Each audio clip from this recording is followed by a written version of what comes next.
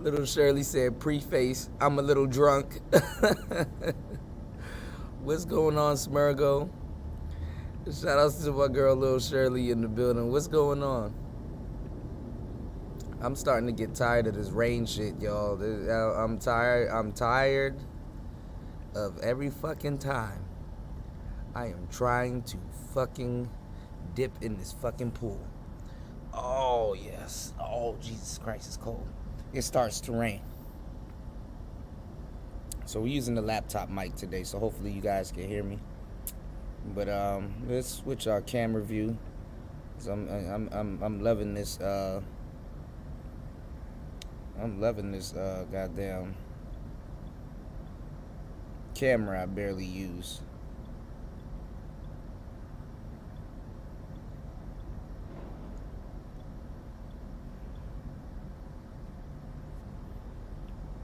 Hold on, y'all.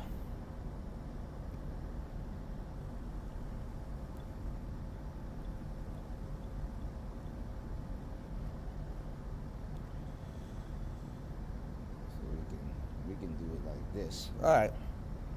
Well,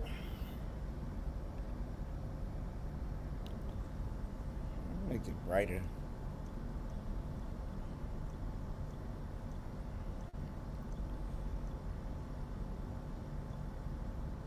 Anyway.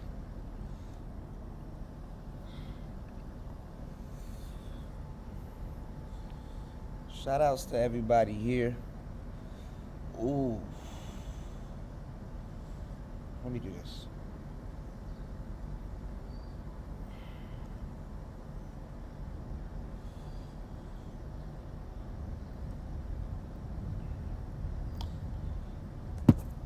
Put it on the stand.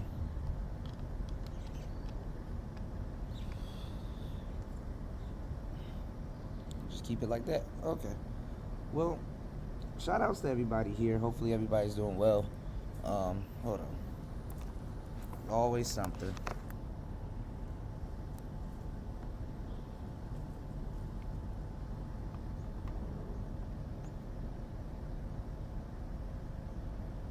He said police are on their way with blankets and cocoa.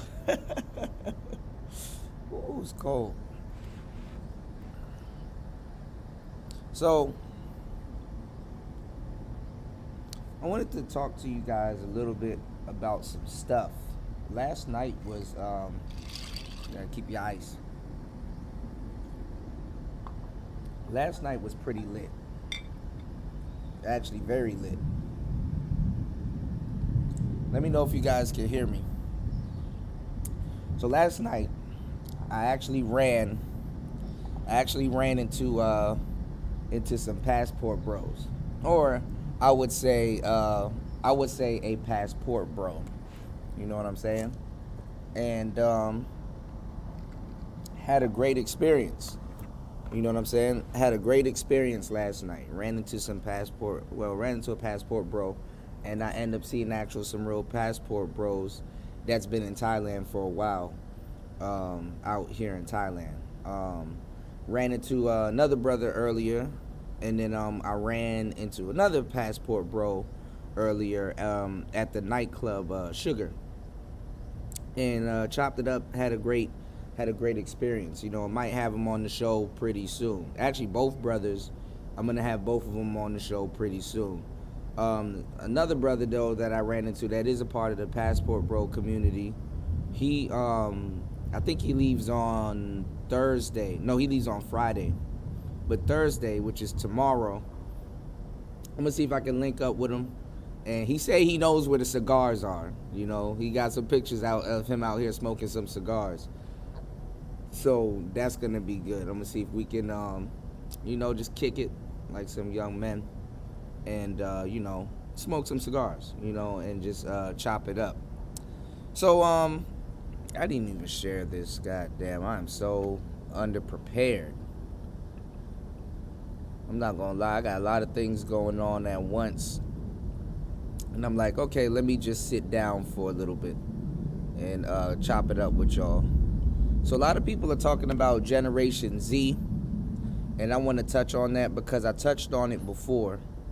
but I didn't get a chance to really, I touched on it before, but I didn't really get a chance to really, land the plane on, what I was talking about, what I wanted to talk about. Let me see if I can hear myself and see if we sound good. Hold on, y'all. To talk about. Okay. So we do sound good. Hear myself and see if we sound good. Hold on. All right. So yeah, like I said, I touched on it just a tad bit, but what I wanted to do is, let me tag BMT. I don't know if he sleep yet. That nigga probably sleep like shit. And Austin Holleman, because I wanted to show y'all something. Let me tag that Austin. There we go.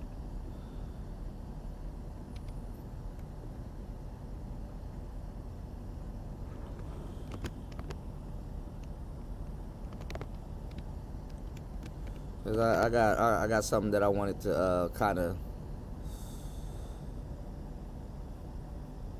I got something that I kind of wanted to talk to them about.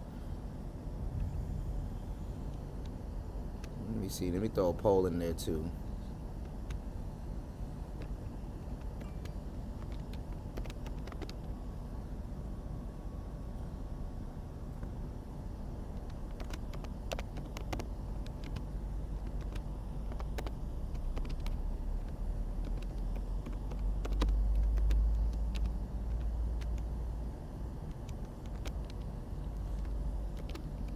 Yes, y'all, I still type with one finger.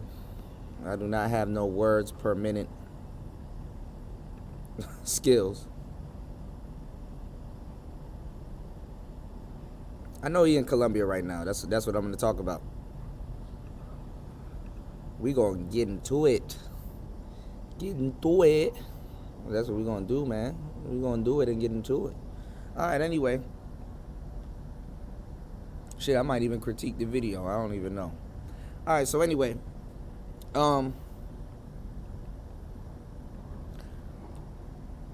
what I was saying is that, I ran into some real brothers.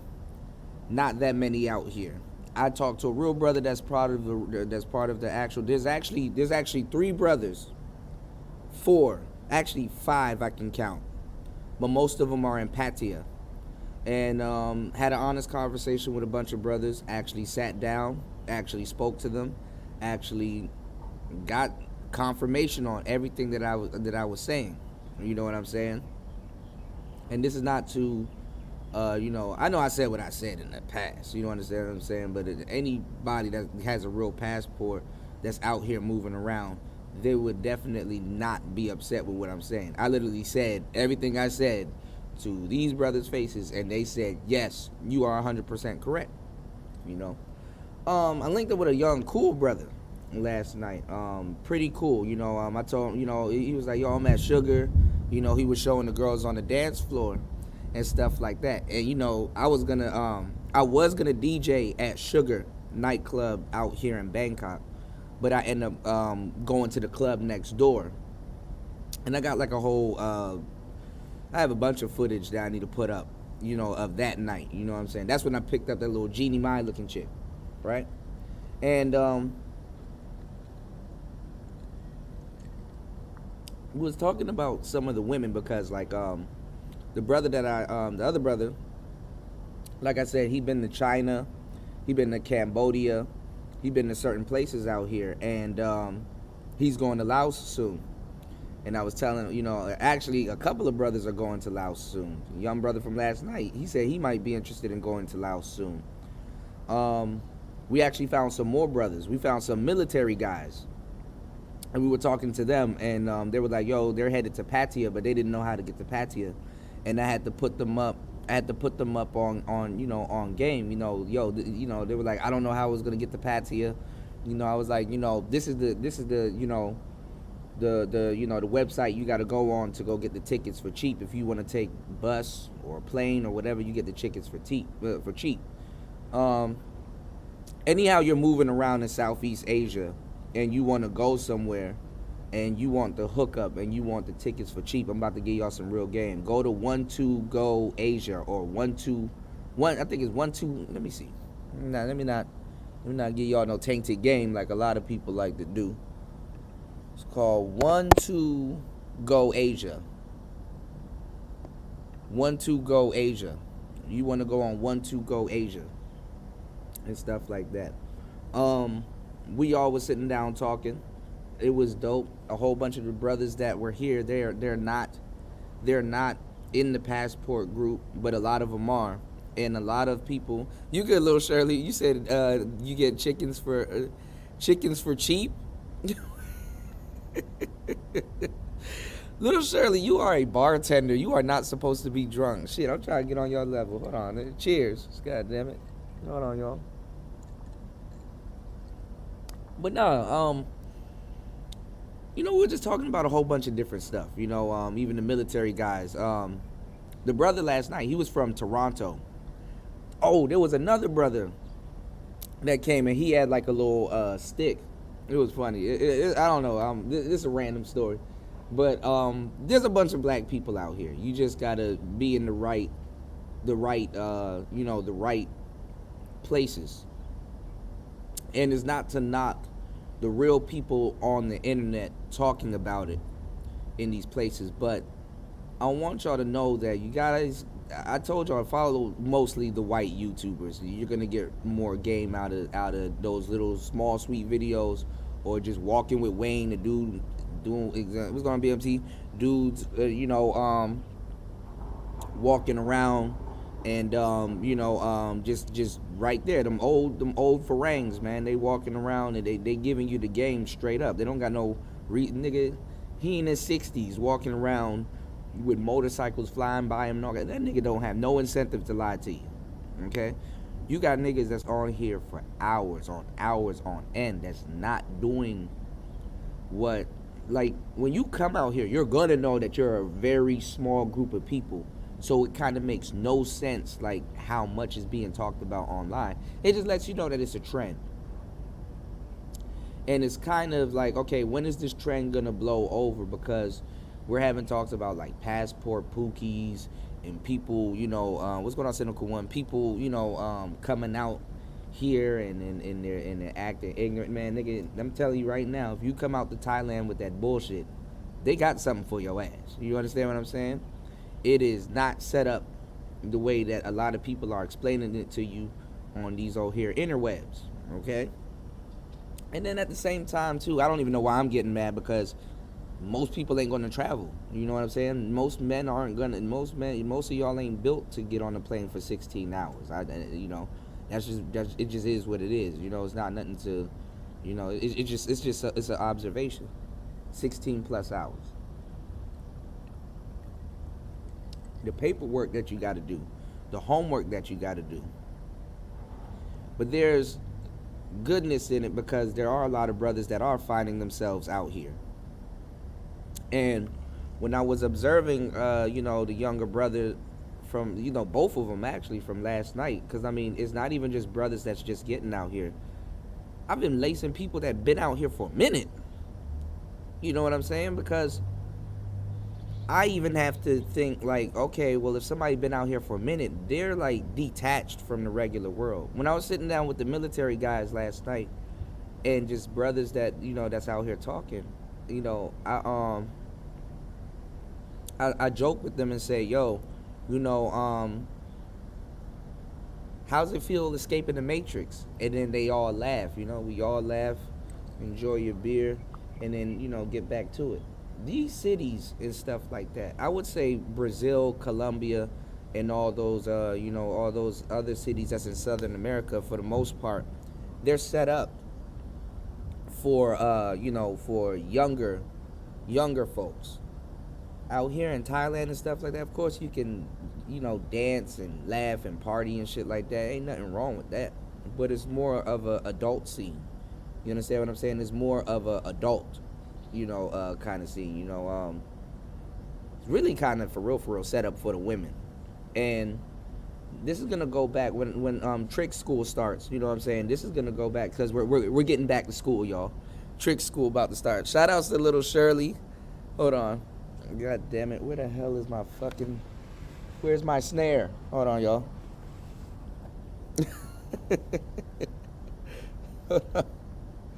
God damn. Hold on, y'all. I can't even get into my damn phone.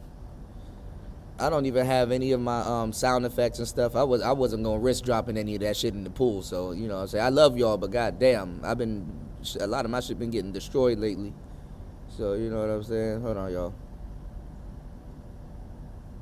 Oh, now I don't have no connection. I don't know what's going on, y'all. Y'all forgive me. Hold on. We're gonna get into this. We're gonna get into this game.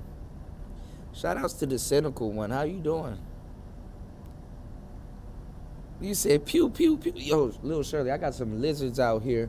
I'm about to set up a little lizard cage and catch one of them motherfuckers. I just don't know how I'm going to get it to you. Because they exotic, too. Like, as soon as he touched this wall, he becomes the wall. Slowly, though. He breathes himself into the wall. I'll be watching them, too. And I'll be watching them go after ants and shit.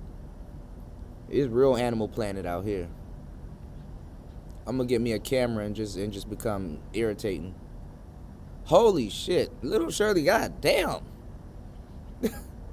Shit. God damn. Thank you, Little Shirley. Little Shirley done dropped 50 on the Cash App. God damn. Lord have mercy.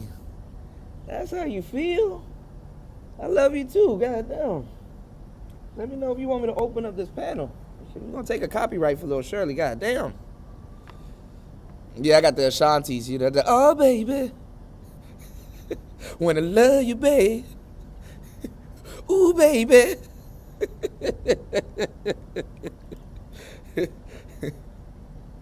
Yo, y'all, you know the hate for Ashanti predates anything y'all can say. I remember when Ashanti couldn't dance, and it's like her and the whole group of women, right, on the music videos, right? Hold on, hold on, y'all. God damn, I'm trying to, thank you, Little Shirley. I'm trying to process this. God damn. She done woke me up. Nah, she used to dance with the girls, but she used to be like in a group of girls, and they used to be like doing this and shit. That's when, it was from that point I knew Ashanti could not dance. And a whole bunch of women called her out on that shit also. And then on her first album, she kept saying baby. So like on the second album, it was like a blank, like there was like they were like getting on her for saying certain words, and it was like, okay, she using that word as a fill word.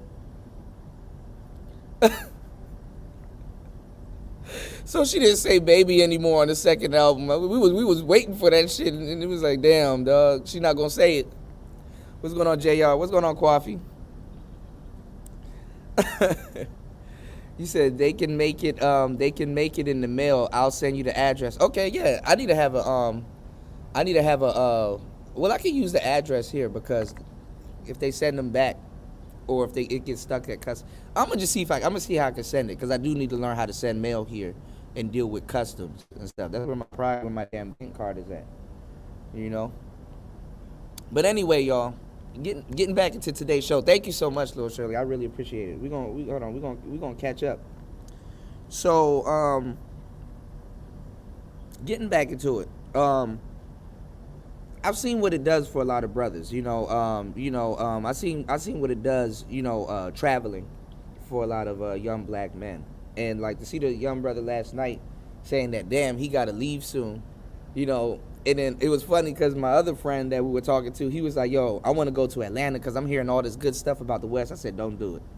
Don't do it. He going to go out there and get mad. You know what I'm saying? He's like, yo, I want to go back. I'm like, don't do it, bro. You going to get mad. You know what I'm saying? If you leave here and go anywhere, you're going to compare it to here. Anytime, let me tell you something. Go to like Colombia, Sousa, the DR, go to like these other little places before you come to Thailand. Do not go to Thailand and then try to go to these other places, because you're going to be mad. You are going to be mad. You know what I'm saying? Only place you could probably go and you probably be like, all right, I can get jiggy with this, is probably Colombia or Brazil.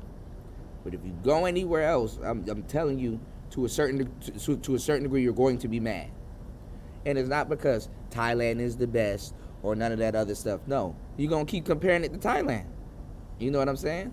Now, the only place I say you can go that you won't be mad is Laos. So that's why I was thinking about going out to Laos, because it's cheaper there, it's nice there, it's a more cool, calm city in Vientiane, and Thailand's like next door. You know what I'm saying? But anyway, a lot of brothers, they I'm 4 months, well 3 months, no, 4 months now, I think, 4 months. But I've been on the whole excursion. I've been on the whole tour. Last night, and I'm gonna make sure. Hopefully, I link up with the brother and we sit down and blow some cigars, because I found the cigars where they at. You know, he showed me where they at. So, and we're gonna have a serious talk about the tricking. You know what I'm saying? We're definitely gonna have a serious talk about the tricking, and in Southeast Asia, because I'm gonna tell you some real shit. I mean, because people want to talk about tricking, and even if you do want to come out to trick, you know what I'm saying? Because it's a business in Southeast Asia. You know, when I break down the clubs to you guys and actually show, like, I had to cut the camera off. You know what I'm saying? Going into this club, because these girls in there, they were topless and they were doing all kinds of debaucherous shit. You know,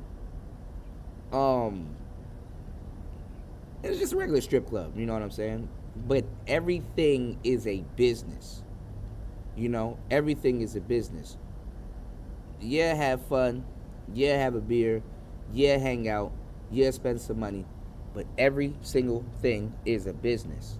And if you stay in these cities for a long time, the partying, the tricking, all that, so it gets old. It gets old. It's a vibe all the fucking time. That's for you, fighter. You gonna get that joke. But no, it's a party every fucking night. You know? And these countries have a lot more to offer, you know? Honestly, I'm gonna tell you the truth. If you're a young brother like Austin Holleman, we're gonna get into the Austin Holleman piece. If you're a young brother like Austin Holleman, it's right that somebody like myself that has experience will come on here and you know, definitely chop it up with you, give you some type of game and stuff like that. If you're a young brother right now and you want to travel, I'm gonna tell you, for the most part, why.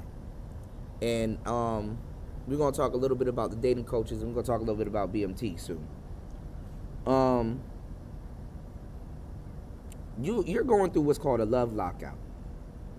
Older gentlemen are going through what's called a love lockout also.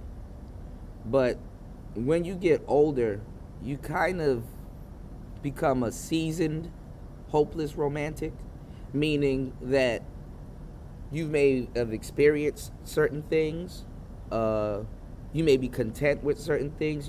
What I mean is that you tend to compromise. Like, a hopeless romantic that never really experienced it is going to be different than a hopeless romantic that has experienced it. It's a saying that goes, it's better to love and lost than never loved before. You know what I'm saying? And when you're in these adult places and stuff like that, you know, there's gonna be times you're gonna be walking. You're gonna be walking your ass up and down the strip. You know, if you're smart, you know, and surveying the land and stuff like that. But you're watching. You're every man that you're watching walk by you.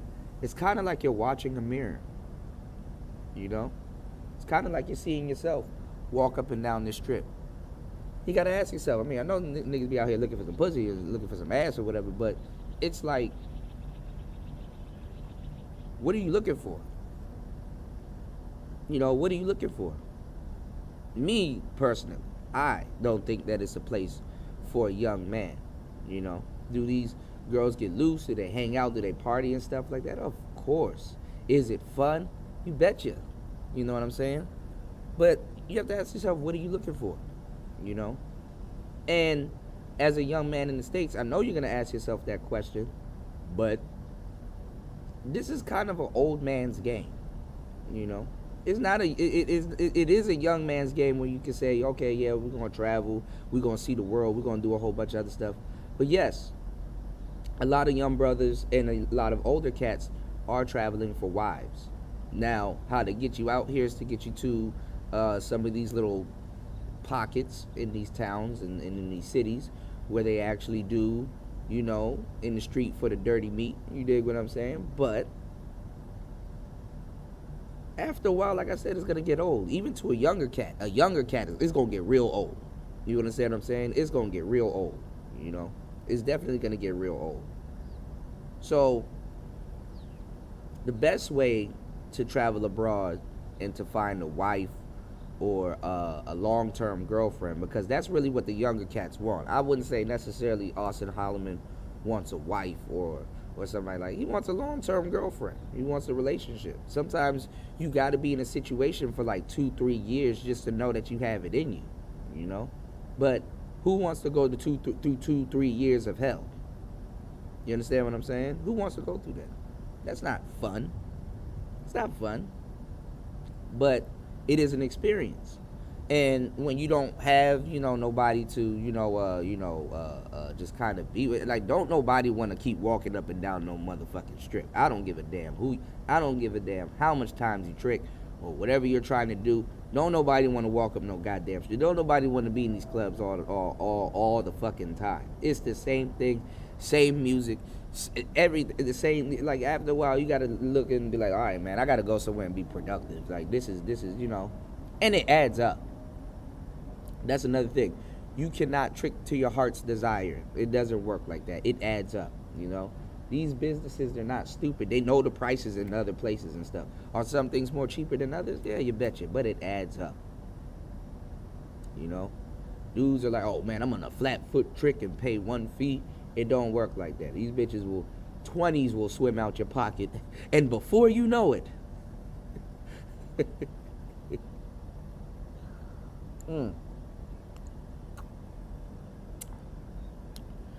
But the name of the title of the show is Escaping the West. You got to ask yourself, what exactly are you escaping?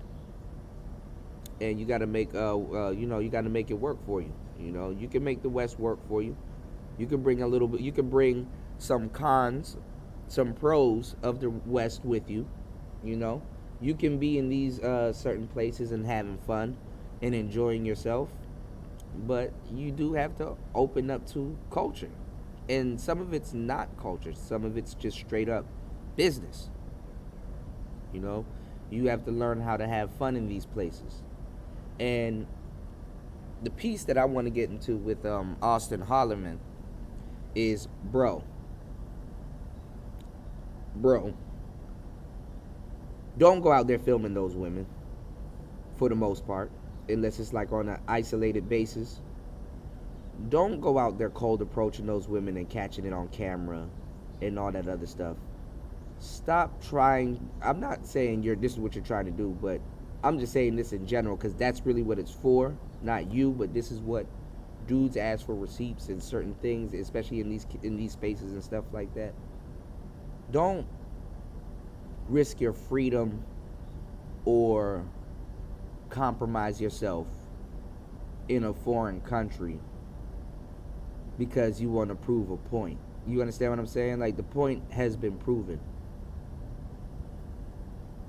Don't impress. I hate to say it like this, but I'm just, fuck it, I'm gonna say it like this. Please, after a while, you're gonna realize you're trying to impress weirdos. That's gonna tell you, hey, that man doing what he said he's doing. You know you doing it. You know what I'm saying? Move in silence. I see my message right now is starting to get to the passport bros. I'm starting to see people in these spaces and in these groups now that thought I was criticizing the passport bros and making fun of the passport bros, now starting to say, yo, don't post women. Move in silence. That's, I mean, I thought, nigga, I thought he wasn't traveling for women. I thought it was more than that. Oh, you're making fun of the passport bros. Most of the people that was saying that shit aren't even passport bros. Because dudes that really travel knows. But It's not about like the traveling. You got brothers that live in these places. I'm one of them. I moved. I travel. And that's not a slight at Zoom to Thailand. I moved to Thailand, not Zoom to Thailand. I said that there, and he was there.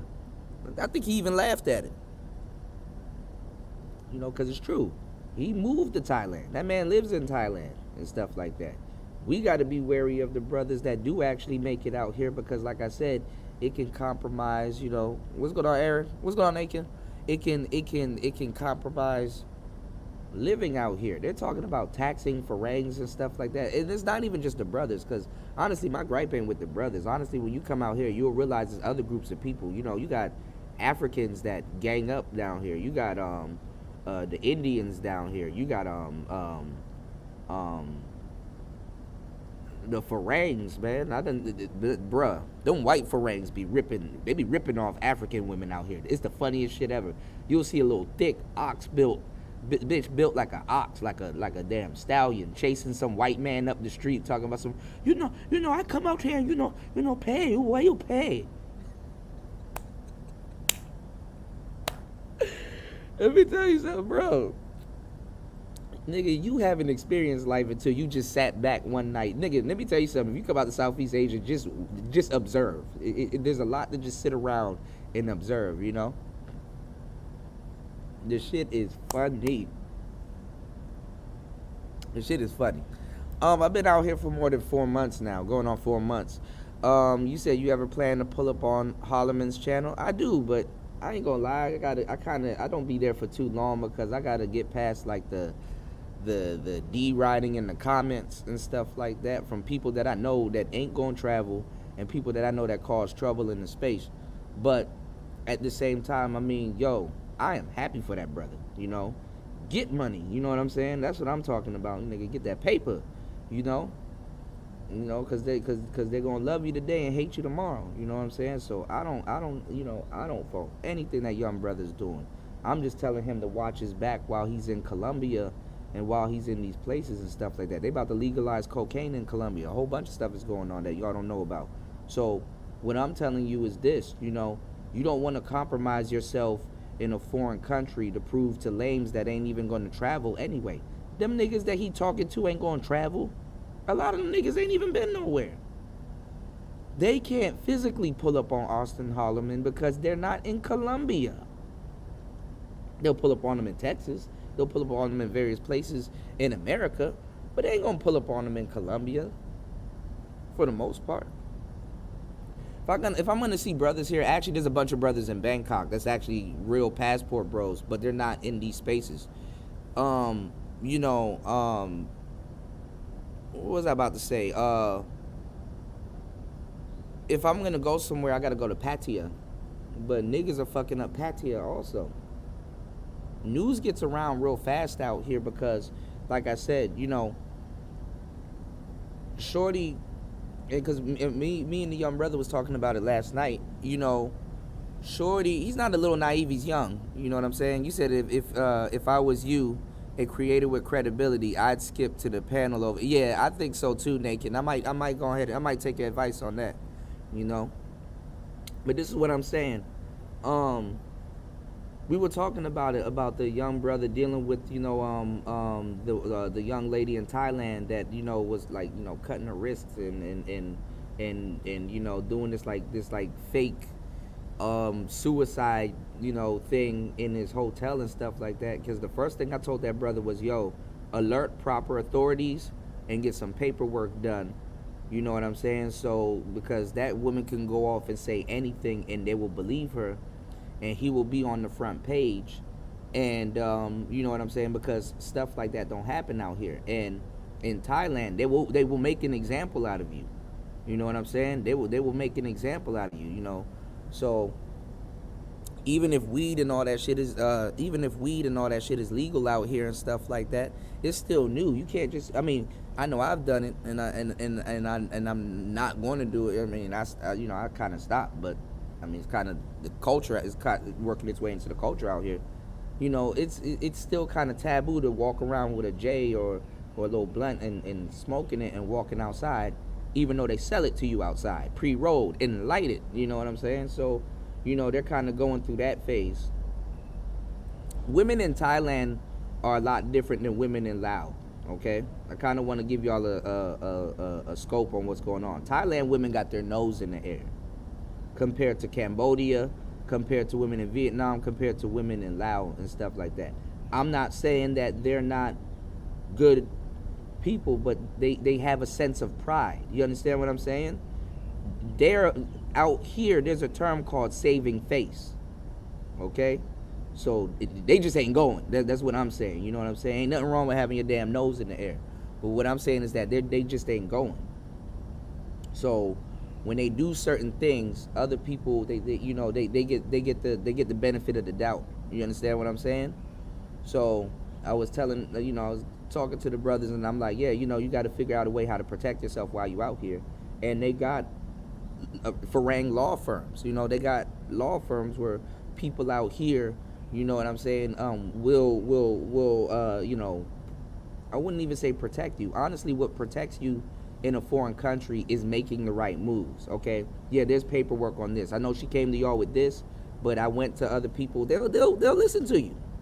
They'll listen to you explain yourself and stuff like that. But you gotta be moving correctly. Like with the whole weed shit and stuff like that, there's always gonna be people, especially in law enforcement and anywhere, that don't smoke or don't know anything about the younger culture and stuff like that, thinking that some black man or somewhere is giving some woman drugs and stuff like that. Nigerians come out here and make a bad name for people. All kinds of people come out here and make a bad name for people with melanated skin. There's African women out here that's selling coochie that's not on papers, that are illegally here, making a bad name for it. It's a lot of stuff that goes on. There's other people that make a bad name, not just passport pookies and stuff like that. So you kind of got to be aware of stuff like this. When people stare at you or they feel some type of way, it's not always ignorance and stuff like that. It's people protecting their business. It's people that just want to do things I wouldn't even say in the right way, but at least cordial. You understand what I'm saying? Because there's a lot of things that go on out here. Hell, in America, if you tell them anything coming from Bangkok or Thailand, they automatically flag it as a scam. You know how much banks and stuff, they do business with everything around this motherfucker but Thailand and shit. So, So, like I said, a lot of people will mess it up for you, but you gotta touch grass. You gotta touch the ground. You gotta be knowing where you're going. You gotta know what's the climate and stuff like that. I haven't been watching too much travel channels, while I've been out here, because I'm actually traveling. You understand what I'm saying?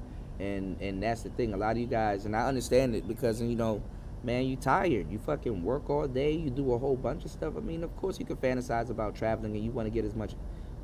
You want to hear as much about these places and stuff like that, because in your mind you're like, okay, I want to go to those places like Bali and all these other places. But the reality is what I'm talking about. Being in those places, when imagination meets the reality of actually being in those places. The reality is that when you wake up and you're like, damn, yo, you're gonna be like, damn, I'm wilding.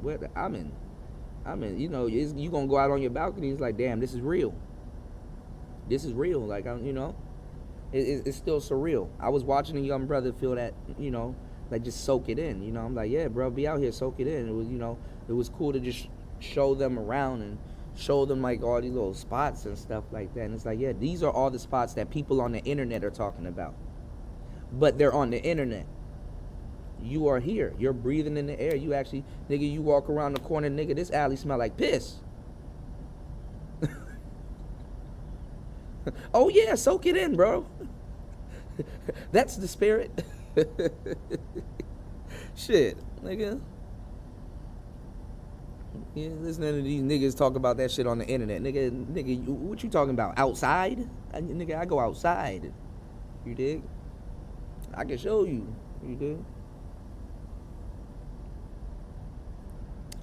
But it makes you humble. Like, damn, okay, And there's a misconception out here. Me and that brother was talking. Bro, wait until we sit down and start smoking some cigars and get to talking and shit. You know what I'm saying? I'm gonna get me a scotch. I'm gonna see what type of cigars they got. He said they got them cigars there, so I'm gonna check it out. But I'm gonna tell you some real shit. Um, they be like, oh, there ain't no thick Thailand women. Man, nigga, there's a bunch of thick Thais out here. I don't know who lied to y'all. Come to Bangkok, maybe not in Pattaya. Actually, that's a lie. I seen some thick ones in Pattaya on the internet. The internet. You said I never heard of Austin Holleman.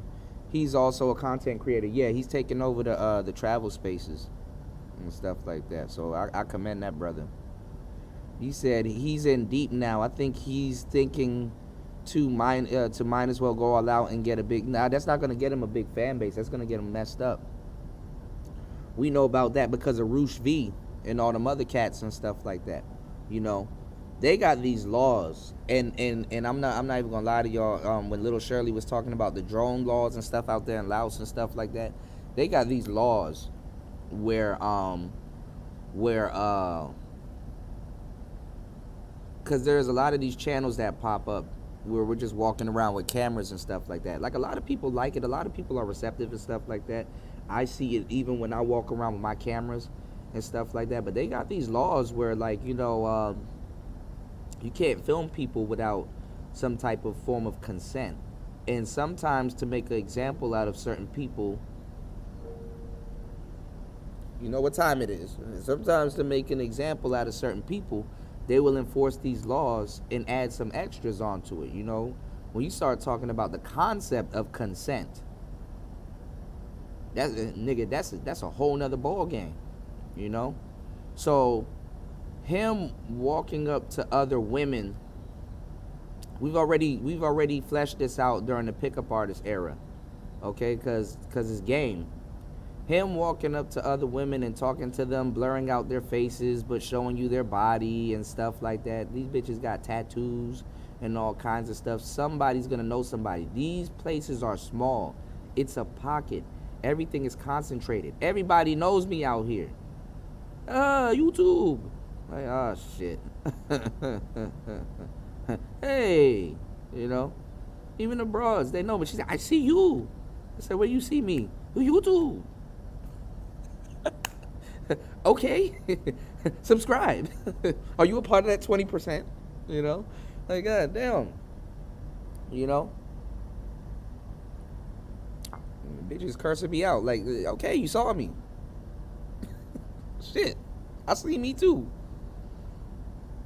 You know, but what I'm saying is that, you know, him talking to these women and eluding, it's not even if he beds them or not. It's eluding. You know, some of these women, they don't want to be seen in a certain spot at a particular time. Some of these bitches cheating, all kinds of stuff is happening. Business, some of these bras got pimps. That's the quickest in in Colombia. That's the quickest way to get an AK in your face. That's the quickest way to get one of them Dracos in your face. Nigga be looking down the barrel of a Draco and be like, god damn, they really make this shit out of wood. What type of wood is this, player? Mahogany. Yo, I took the original wood off my Draco and put mahogany on it. You know what I'm saying? You like you know, nigga. Thing is, too, those women don't want to be seen on camera because they're probably down there working. Some of them actually are legit trying to support their families, even though that's an alibi.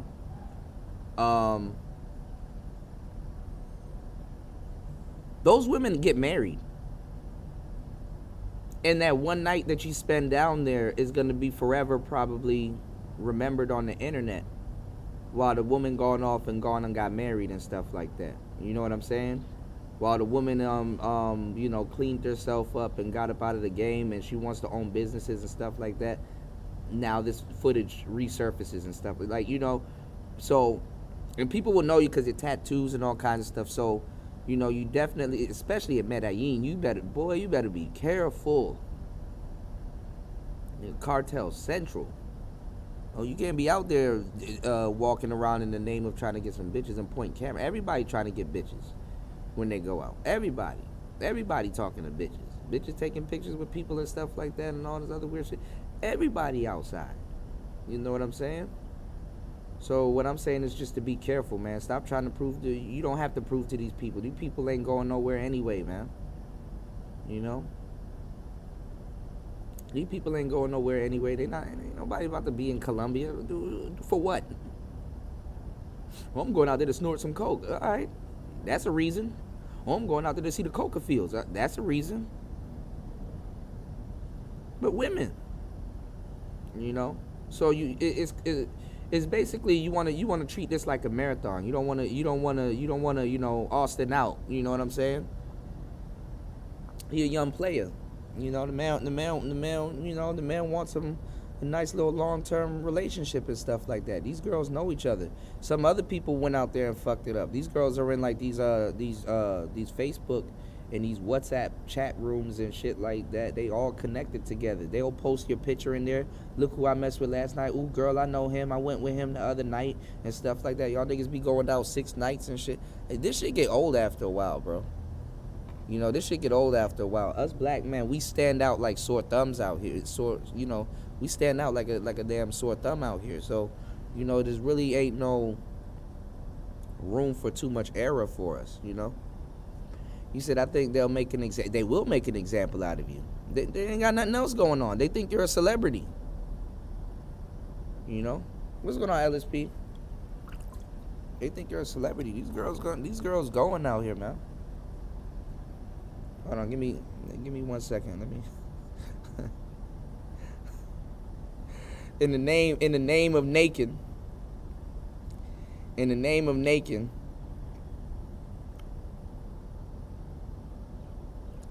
Now look, I want to speak on this about a little young player. I see a little young player, Ramil, up in here. I ain't got no problem with the pump and dump thing. I see where he coming, and I feel him. He in Atlanta.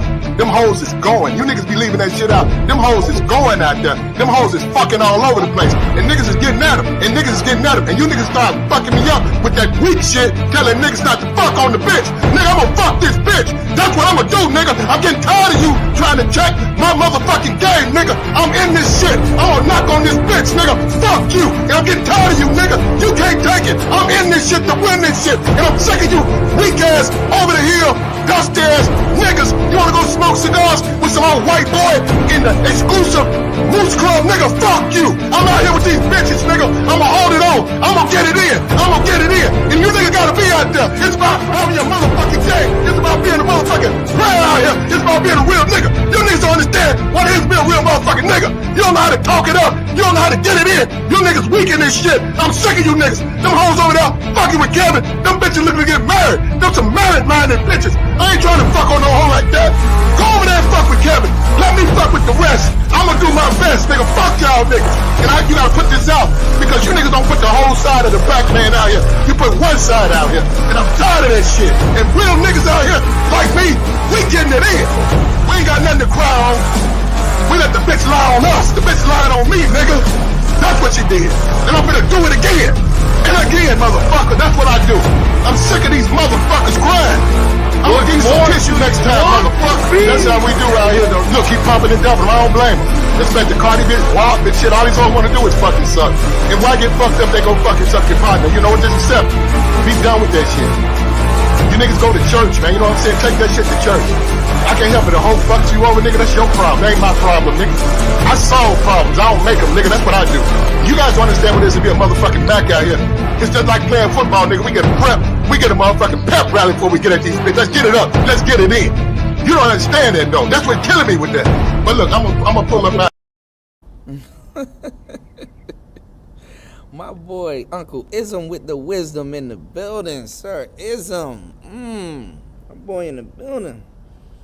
Yeah, man. Delilah said, locked up abroad. Yeah, the key is to not get fucked up over, abroad. Don't get locked up abroad over the broad. You understand what I'm saying? Don't go here for abroad and get locked up abroad over the broad. Shit. Don't get locked up over abroad. You know. What's going on, Housey?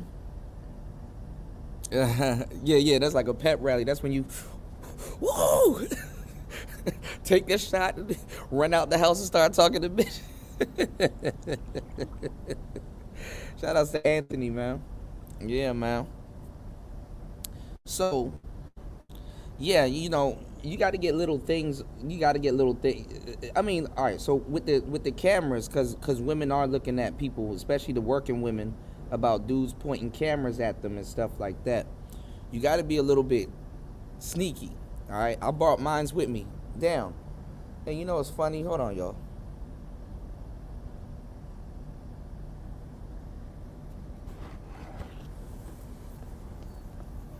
Why isn't it out? Man, don't tell me I left it. Man, see, I should have brought it with me. I did bring it with me, but I left it. I ain't gonna lie, y'all. I left it. I brought my GoPro out here. Hold on, let me sit this right here. Just a little subscribe-y scribe, you know what I'm saying? Just a little. I'm gonna do this. Hold on. See where this camera at. Okay, we gonna do that. There we go. Make sure y'all do that. You know what I'm saying? I left my GoPro upstairs, but there's this thing that you can put on as a helmet, and you can have it right there. But the best way to do it is have this thing called the chesty.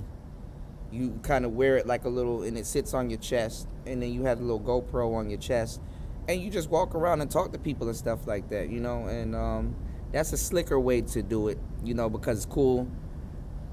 They got GoPros in them stores and stuff out here, but people, you'll be surprised. People never seen it actually being used in person. Not like that. You understand what I'm saying? So you can do like your little mall porn and stuff like that and all the kind of stuff y'all see me out here doing. But I haven't even used the chesty. I haven't even used the chesty since I've been out here. I've been literally just like, you know, using like I just took my camera off of it, this secondary camera. I've been using, you know, like a, goddamn, nigga, this shit right here, this is gold right here. You know what I'm saying? This is gold right here. You dig? So I've been using stuff like that. I've been on my my one wheel. You know, I'm really out here doing it. You know what I'm saying? So, there's just a way of doing it. You know. I look a certain type of way. I speak a certain type of way. There's a certain type of demeanor that I have with me where I know for a fact I can get away with a lot of shit. I just don't push it. You understand what I'm saying? I just don't push it. You know? There's women out here that are like, yo, you can't film in these clubs and stuff like that, but she babied me up before she say that. You know, or buy me a beer, like, you know, she like, oh, look, I love your hair, I like you, and stuff like that, but you can't film, you know, and stuff, and like, and I'm like, yo, okay, I got you, you know, but some women, they'll let you film in the motherfucking club, but I can't film in the fucking club. YouTube gonna get me up out of here, some titties pop out, bitch start showing y'all some titties and shit like that, nigga, y'all and YouTube gonna trip, so I can't even really do too much, man. You know, can't really do too much. Y'all act like y'all never seen titties before. I'm a YouTuber.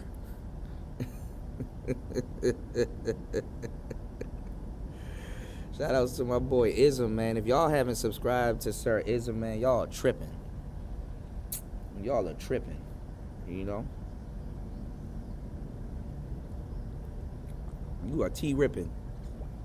Shout out to my boy Sir Ism, man. I'm gonna pour one up for my boy Uncle Ism with the wisdom. And the man been giving y'all the game for a long fucking time. Y'all just like to breeze over niggas and that. Like you ain't hear the man say what he just said. You know what I'm saying?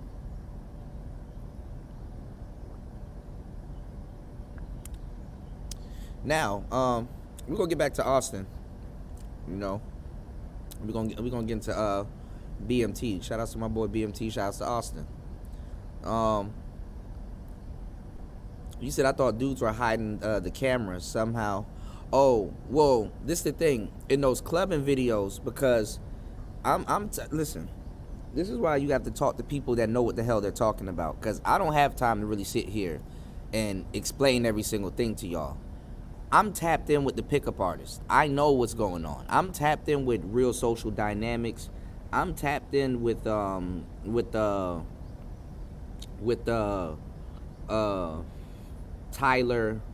Well, he went back to Owen. I'm tapped in with Tyler. I'm tapped in with damn, who's the mother cats? Back in the day, you had a whole bunch of cats. Matador, you had Tyler and all. You had all these other people and stuff like that, man. Y'all be letting these niggas lie to y'all, talking about some there's no Pookies in other countries. That's a fucking lie. You're letting black people that never been to other countries telling y'all what's going on in other countries. What's the other lie that I recently saw? Okay, black men traveling. No other group does this. No other groups talk shit about other men traveling. That's a fucking lie. White boys get fucking excommunicated from their family from traveling. That's a lie. That's a flat out lie. You know how much white boys I done talked to out here, and they like, bro, my family, nigga, I've been out here for 18 years, and man, I'm like, oh, you off the grid. You do it for your kid. God damn, 18 years. You be thinking they about to say some small shit like, man, I've been out here for 5 days. No, nigga, 50 years. Like, god damn. I'm off the grid.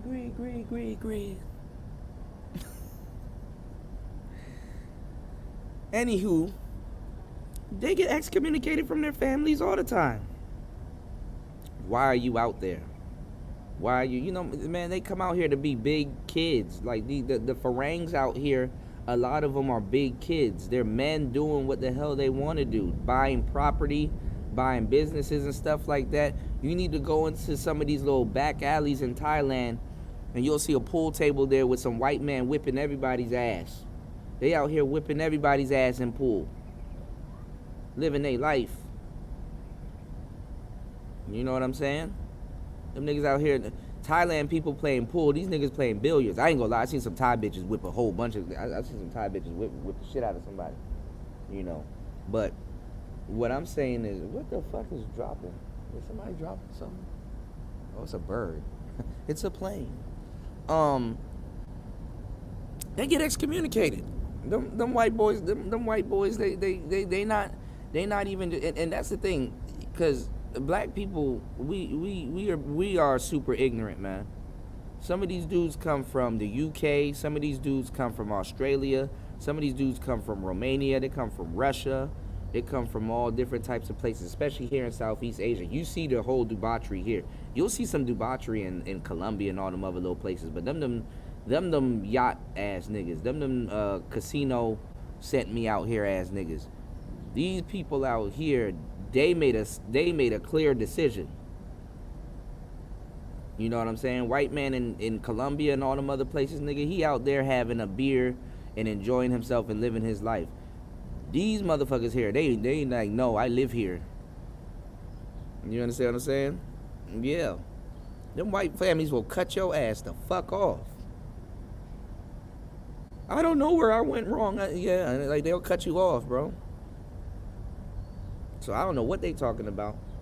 You got Asian families here. When I went to Laos, there's so many people that leave Thailand and go to Laos.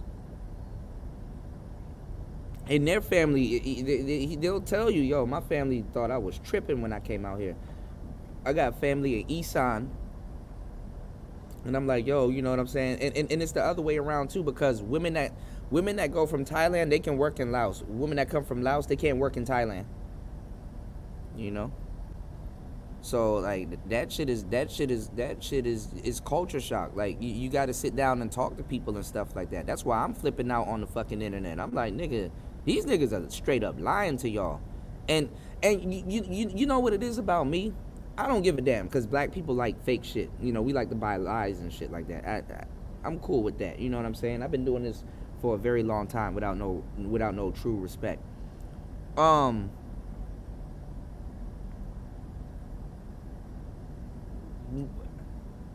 What I low-key get mad about is that it's ignorant And if you guys actually knew the real story of what like really goes on, it'll actually you'll be amazed. Like you'll be even more amazed than the lie that you were sold. You'll be a little bit more amazed and more impressed than the lie that you were sold, because it's like, whoa, I didn't even know it was like it's basically embracing a culture. Like it's basically just like it's just like reading a whole different book about the same thing. You know what I'm saying? So it's like, it's like, damn, I heard all of these stories about Thailand, and then when you actually get to Thailand, it's like, damn, this is why that happened. Listen, I keep stressing this. In the West, it's a game of telephone. When y'all were like, oh, African people come here and they feel some type of way about us and stuff like that, I looked, I was like, you do know these people are briefed, right? These people are briefed before they get there. So both of y'all are really, both of y'all are off. They're briefed. Americans are briefed on foreigners and stuff like that. You hear about Colombia and all these other places and stuff like that, and till you actually go and kick it with some Colombians or a Cuban or whatever, and get them niggas to hand roll you a cigar and sit out there and talk with some real Cubans, and they run down the history and stuff like that, you will see how wicked of a game of telephone that we play here in America. But then again, when you look at it, the grand scheme of things, it's not even, because one may ask, yo, what's it for? To a certain degree, for you to be, I guess, protected, because ignorance to a certain degree is a form of protection. When you know a lot, you hurt more because you know the fine details behind something. You know, when you know a lot, you know what I'm saying,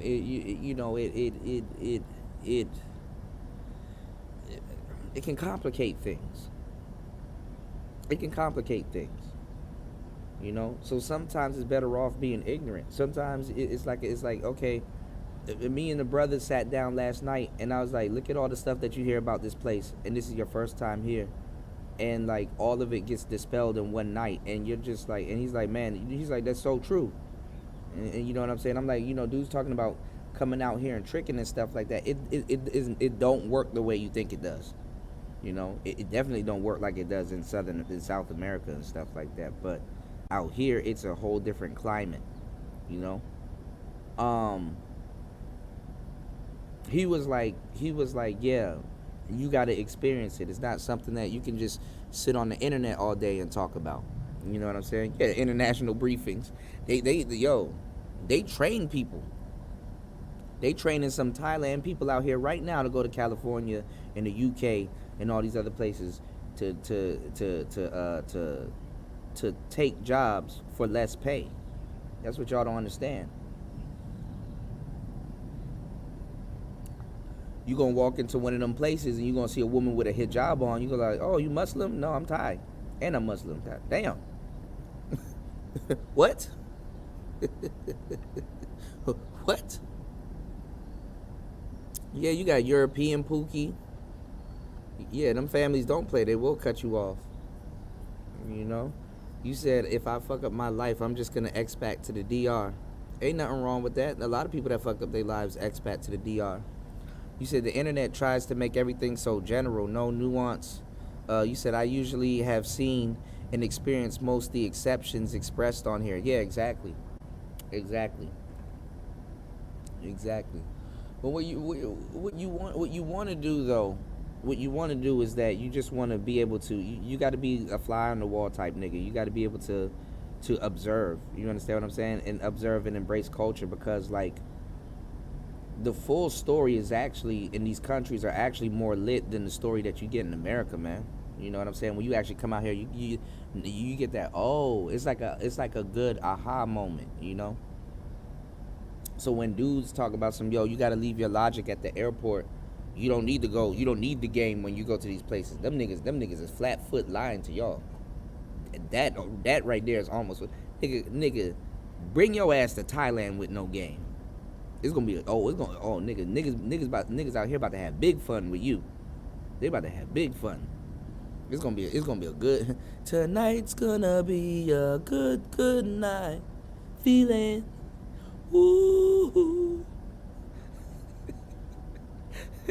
They about to have big fun with you, bro. I'm telling you, bro. Thailand, they will fleece your ass. And I see y'all using my words in these streets, man. Stop using my words, man. I'm resurrecting these words. Don't niggas be sneak stoking. Oh, you gonna get fleeced. You gonna get fleeced.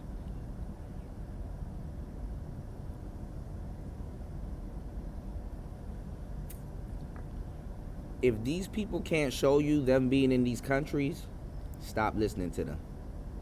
I'm being dead serious. White YouTubers don't even listen to other niggas that ain't even in those countries or they can't verify it. Niggas are tripping. But then again, niggas always tripping about something. You know? These niggas don't show their face. You don't even need to show your face, nigga. Show that Buddha statue with a little bit of commentary. Even you could finesse that. But I'm just saying, at least give these people something, man. These dudes, I'm about to start getting y'all niggas in Thailand to get up out your little crib and shit like that. Cause niggas get a little too comfortable sitting in the crib. Go outside, man. It's nice outside. But I risk my life, bro. I'm not even gonna lie to y'all. This is why I got mad, because I risked my fucking life walking outside, pointing cameras and shit, motorbikes and tuk-tuks and all kinds of, man, nigga, you better have your life insurance while you out this bitch. Your life insurance, man, shit. Travel, you better have some type of insurance. Something on you better be insured, you know? Because another piece of the game, what these people don't tell you, is as soon as you leave your house out this bitch, it's every man for himself. You know what I'm saying? Niggas talk about, oh, you gonna get your driver's license. Driver's license for what? I will laugh at a Thai driving school. That right there, other than the directions and certain signals on the road, will be the funniest shit. Bro, these people don't give a damn. It's like right after driving school, they just throw that shit out the window and then just hop in a car and just do whatever. And then the fucked up part is that I hear about more car accidents in America than Thailand. You know what I'm saying? So I'm like, man. Shout outs to Star P. He said, your man, double salute all the troops. Yeah, though. Hell yeah. Shout outs to Hanamichi, man. What's going on, man? He said, exactly, Kuda. That's what YouTube helped me with, indeed. Yeah. Yeah. But I get it. I mean, it's the internet. It's the internet. I mean, I get it. You know, it's another form of entertainment. You know what I'm saying? TV had its hang-ups. But the internet's way worse than the television, you know what I'm saying? These young kids nowadays, you know, and you know, Austin Holleman and all these other cats and stuff like that, these new kids nowadays, man, they want TikTok relationships. They want Instagram relationships. They want them relationships don't got nothing long term written on them. It's to the point, relationships are so messed up. It's to the point that people are sticking with their high school sweethearts rather than leveraging their dating, rather than leveraging their social circle. The way you get a wife in America is the same way you get a wife out here in Cambodia or in Laos or Thailand and Dominican Republic and stuff like that. You get you a friend or you befriend somebody out there. Yo, I'm going out one night. Yo, can my girl bring her friend? And then you meet another young lady, and usually, fellas, that's the motherfucker that you end up getting into a long-term relationship with and ultimately marrying, you know?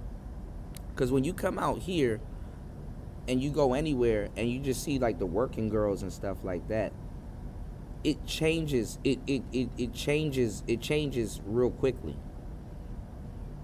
After a while, of course, you know you have a little bit of whatever in your system. You're gonna be attracted to the working girls because this is a woman walking around with the aura of sex on her. This is a woman walking around with things on display that you like.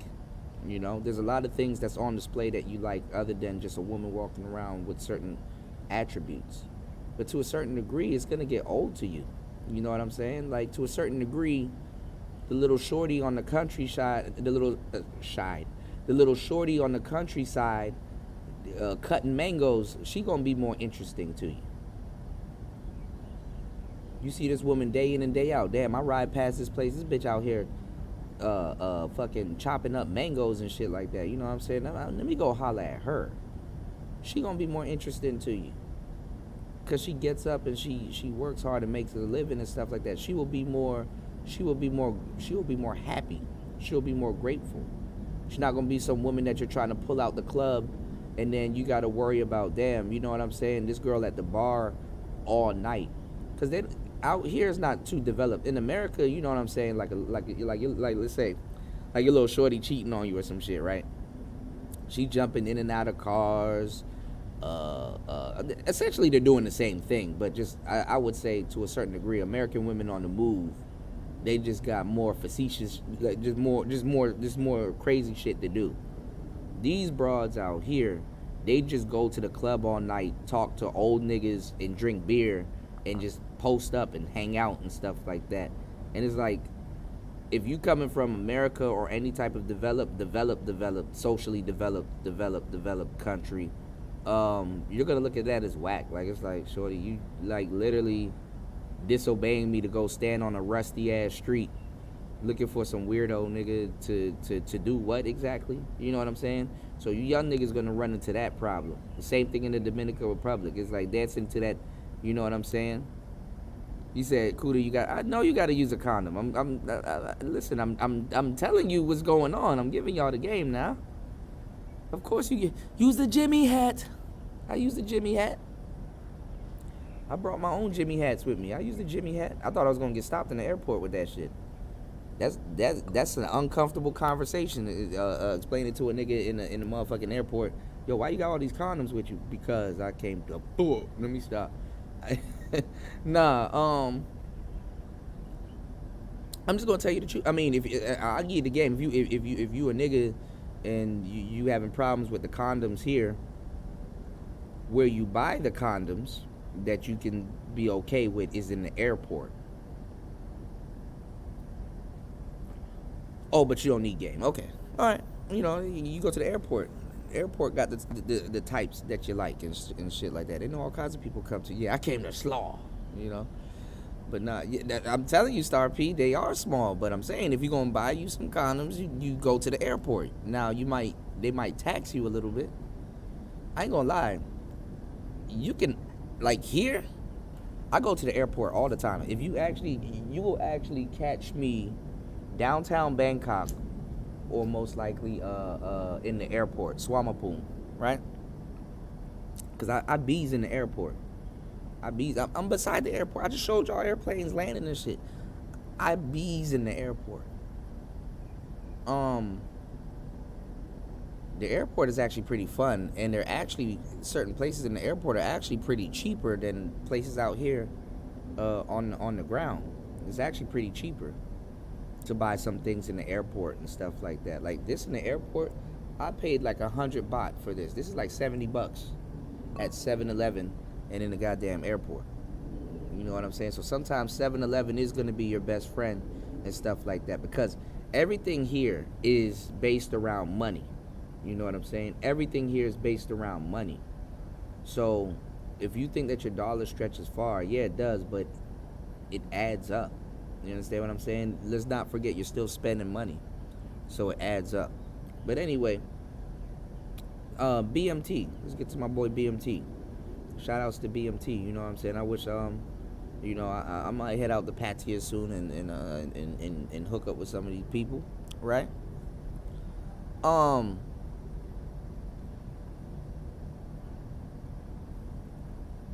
can see why he wanted to leave and do his own thing, you know.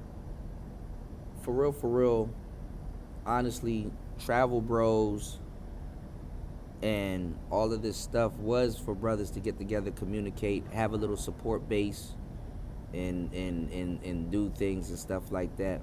But essentially, it gets corrupted. I'm gonna just flat out say it. A lot of dudes fucked up the manosphere. A lot of even the audience fucked up the manosphere. And it's looking kind of like what I think it's looking like. A lot of the audience, not y'all are cool. That's why I could talk to y'all about this. Are kind of going around to other sectors and stuff like that. Kind of like the beef sector. A lot of the audience are going around being a straight up parasite to other spaces, because Passport Bros is not Manosphere. There's a lot of Manosphere people in Passport Bros, but that's respected. That is like, okay, yeah, we're not the same, but there's an admiration there. SYSBM is not Manosphere.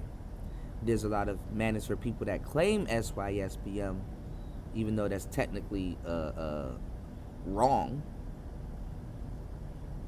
but it's its own thing.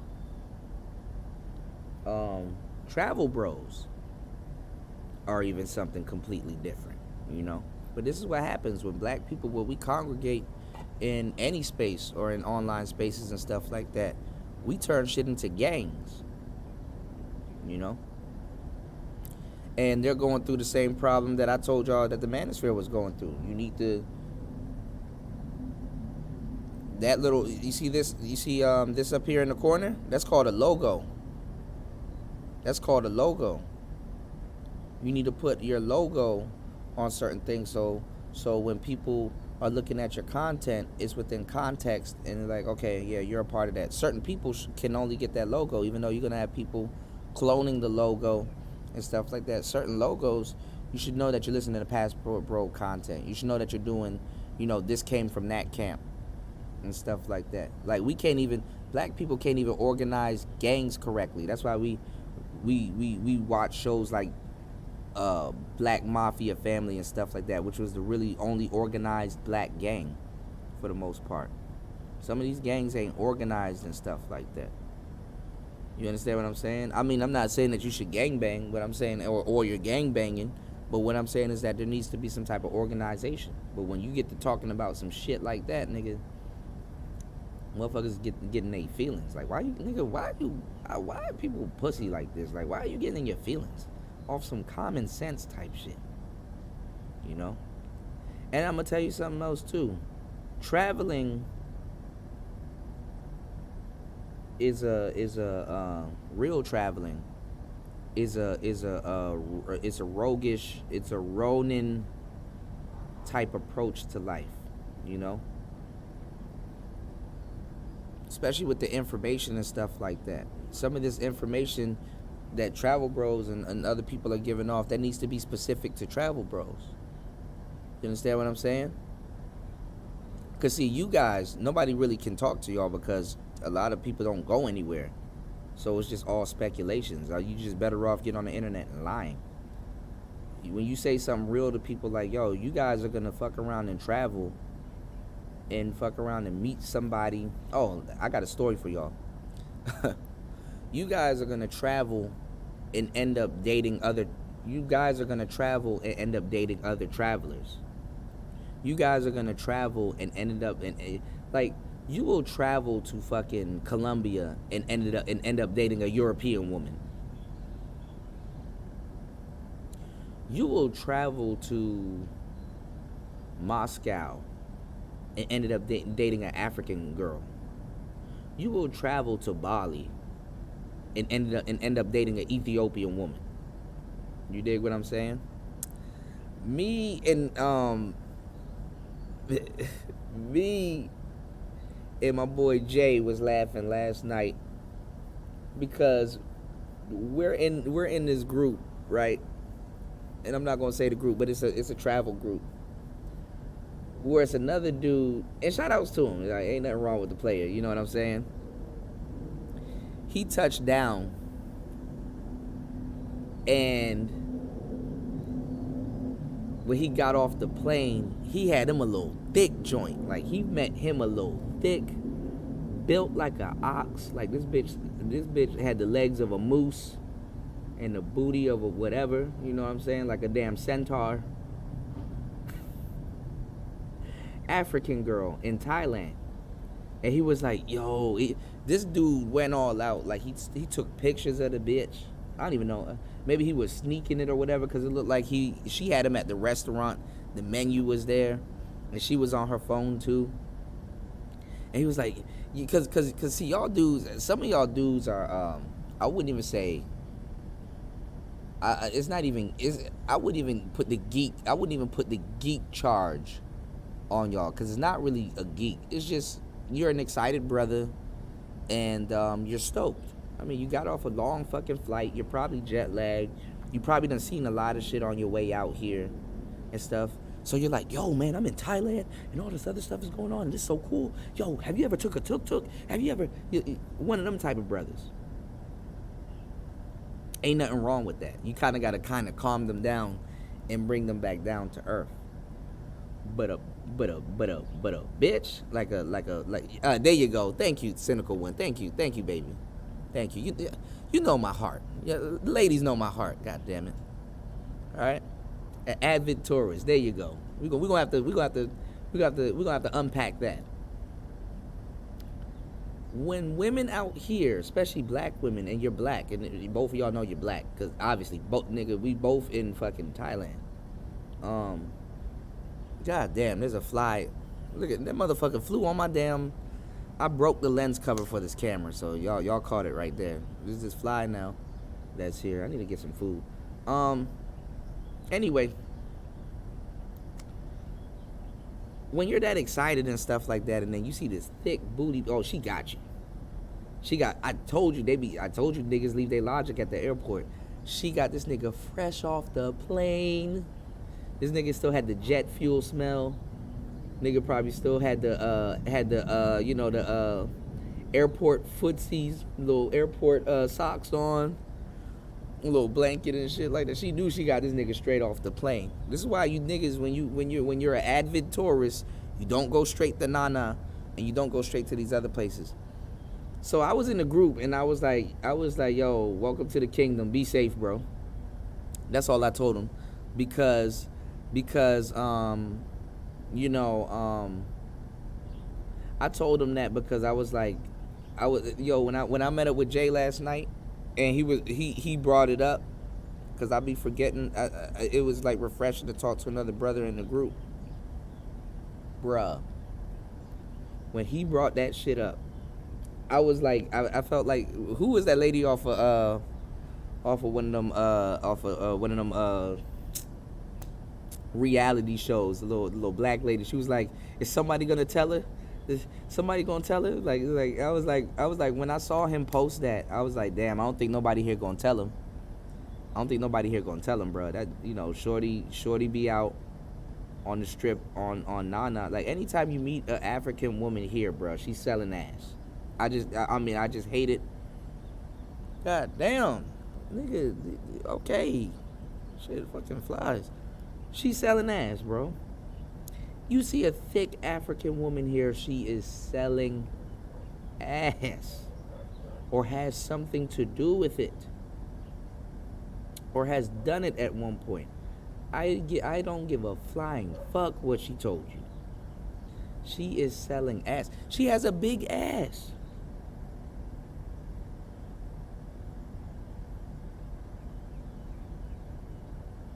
That's a fucking red flag right there. This nigga was taking pictures with her. He had the menu. I'm like, damn, she got him on a date. She getting that money up out of this man. Some women out here, they dog walk you to the ATM. Sometimes they dog walk you to the fucking restaurant. And they like a little farang, like a little American man, to kind of give them the boyfriend experience. Oddly enough, that's funny. That's a funny joke. You gotta laugh at that. That's actually that's a good joke right there. All right. So they like their little. It's kind of funny because it is what it is, man. They like their little farang boyfriend to take them on a tour. Like, oh, we're on a real date. We're eating crab legs and stuff like that. She not even off her phone. She talking to her other little African friends. Yeah, I'm fleecing this nigga. Yo, bring us back some food. Hell yeah. You know. She'll go on a little tour. She'll turn around for you, twerk a little bit and shit like that. Nigga, she doing it for free on the streets. You know.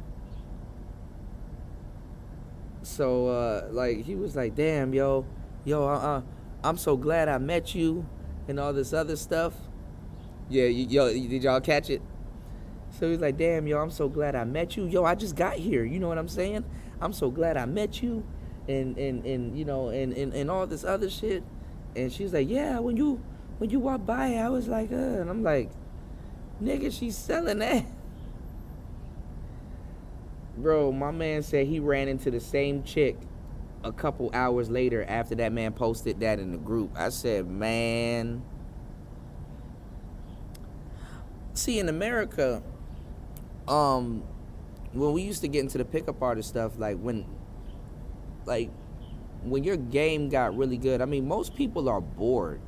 Most people are just hanging out. Like some of the women that I approached, or that my friend was approaching, and some of the stuff that we studied, like you literally can walk up on a majority of women and have what's called an instant date. Like, so what are you out here doing? Oh, I'm shopping. Or nothing really, about to go get some. Man, you come with me and stuff like that. You literally hang out with somebody taking you damn near on a tour of your own city, and you literally have what's called an instant date. You know what I'm saying? Oh, okay, you rolling with me. Let's have an instant date. Let's go get some drinks or something like that.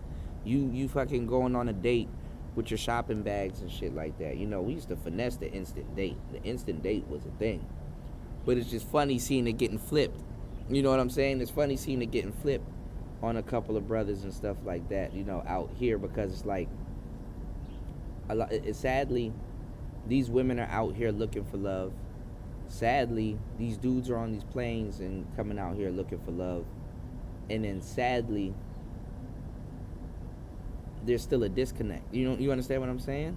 So that's why I'm like, when y'all walking up and down these little strips and stuff like that, I walk a lonely road on the boulevard of broken dreams. That's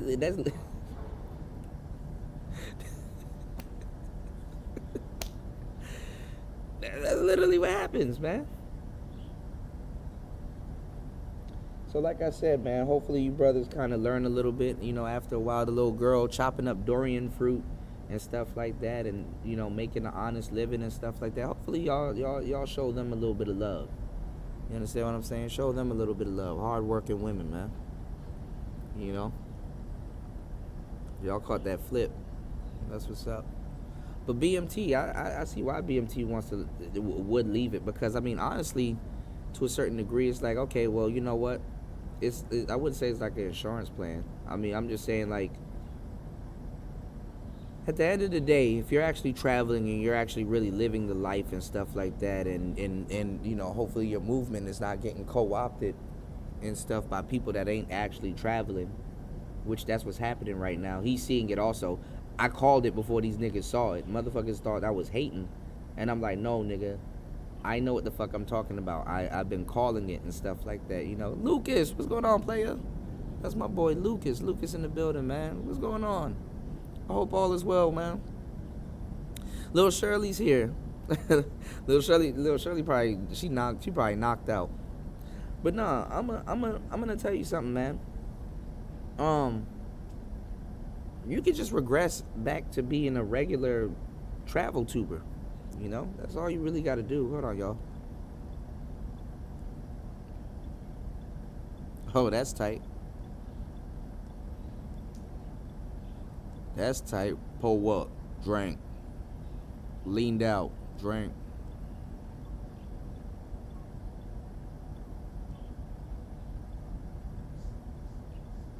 Hold on, y'all.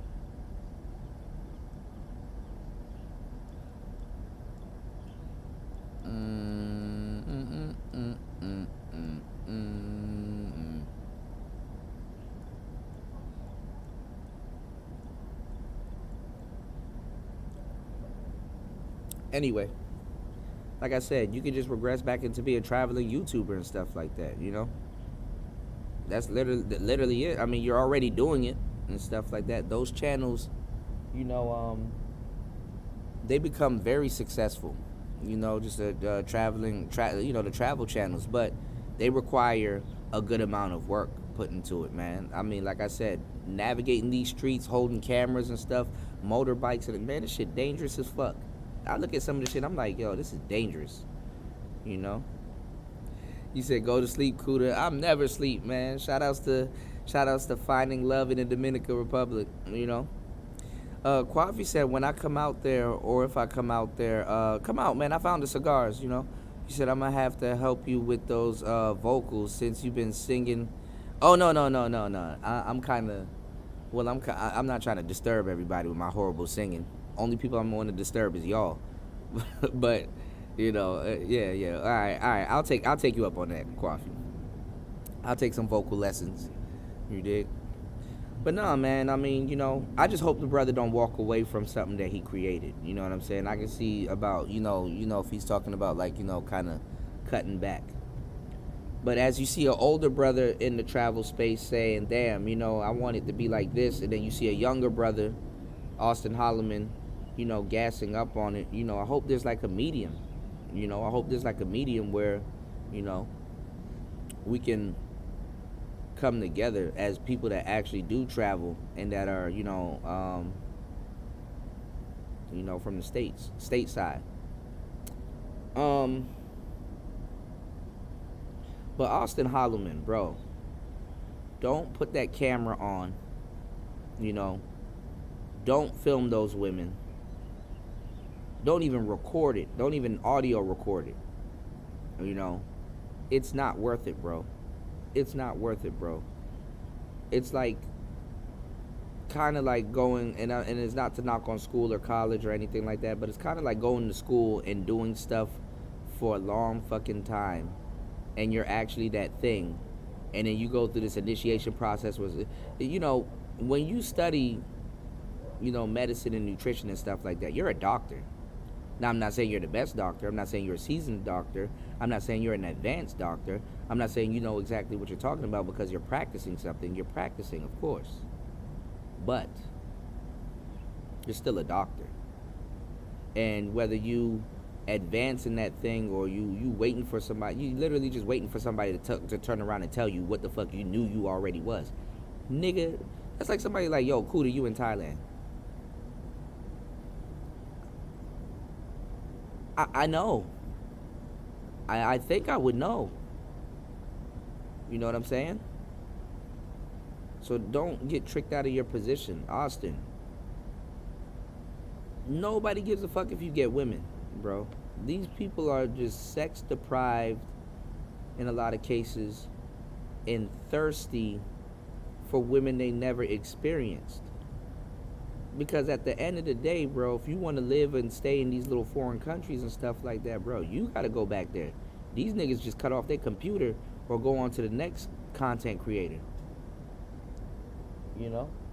They be hating on people. They finna, this the calm before the storm, bro. I know you got to walk down and get all your cows, bro. But for real, don't destroy yourself or your channel in the process and stuff like that. Or give yourself a bad name in a foreign country and stuff like that because, a group of weirdos that don't travel and don't go to these places to confirm some of this shit for themselves have to live vicariously through you. You know what I'm saying? Don't do that, bro. And that's like the best advice that I can give you, bro. Like, put in your work, get paid for what you do, deliver great content, and move around. And don't do nothing if your heart's not in it. You trying to impress other dudes or, yo, I am really this guy, yo, these girls are really like that. We know, bro. We know. Let them niggas get on the plane and come and do that shit because you're doing something that they would never do for you, bro. They would never do that for you. And you can't blame them. It's just what it is. Like, nigga, I know you would never do this for me. You have to be the one to come in and do it. So take that in stride, bro. You said y'all should check out my shorts on my channel. Okay, definitely. He said good advice. Actually, especially the camera being out. Yeah, man. They cracking down on that shit.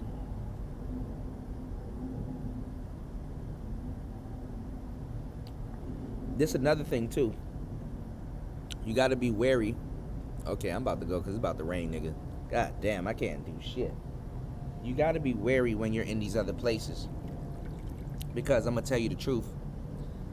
You ain't supposed to be. Oh, here the camera. You ain't supposed to be working in these other places. So keep in mind. Give me 1 second, y'all.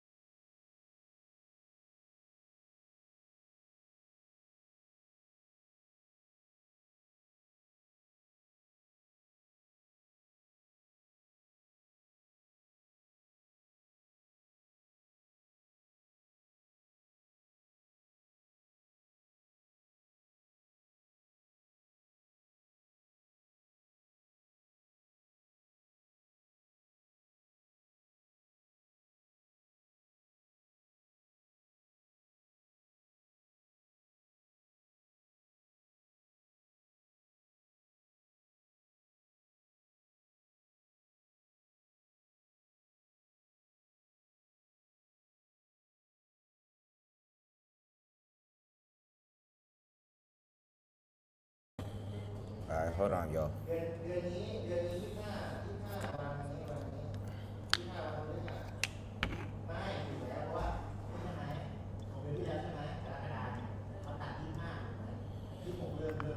Actually,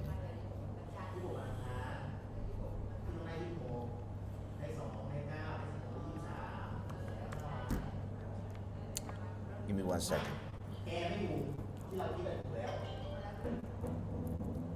Give me 1 second, y'all.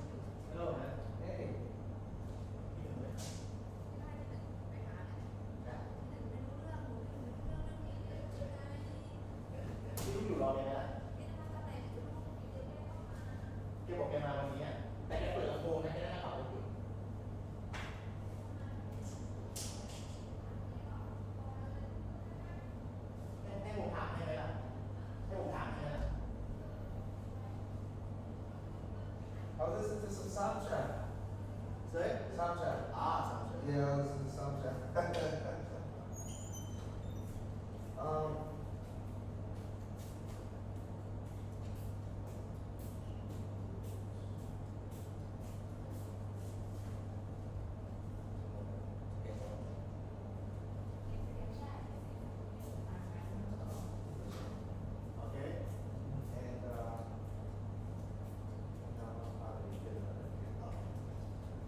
thank you. All right, man.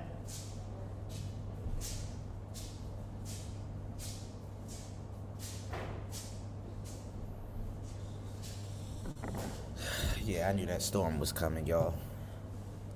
I can't even fathom it. Oh, sorry. I'm always leaving stuff somewhere, man. How you been? Yeah, good. Everything good? Yeah. I was listening to some Samcha. Yeah, you like it? Yeah, I'm gonna try to find out the BPMs and sample. Yeah. Oh, I'm sorry, man. Yeah, that's I'm right. sorry, man. It started raining. Yes. So yeah, you said I think one should have his own unique touch and stands out. You said you can't worry about how many other passport channels and PUHMs. No, I'm just what I was doing was I was just passing down the information about where a lot of the pickup artists, because like these dudes now are trying to pretend like they're the first dudes to ask for receipts and stuff like that. And then at the same time, for some reason, these dudes are asking dudes that ain't even pickup artists for receipts and stuff like that. Like, he kept asking me for receipts. And I'm like, bruh, I'm not selling you a course. Like, I'm not selling nothing. Like, why y'all keep... It's just stupid. Like, you're really... What course is Austin Holleman selling? He don't have I don't think he has a book that he's selling. I don't know what he's selling. So honestly, for real, it's not in his arena to try to show somebody receipts. You know what I'm saying? No homo. He's a decent looking brother. If you go somewhere, you're going to have, you don't even have to be a decent looking brother. If you go somewhere, you're going to have, people going to fuck with you.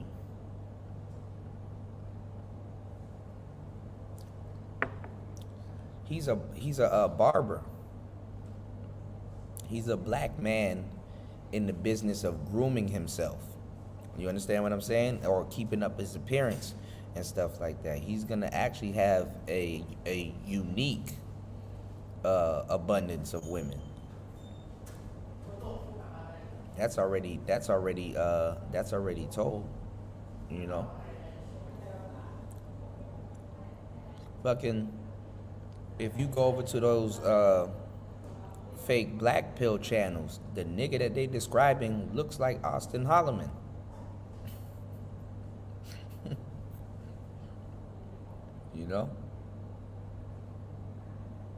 So some people might even say that, damn, if you could look like that and have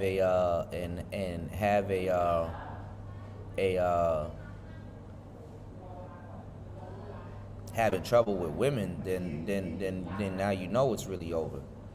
I didn't get to watch the full thing,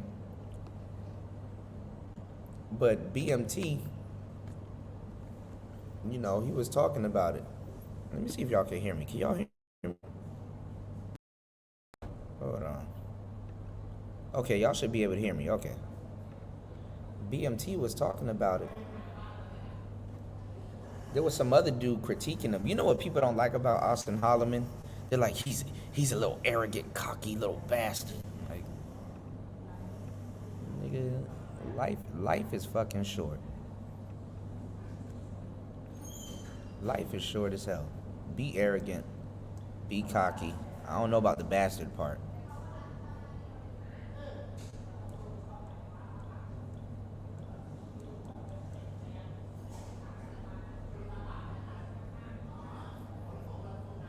Life is short. You know what I'm saying? So you might as well be and do you. Boo boo.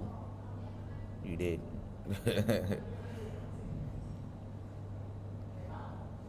You said, "Oh, not that." I was generally speaking, DJ Kuda. You said, "I know you've been on. I know you've been on topic just because you left."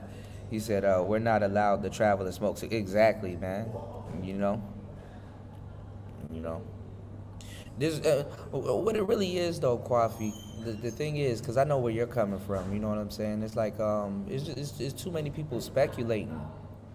You know what I'm saying? And then the whole thing just gets muddied up. So I don't blame BMT.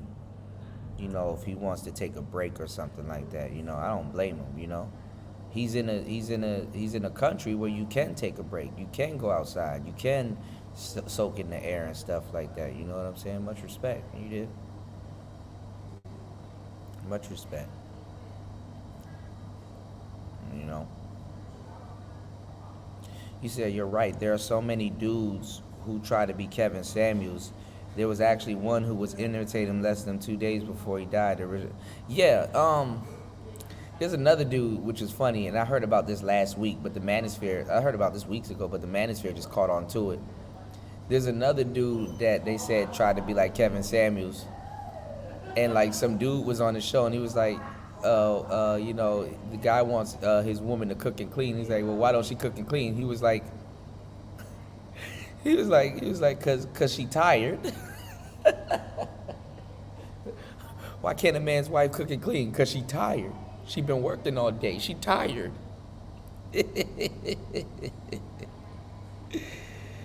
No, Black Man Travels. Black Man Travels. All right, I'll bring it up. Y'all. Well, let's bring up a little bit of Austin Holleman. And let's bring up a little bit of BMT. So you guys can kind of know what I'm talking about. I only listen to a little bit of the shows. And maybe I'm out of context, you know. But I commend and salute both of them brothers. One master teacher. A couple of other people. You know what I'm saying? That actually, you know, that get up and go outside. Oh, I'm missing out on a whole bunch of good videos right now. This girl's doing a Darless techno groove with her goddamn Digitone. Shout outs to my boy Freebeat, man. They sent him a Syntact, man. I wish I could play around with a goddamn Syntact. Hold on, y'all. Thinking I could make as many songs by the lady, but I haven't met her. No. In the song, you gonna watch a reaction of a reaction of a reaction, y'all. And along, and my name, I give me A's and O's, and I like to watch them change, blow. Hold on, y'all. Hit the and pose. Now I let me in. That song been stuck in my head. Hold on, y'all. Here we go. All right. So BMT put out a video saying why I'm done with Passport Bros. I hope you don't, you know, walk off on his creation. But let's go. Because I do remember BMT from back in the day. I always thought he was a cool brother. Let's get it.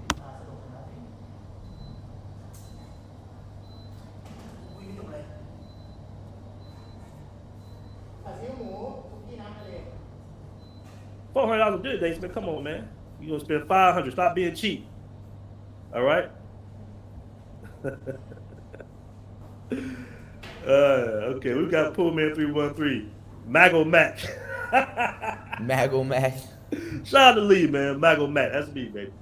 Mago Mac. All right, Pullman 313 Yeah, I like says you're a I like global checking citizen. the No, fact. no longer a global citizen, man. No, I'm not a global citizen no more, bro. Damn all them benefits. All right, damn all that.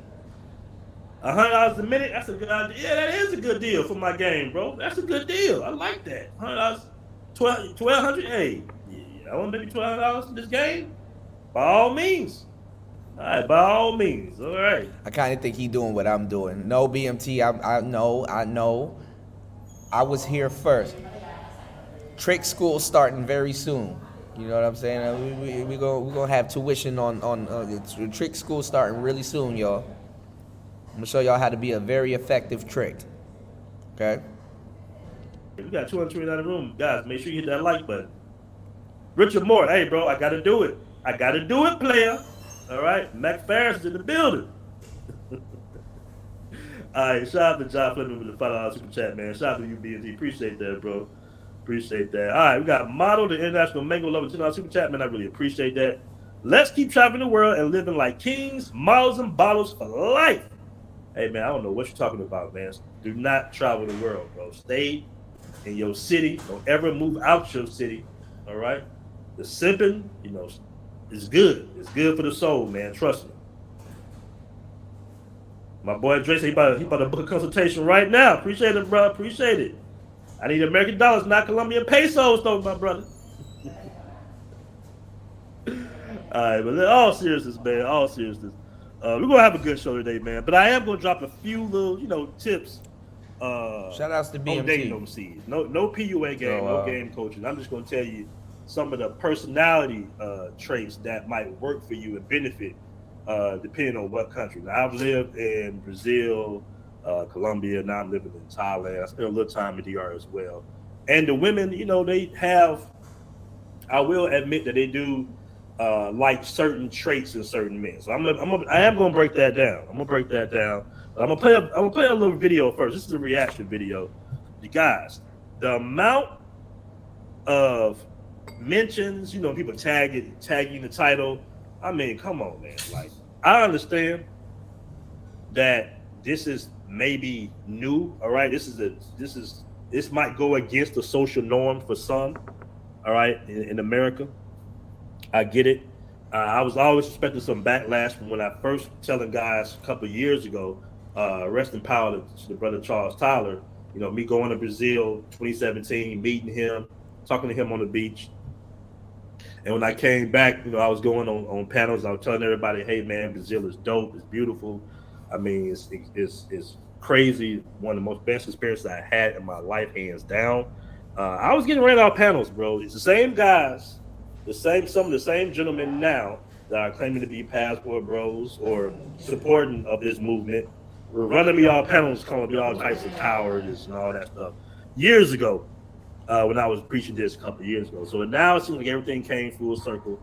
I told guys back in the day, I said, man, it's very difficult, and read in between the lines when I say this, it's very difficult to mold hard clay, meaning people have to want to change. People have to want to adjust, all right, to be in a prosperous relationship between a man and woman. They have to want to be. So there's nothing that you really can do or say in certain instances that's going to outmatch that person's upbringing, all right, on how they see the opposite sex. Thank you so much. And that's why it's difficult, and a lot of times it's thanks, man. Going back and forth in an I gotta show you what I did with some of the music circles, next time. Okay. In life, they can't figure out a way to process it. Sometimes you just got to remove yourself from the circle.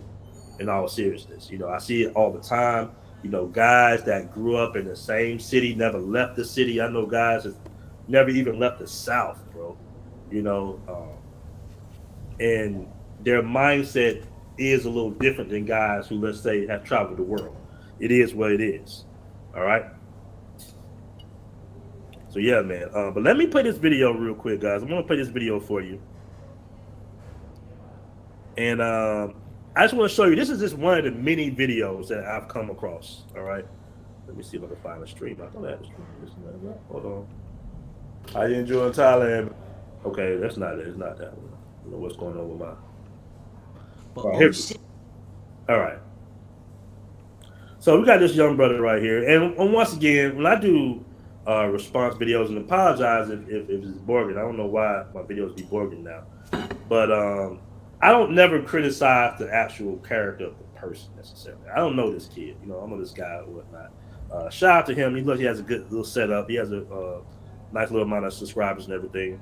But the criticism, you know, and the disinformation that's been given out about the Passport Bros and about our movement, man, it's good to have these shows where you can kind of pick apart these people's talking points, because generally speaking, they really don't know what the hell they're talking about.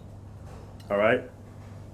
And it's good to, you know, basically talk about some of the misconceptions, because you do have guys on the fence. You do have some guys that's on the fence. It's like, man, you know, if that's what all they're doing, I don't want to travel. All right. So we're going to talk about that. We're going to talk about the misconceptions about travel and everything like that.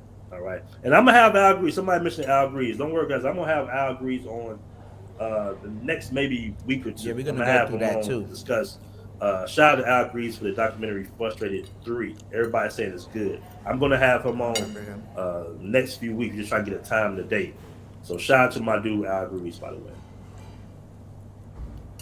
Yeah, Cortez Smith said, I criticized them because they personally criticized Passport Bros. You know what? It's all return fire, bro. We don't come for nobody, all right? We too busy living our lives, living overseas, you know, enjoying ourselves. Shout out to all my guys that, you know, all my expats, all my frequent travelers. Shout out to all of you.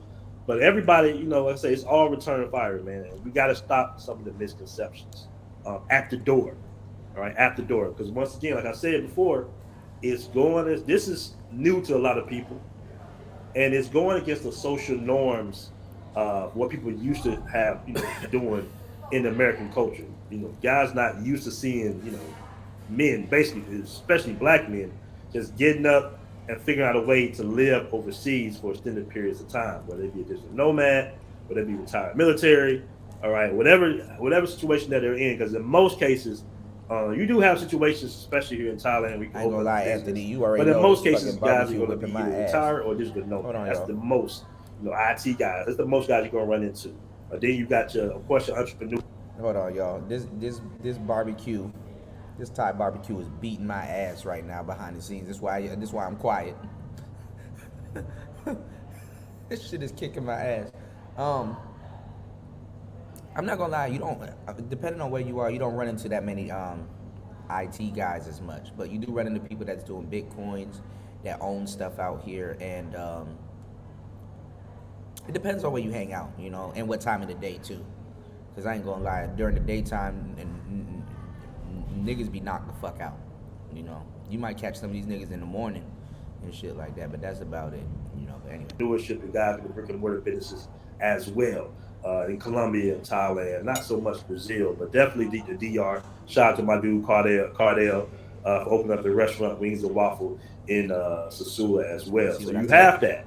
You definitely have opportunities. So guys, not like, this is new to some people, and for some odd reason they're uncomfortable with it. All right, you have the guys. You know, of course, we got the PUA coaches. We joke around with them. We going out back and forth. You know, they just don't want to lose market share. So they BS. Damn the PUA coaches. But then you got the haters, you know, the guys that's hating and everything. When it comes to the guys that are haters like this guy right here, misery loves company half the time. Or he's just ignorant to understanding what we actually preach about becoming a global citizen and the benefits you have from living overseas. All right, he's just not naive. When I say ignorant, that means he just doesn't know. I'm not saying he has an ignorant character. I'm just saying he doesn't know because he probably doesn't have a passport. He probably has never been overseas before. So he's just talking, you know, from what he does not know, making content, criticizing something he doesn't even understand. Might be a little bit above his head to a certain degree. Because when you talk about guys living in Colombia, living in Thailand, you're like, what? You live there? How is that possible? All right. Then you got some of the women that hate this movement as well. We all understand. I don't have to go into detail of why they don't want us to leave the country. All right. They want us to be, you know, the bottom of the black community, basically, the cleanup man, you know, the make up for all their bad decisions. All right. We need to discuss that as well. We want to go deep in detail on this show about that as well. So that's why so much of the heat. You know, you got the guy, like I said before, misery loves company. Then you got the women. Then you got the criticisms of all the other people who don't really understand the benefits of becoming a global citizen. All right, so I'm gonna show you a little bit of this video. I'm not gonna play too much of it. I'm just gonna show a little clip here and there. So basically, to show some context, guys. This guy said he's tired, of this passport bro movement. He's tired of O'Shea doing the videos about the passport bros, and he just gives some of his own criticisms of his misunderstandings about this particular movement. Okay. Shout out to my dude Jeff in Brazil. Shout out to you, Jeff. Shout out to you, man. Jeff, man, really helped me out when I first moved to Brazil. I appreciate that. He says, "Yo, International Mac Man Ferris." That's right. Mac Man's in the building. All right, I'm gonna play just a little clip. Let me see where this at right here. Let's make sure I can keep it up right. They kept coming out with videos, back to back to back, and I'm like, "Fuck it, let's do it." All right, let me skip through that a little bit. Hold on.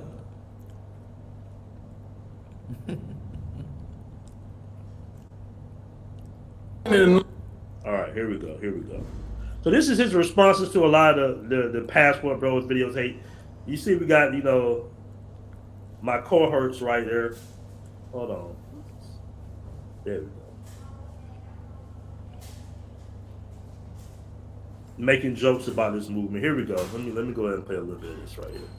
Let's see what he got to say. All right, let's start right here. A lot of women love their culture. It's the culture in which they learn their language, they have their own personal friends, and things like that. So this is him doing a reaction video to O'Shea mentioning the Passport Bros. Not every woman is interested in coming back to the United States to live. Now, O'Shea has not lived in America for I think he said about 5 years. So he would know. All right, he would know. And we explained this dozens of times, probably hundreds of times, that every woman that you encounter overseas does not want to go back to the States. So let's see what this guy's opinion that is. Some women may want to come and visit, but then, a woman has to look at the fact she's coming to the United States. She has absolutely no family there. And if she's a woman that's from like the middle class or upper middle class, there would really be no need to go to the United States unless she was, trying to achieve something as an educational system or things like that. A lot of women are not necessarily begging to come to the United States. So if she doesn't want to move here and you don't want to move out there, what are y'all doing? Y'all just fucking, because this does nothing for you long term. This isn't dating with a purpose. All right, I have to chime in on this one. Boy, what are you talking about? What?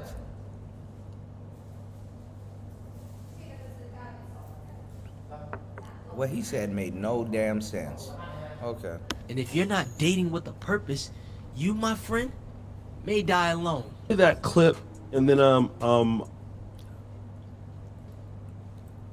yeah, here we go. I'll talk about it. I'm taking care of a girl in another country. Your way, stop. What? Hold on. You're taking care of a woman in another country for what? What's up, guys? My name is Orlando. I'm 27, and I currently live in Philadelphia. All right, so what's Now listen. I don't know if this call-in was set up. These guys are always doing little slick stuff. All right. It could have been a setup. They had some guy call in that they cool with and explain this. I don't know. Maybe it was genuine. I'm not sure. But basically, to give it some context, the guy calls into the show and he says that he's supporting the foreign woman. question? Yeah, my question is, how do you get out of the mentality of worrying about how the woman will maintain herself when you're no longer providing? How the woman will do what? What? Like, how do you get out the mentality? Because let's say you're maintaining a girl, right? You provide, the food, the living, and everything. Provide? For what? And then wait, and what happens after you provide? What happened? Go ahead. No, like providing basic amenities. But what I'm saying is, like, what you guys saying earlier was true, like about the foreign country and the United States and everything. So to say this is my situation, I'm taking care of a girl in another country. Your way, stop. What? Hold on. Hold on. You're taking care of a woman in another country for what? Okay, so I fell into the whole trap, you know. Now, I'm not gonna lie.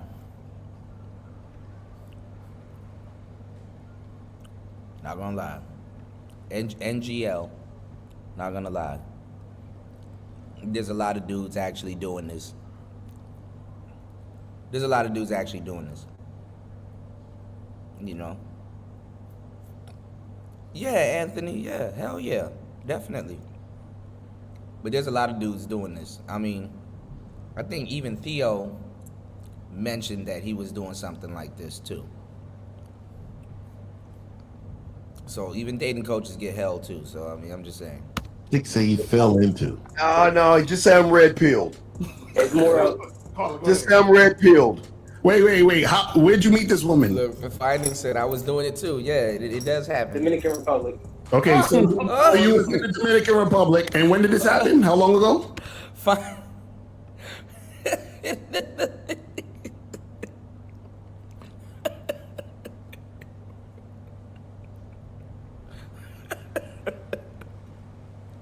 That's ironic. I'm sorry, bro. All right, let's go. Earlier this year. Earlier this year. Yeah, I think it was a setup. The way they, you know, maybe this is a setup. I'm not sure. What month? When was this? Oh God.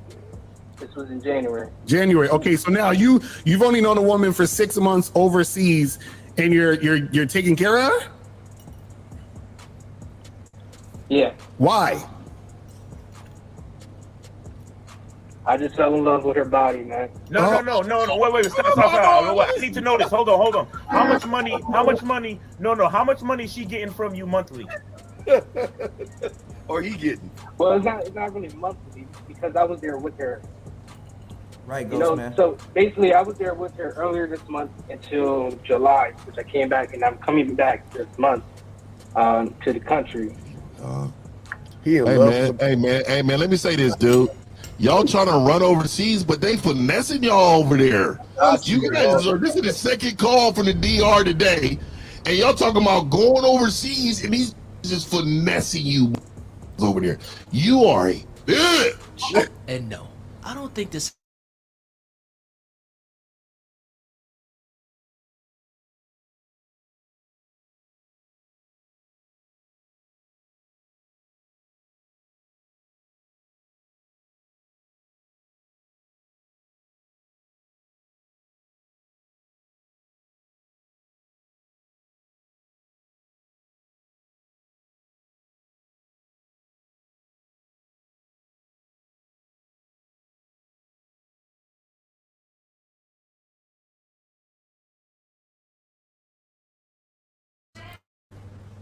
Okay, y'all, we should be back. Did the elevator shut off? Yes. All right, y'all, we should be back. The power cut off for a little bit. If y'all can't see outside, it's raining like shit. If you can look down, look at the pool, you can see all the raindrops hitting the pool. So it's storming like a motherfucker out here. That's what I'm trying to say. But we should be back. We on the cell phone Wi-Fi. All right, let's go. You guys this is the second call from the DR today, and y'all talking about going overseas, and he's just finessing you over there. You are a bitch. And no, I don't think this happens to all travel bros. But the fact that you would pay to fly out of the country to meet women shows me that this group of men is more likely to be finessed for the girlfriend experience instead of actually finding a girlfriend. Sure, some of you don't get finessed that bad, but some of you have been robbed for your phones, your jewelry, your computers. I hear the stories all the time. In these countries, you're a target. Now, there is a lot of truth to what he's saying. You know? There is a lot of truth to what he's saying. Because I told y'all too, even if you go to Jamaica or any of these other places, y'all, the first person to cook some arroz con pollo or some goddamn curry chicken and sit you down with a beer, bro, You gonna wife it on the spot. You gotta spend a couple of years getting used to it, and then you'll start to see the shit, and can make a clear decision if you want it or not. So, hey, I don't know what to tell y'all, man. All right, let's go. Let me say this to all the dudes that's with Kevin. I know he playing a lot of little clips. It's kind of all over the place right now, but he's trying to get a point about, you know, guys always getting finessed. We know there are some cases, especially in Colombia, where guys, you know, tourists get robbed and drugged and stuff like that. But the majority of the time, when you in relationships overseas, man, with women, Brazil, or Thailand, they're genuine relationships. All right. Sammy used to call HIT, high value men in training.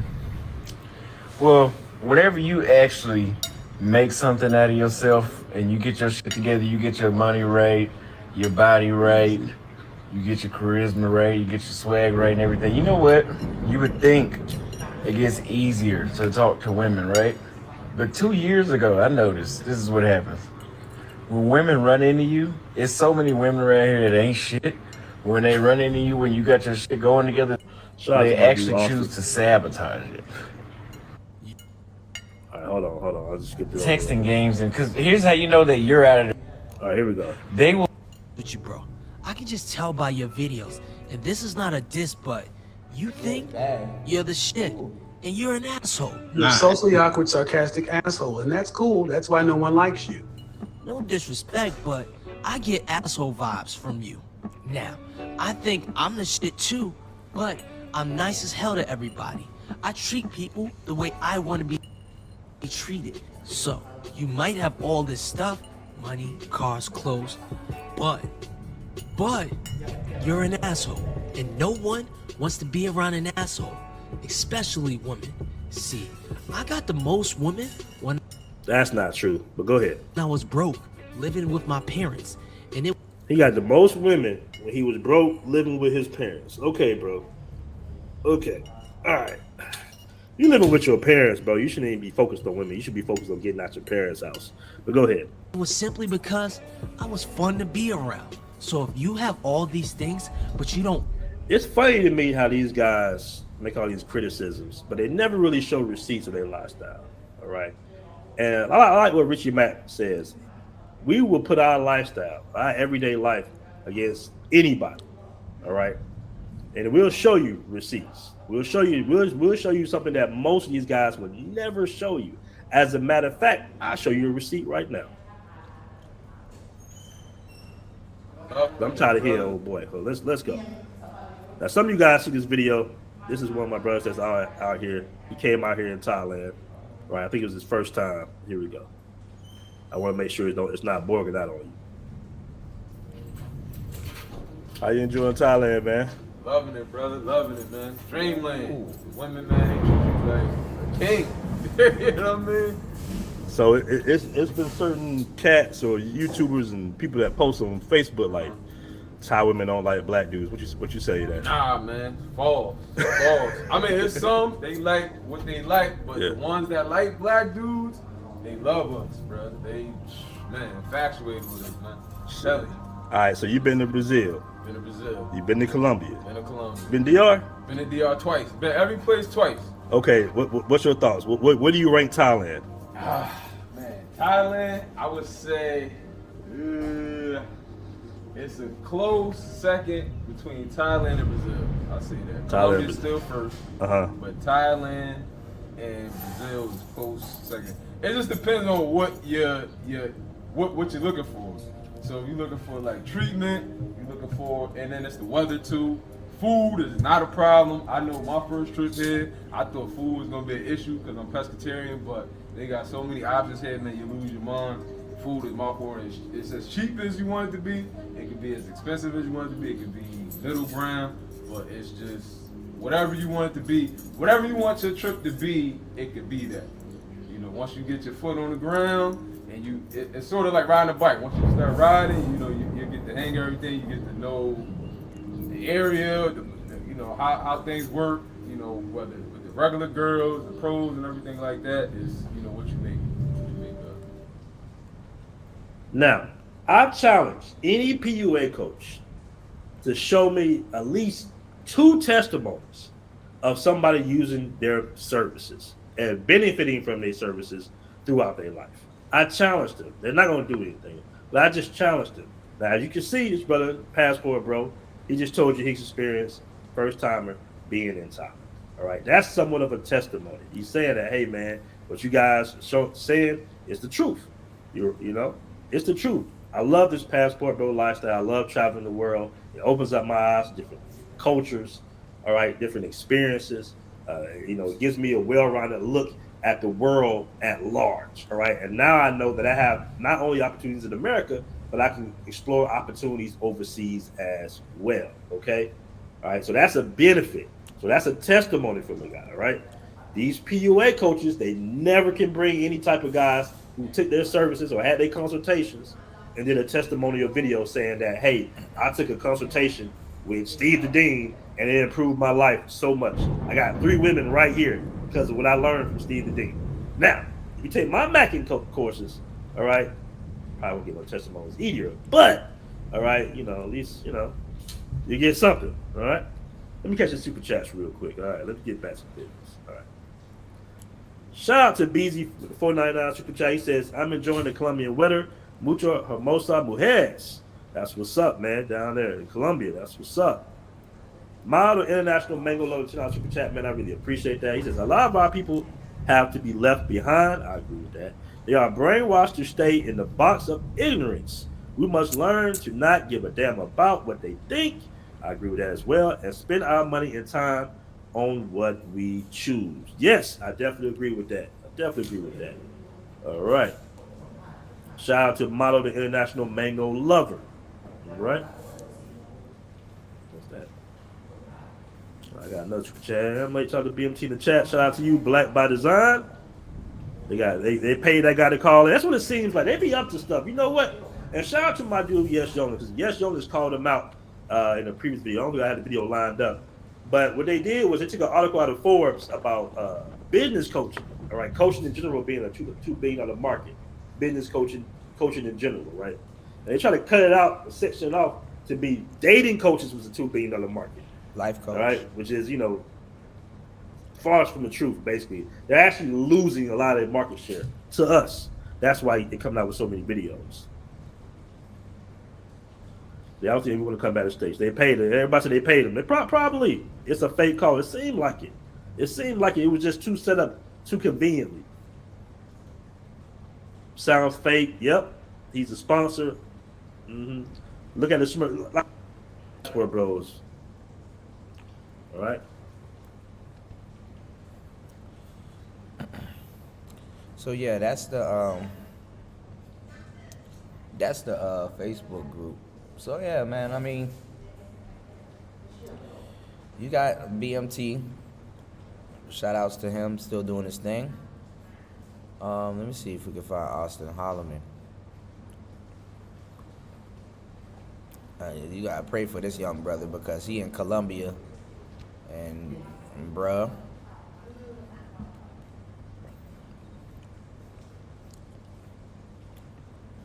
Yeah, be careful entertaining strangers on the internet, man. That shit is crazy. Sure yet. But yeah, people was wondering about me. That makes me feel good that y'all love me. So let's talk about what it's been like so far. So of course the flight was only 3 hours from Miami. Whenever I got here, it was nighttime. And the first thing I said was, I need to find something to get into, if you know what I mean. So we went to a club that I was recommended. Somebody that's in the chat right now, I was watching. A few people actually recommended it to me. I appreciate that. I will enjoy myself. Thank you very much. Yeah, if you're going to be in Medellin, let me know and I'll meet up with you. Oh, yeah, I haven't been kidnapped. And I'll say that the vibe is, so far I haven't been to many places around here, but it's not a vibe of you getting kidnapped. Not La Isla, but whenever I came off the plane, the Uber driver. Oh, this shit ain't charging. The Uber driver did recommend that. lazy. But I will say that the whole I hope you get to meet or have met Andre Spence and Toby is a traveler. Andre lives in Colombia. Yeah, I spoke with him. I'm probably going to go to Medellin. I mean, not Medellin, Colombia. I'm not Colombia, shit, Cali soon. Because if you guys don't know, there are a lot of working girls in Medellin. Appreciate that super chat too. But see, this is the thing, and this is kind of where I'm at with it. And yeah, he said he with his guys down there, so hopefully good. Yeah, same here. As a young man, even though I can't even fathom, because it's no different. You know, in my age, there were fast-tailed hussies. They were fast women. Fast women have always been around for whatever time you want to, complain, whatever. Y'all get what I'm talking about, right? But now it's like I can't tell a young man how to move because, like, bro, these girls are on OnlyFans. Not even on OnlyFans. They're on Instagram, Facebook, all these other places doing all of these things. I can't tell a man not to have a taste for something. I'm just saying that it's sad that a young man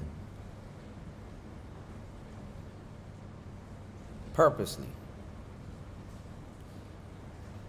will put himself around that type of energy. I mean, it's foolish. But dating is gone. You know what I'm saying? Dating is gone. So it's like, I can say whatever the hell I'm saying, but like, can I blame him? If you're a young dude, I mean, you're really supposed to, have other things on your itinerary. Go to the movies, circus, fair, just out living your life and having fun. And I mean, you can't mix that in with the traveling stuff too, because there's always been young travelers getting into stuff, but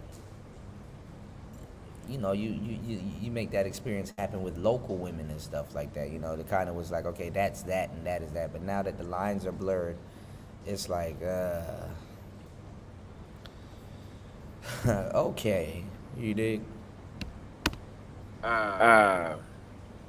Thank you. Young boys shouldn't be around working girls like that. So Thank you. I am happy. When you don't want to throw away your young life because there was a such thing as potential.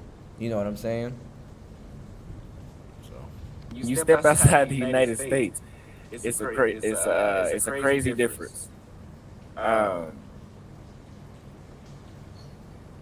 there are a lot of working girls here. What's going on, Affy?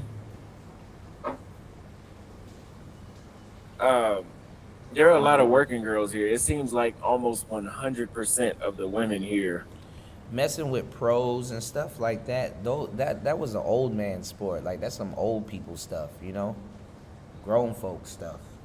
Now it's like, as soon as you turn 18, you need to be on Figueroa. It's like, no, man, no. You dig? Are working girls. Of course, it's not 100% true. I've met a couple, but there's definitely not. There's not a shortage. What's going on, Julian? Yeah, they're doing construction back there.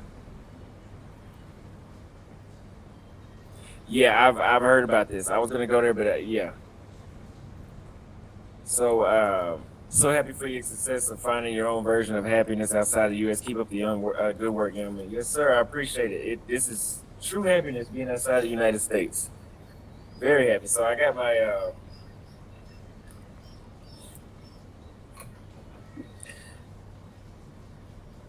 The weather out here is raining on and off. It's kind of gloomy, like it's about to rain again. But it's not raining for a long time, like it's going to stop you from hanging out. We are going to visit you. Yeah, let me know. Reach out to me on Instagram, and I will. I'll reach back out. But yeah, the weather here is perfect. I'm wearing shorts right now. Nighttime is kind of cool, especially if it rains. I've only been here, but I got my DJI camera, So I've been pretty much recording almost everything. Just so you guys know, I'm still working while I'm out here. Like this is.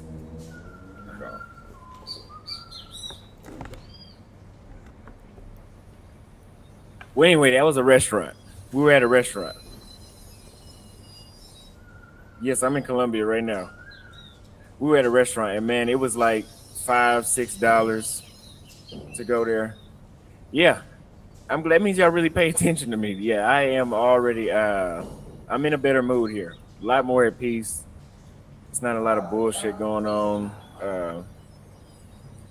So he said, "Where are the girls?" Let's see. I recorded a video of some girls we met. I can't show you all of them because I can't show you all of them. I'm gonna pull it up on the screen right here.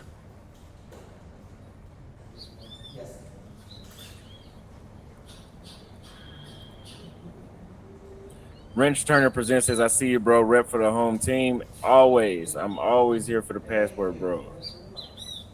Repping for life because I'm never going back. I'm about to take a leap of faith probably in October. Yes, I did some approaching out here. Yes. I did. In October, I think I'm going to take a leap of faith and I might go to Brazil. Might not come back. The secret, let me tell y'all something about this. This right here, the secret is out. That's not if it's on the internet, it's not a secret. The people have been coming to Colombia, Brazil, Thailand for decades. It just seems like it's a lot more people that know about it because it's on the internet and social media amplifies things. But yeah. Remember, 95% of people out here that watch my content are not going to do anything. They're just going to watch.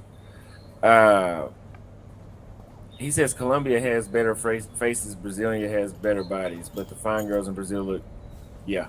So I would agree with that. I approached this one chick at the gym earlier.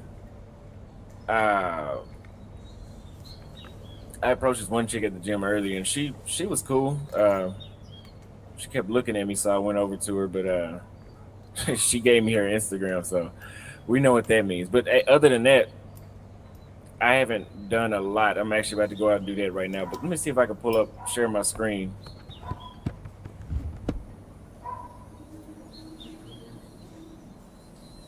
Show y'all this video.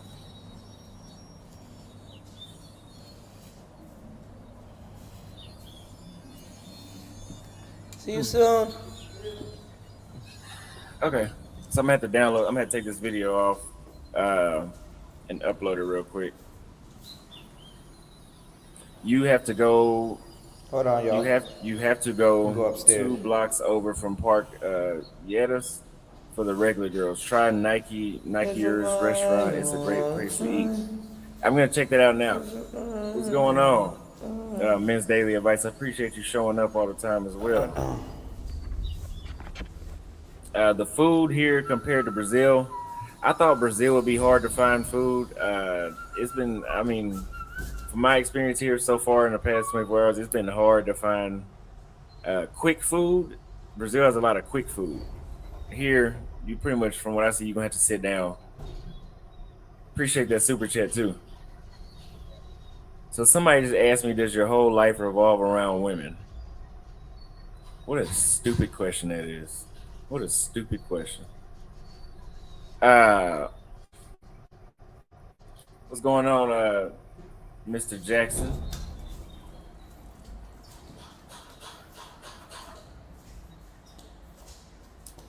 Yeah, I can see that. Don't expect to find a girlfriend. Yeah.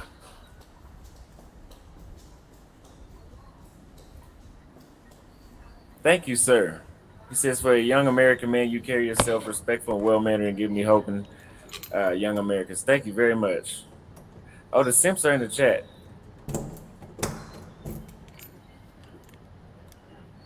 The food is good.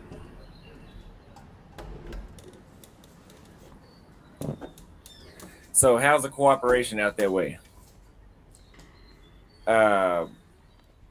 They they seem pretty cooperative. Chick I was with yesterday was no issues, nothing like the United States. Kind of like Brazil. I can see why people say it might be a little more cooperation in Brazil, but I need to. I'm gonna have to go live again in 3 or 4 days to have a better answer to that question because I only been here one night. Especially when I see you on the weekend. So he says, get on Tinder, bro. You will get dimes. Tinder, there are a lot of beautiful women on Tinder here. But they say there's a lot of drugging and robbing going on Tinder. So, yeah. Make sure you put the girls that you'll be messing with out here in the shower. Yes, sir. I can make you a mod. Make sure that you put them in the shower. Because the scopamine thing is a real thing out here where it's drugging, men. It ain't even worth it. I'm gonna have to check this out for sure. I'm gonna have to check that out for sure. But the scopamine thing is that's a real thing out here. But yeah, we went to a club last night and 100% of the girls in there were working girls. 100%. Like every single one of them. But I will say they were very beautiful. Very beautiful. Somebody asked me, how do I make a living abroad? In between YouTube and the Patreon and what else do I do? The consultations. Those all help, but that's just all getting started. But I'm a risky guy, so I think in October I'm gonna quit cutting hair completely and just go to Brazil and never come back for a long time. Yeah, Devil's Breath. Yeah, that. You inspiring a lot of people, bro. Keep it going. Appreciate that. I'm very glad to hear that. This is a receipt. Oh, yeah, I'm about to make you a model. Let me go back. My laptop is about to die. This thing, it's not charging out here.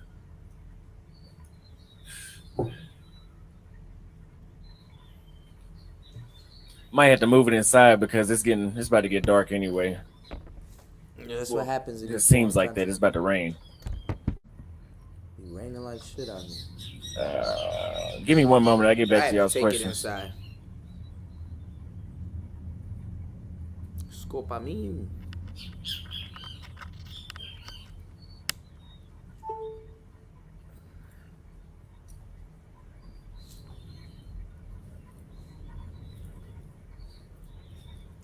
I heard about that restaurant as well. Yeah.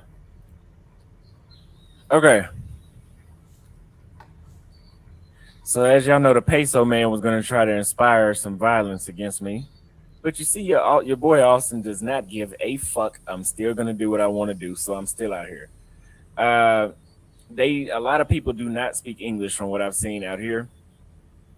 The only thing is I'm fluent in Portuguese, so I can understand a lot of what. Sometimes I can understand what they say. They can understand what I say. Let's say that. It wasn't this one. I forgot what it was.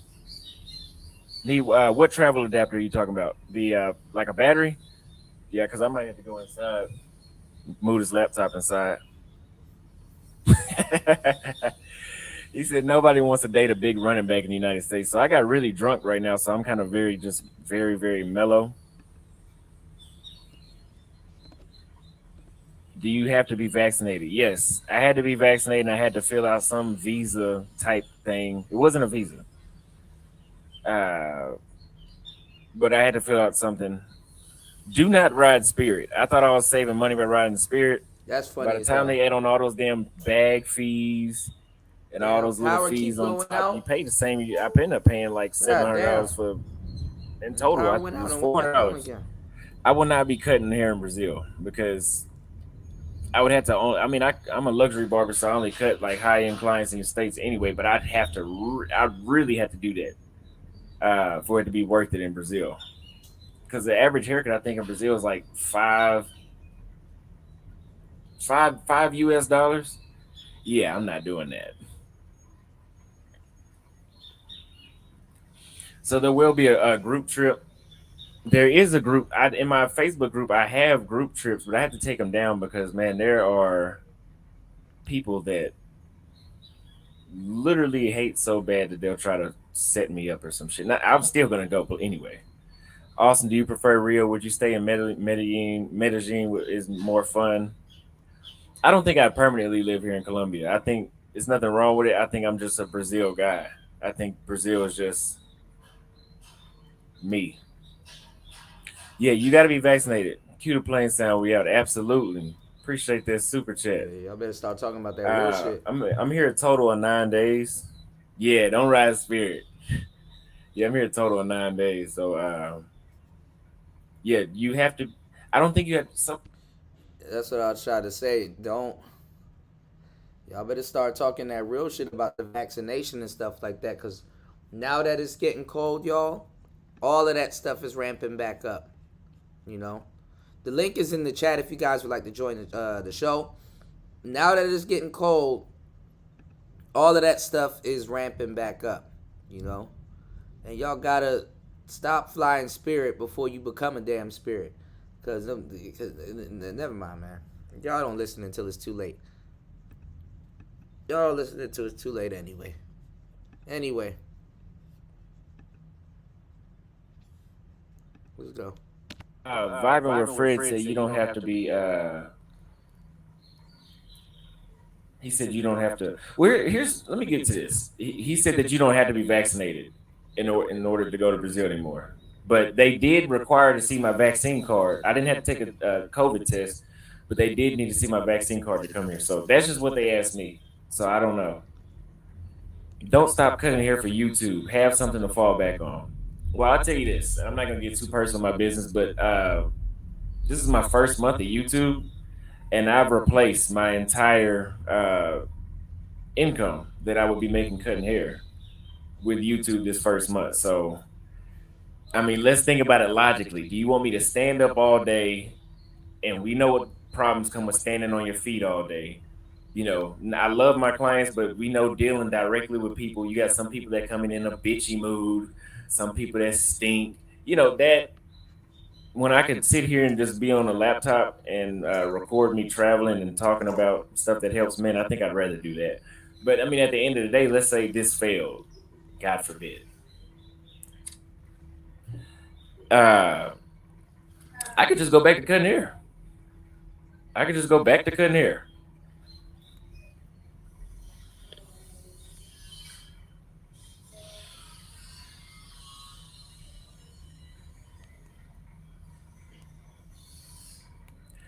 I've heard about Bogota.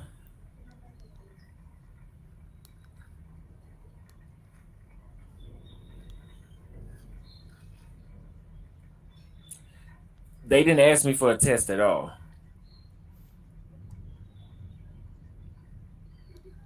Yeah, exactly. So that's another thing. I'd rather take these risks right now while I'm 23 and I don't have a lot of commitments to things.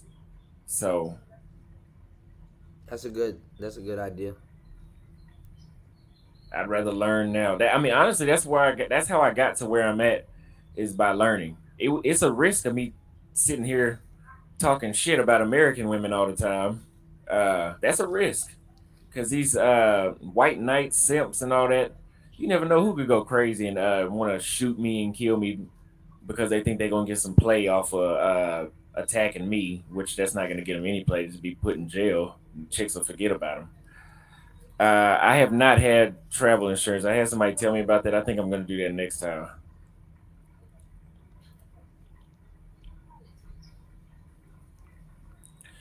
On a previous, absolutely. I can say this for sure. Thank you. On a previous pod, you stated that you have family that are part of the It's That Bad that you speak on. I didn't say it like that, but what I'm saying is a lot of these things I sit on here and talk about, I didn't read it in a book. I didn't watch it on TV. I've experienced all of this stuff firsthand. Thank you, sir. I've experienced this stuff firsthand. So shout outs to the young brother, man. You know, I'm glad that he's in Medellin. You know what I'm saying? He checked in. And he's going to be doing some amazing things out there. Hopefully, he checked the weather. Because I ain't going to lie, sometimes, man, them tropical storms, like if y'all can see, you know, it's pouring down out here. The power done went out a couple times. Them tropical storms, you know, they do their damn thing. You know, sometimes even for a week almost. And the crazy thing is that, you know, it'll be like this right now, and then tonight it'll be hot as fuck. Like it'll be just, it's crazy, you know. So, you know, like I said, I don't have any problems, you know, with the brother traveling. I don't have any problems with anybody traveling. I am not the travel police, you know. I don't give a fuck. What I'm saying is that, you know, be careful in these spots. Also, when y'all are going to these prostitute pits and all these spots where these girls are doing stuff, you be careful. You know, your phone is better, to tell you the truth, in these cases, because everybody got one on them. But don't be having no cameras out there and filming broads and walking up and down the strip and approaching bitches and doing all kinds of extracurricular shit that people ain't really doing out there. Because I'm going to tell you right now, you're going to make yourself a big-ass target. You're already a target because you're from the United States. And you're another target because you're filming illegal activities in a raunchy-ass place. Don't let the internet make you forget that real life is still real life. And what you're doing is essentially what you're doing. And don't let one of them guerrilla warfare niggas have to remind you. There's a fee that comes with that. You dig? And all of that could have been avoided with just sheer common sense. Use your common sense. Use it. Nobody's, well, a couple of black people here, but nobody's mad. Go to certain places, view the women, deal with the women, enjoy, take your black ass back to your hotel. You know? Take your black ass back to your hotel and maybe rinse, wash, repeat some other time. There's people that hang out on them strips 24/7. It don't matter if you see them. They see you. You see me? No, I see you. No, I see you not fucking with me. I'm a hood nigga. Keep your demeanor. You don't have to be a passport pookie. But if you walking around and you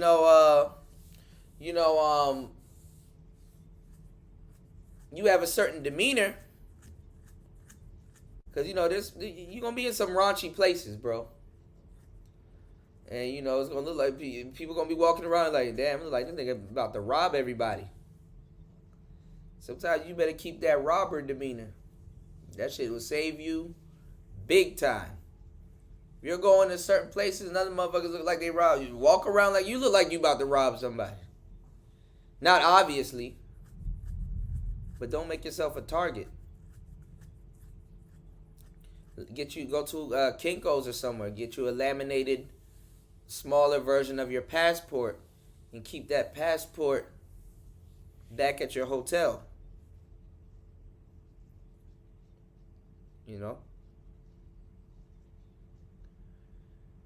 I wouldn't want to take a broad nowhere where you gotta make sure she showers because she has scopamine on her and shit like that. That pussy ain't even that serious, bro. And you paying? Damn. Like, bitch. Nigga already paying.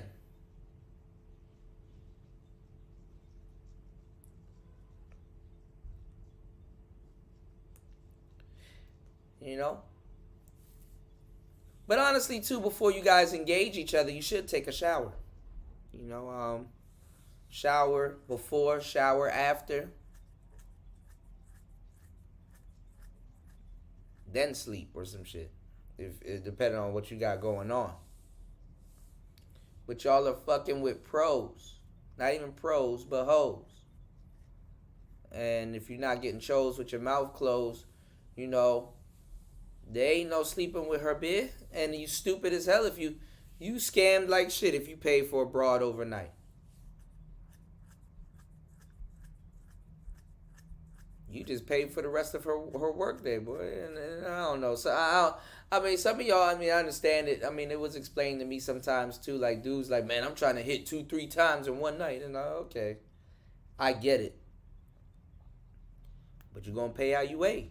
That's all I gotta say. You know, I get it. You know, it's been expressed to me on multiple occasions that that's the case.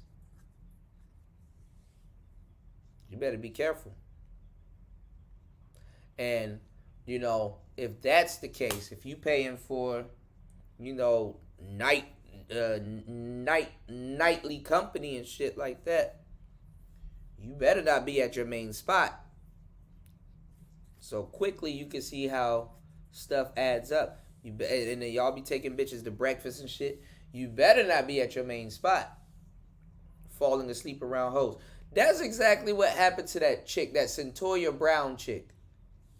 The army man, I don't know, she had some weird pimp, I forgot his name, but that shit was funny in and of itself. And some army man that she was messing with took her back to his crib, was showing her his guns and how cool of a guy he was, how he came back from the military and blah, blah, blah, you know, pillow talking, you know, cupcaking, forsaken, you know what I'm saying? Cupcaking, forsaken. Don't know what type of enemies he's making, right? And while that man was asleep, she knew where he kept his guns because she was watching him and stuff like that. Blew that man shit out while he was asleep. Blew his brains out. Stole his car, money, and all this other shit. When they caught her ass, tried to make it seem like the man subjected her to be doing what the hell she was doing. And got out.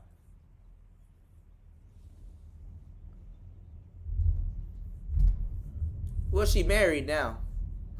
She at home now. What's going on, Fasting?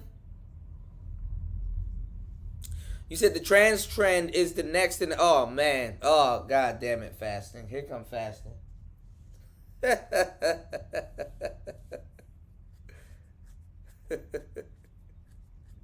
She at home now. You know. That's not no young boy shit. Hold on, y'all.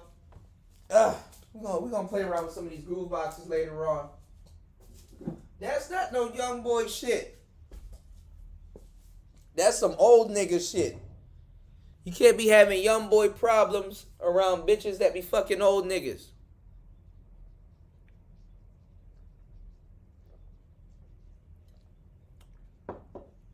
Wait until we get in the trick school. We're going to listen to some old tricks. And we're going to get the tricking, you know what I'm saying, from the source. We're going to listen to some old tricks. Trick school starting soon. We returning back to school. Okay?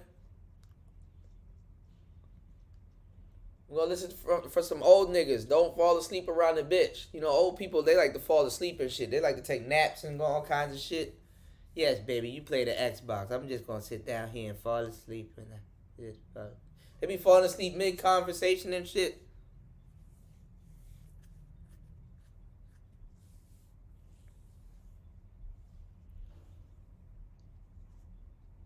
Stop falling asleep. Stop putting shit in fucking. Hold on. Let me tell y'all something about these bras coming to your goddamn hotel room. She at home now.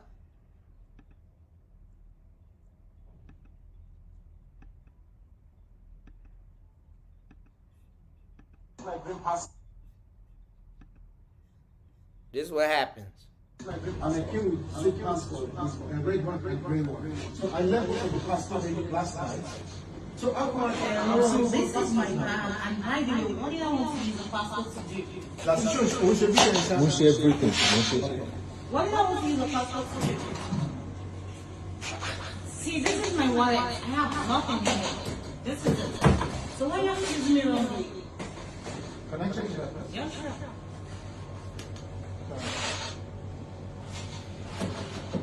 The passport here and Lana so we cannot pick there in Lana. Honestly speaking, I don't know. Accuse me of stealing. Can you imagine? Maybe, I feel that you took myself away. I just want to check if that's the main thing. I'm not saying you're not going, but I need to get my passport, my red passport, my diamond, and my gold. Maybe I tell you, for last week, yes, oh, you need to get your passport for me.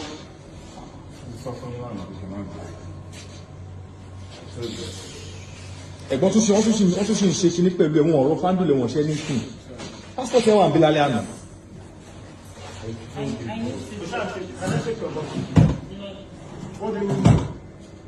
What do you mean no? Well, I need to get my passport before you leave. This is my bag. There is no passport in here. Hello. What do you mean? Can I check your work? Woman, can you sit down? Let me check your work. Am I your fáńdùlẹ̀? No. Me, your fáńdùlẹ̀. I just need to check. Do you have my passport? Yes or no? What about my diamond? Sure, Pepe. 40K ló lóun máa gbà mọ́ fún 50K. 50K ni mo transfer fún. Ṣé kí o ṣeré fún ẹ dáadáa ní? O tún mo tún ṣe gbogbo yẹn tán, o tún wá sọ fún mi pé mo jẹ ní kọ. But mi ò rí passport mi now. It's not with me. I have two passports. Then you check everywhere else. See, babe, ṣé wọ́n lè check ara ẹ̀? Hey, come on, check my body.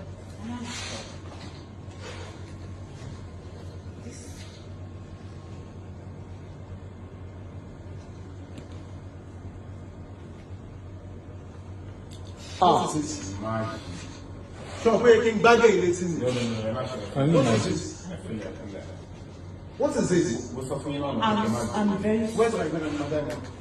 Where's my gold and my diamond? Fuck off, man. Fuck off. Got that man for gold and diamond. The blood diamond. Open diamond àti gold wọn. Where's my gold and my diamond? Look at Owó this tó gbà tó máa woman. transfer ẹ̀ padà. Let me just. But stop doing my video now. I'll slap you. I'll drop the passport. Video to Shima post. Video to our post so that you transfer me. What is this? Can you imagine? What is this? Can you imagine? What is this? Okay. How about the gold? Where's my Let gold? me stop doing my video now. Can I have my gold, please? Okay, please. Can you Drop the gold first. Can you imagine? Oh, fuck off, man.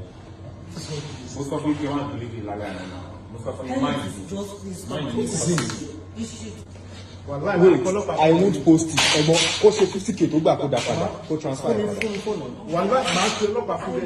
I'm begging. Let me just my video, please. She feels a no on the passport me. She feels a no on the passport me. She feels a no on the passport. Feels a no on the passport.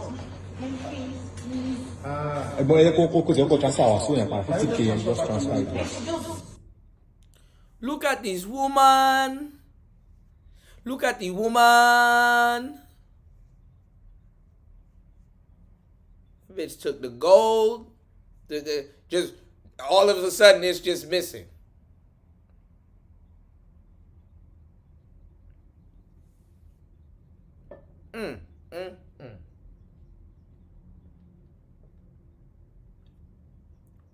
What is this? Look at this woman.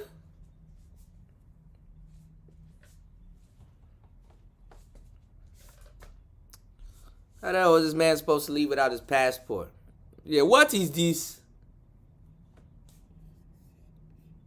Look at this woman. You know, I'm telling you, nigga, you go somewhere, the bitches think you Davido. Passport fall on you. Diamond fall on you. Scammer follow you. That scammer follow you, eh? If I offend you.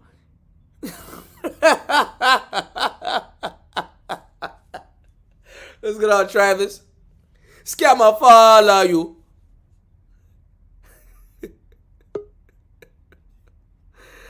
What's going on? What's going on, Kane? Scammer follow you. Y'all think it's just African women? Oh no.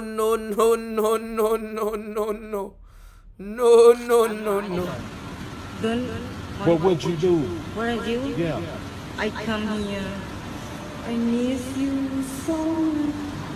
I miss you. I'm talking about how long did you wait outside? I come here about 12. 12.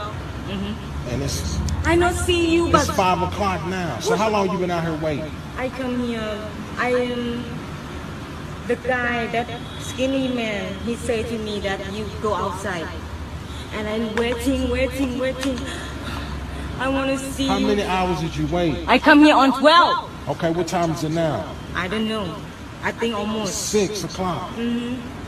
She said I come here on 12.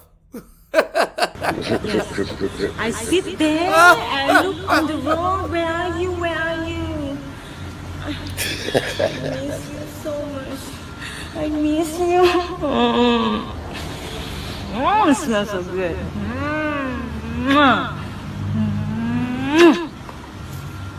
Baby, I miss you. Like a big kid. I want to explain to you that I did not do anything wrong. Yeah. Yeah, you know. Oh, you think it's funny? No, it's not. Yeah, you think it's funny? It's not funny. Why? You think it's funny? I don't think it's funny. You also. I don't give a f. You want to do something. What I I just don't know. You got to come with some cash. What do you say? You know what to do. What do I do? What I do? Baby, I miss you. Oh my God. I miss you so much. Oh my God, I miss you. Oh my God. Oh, I miss you. I want to go with you.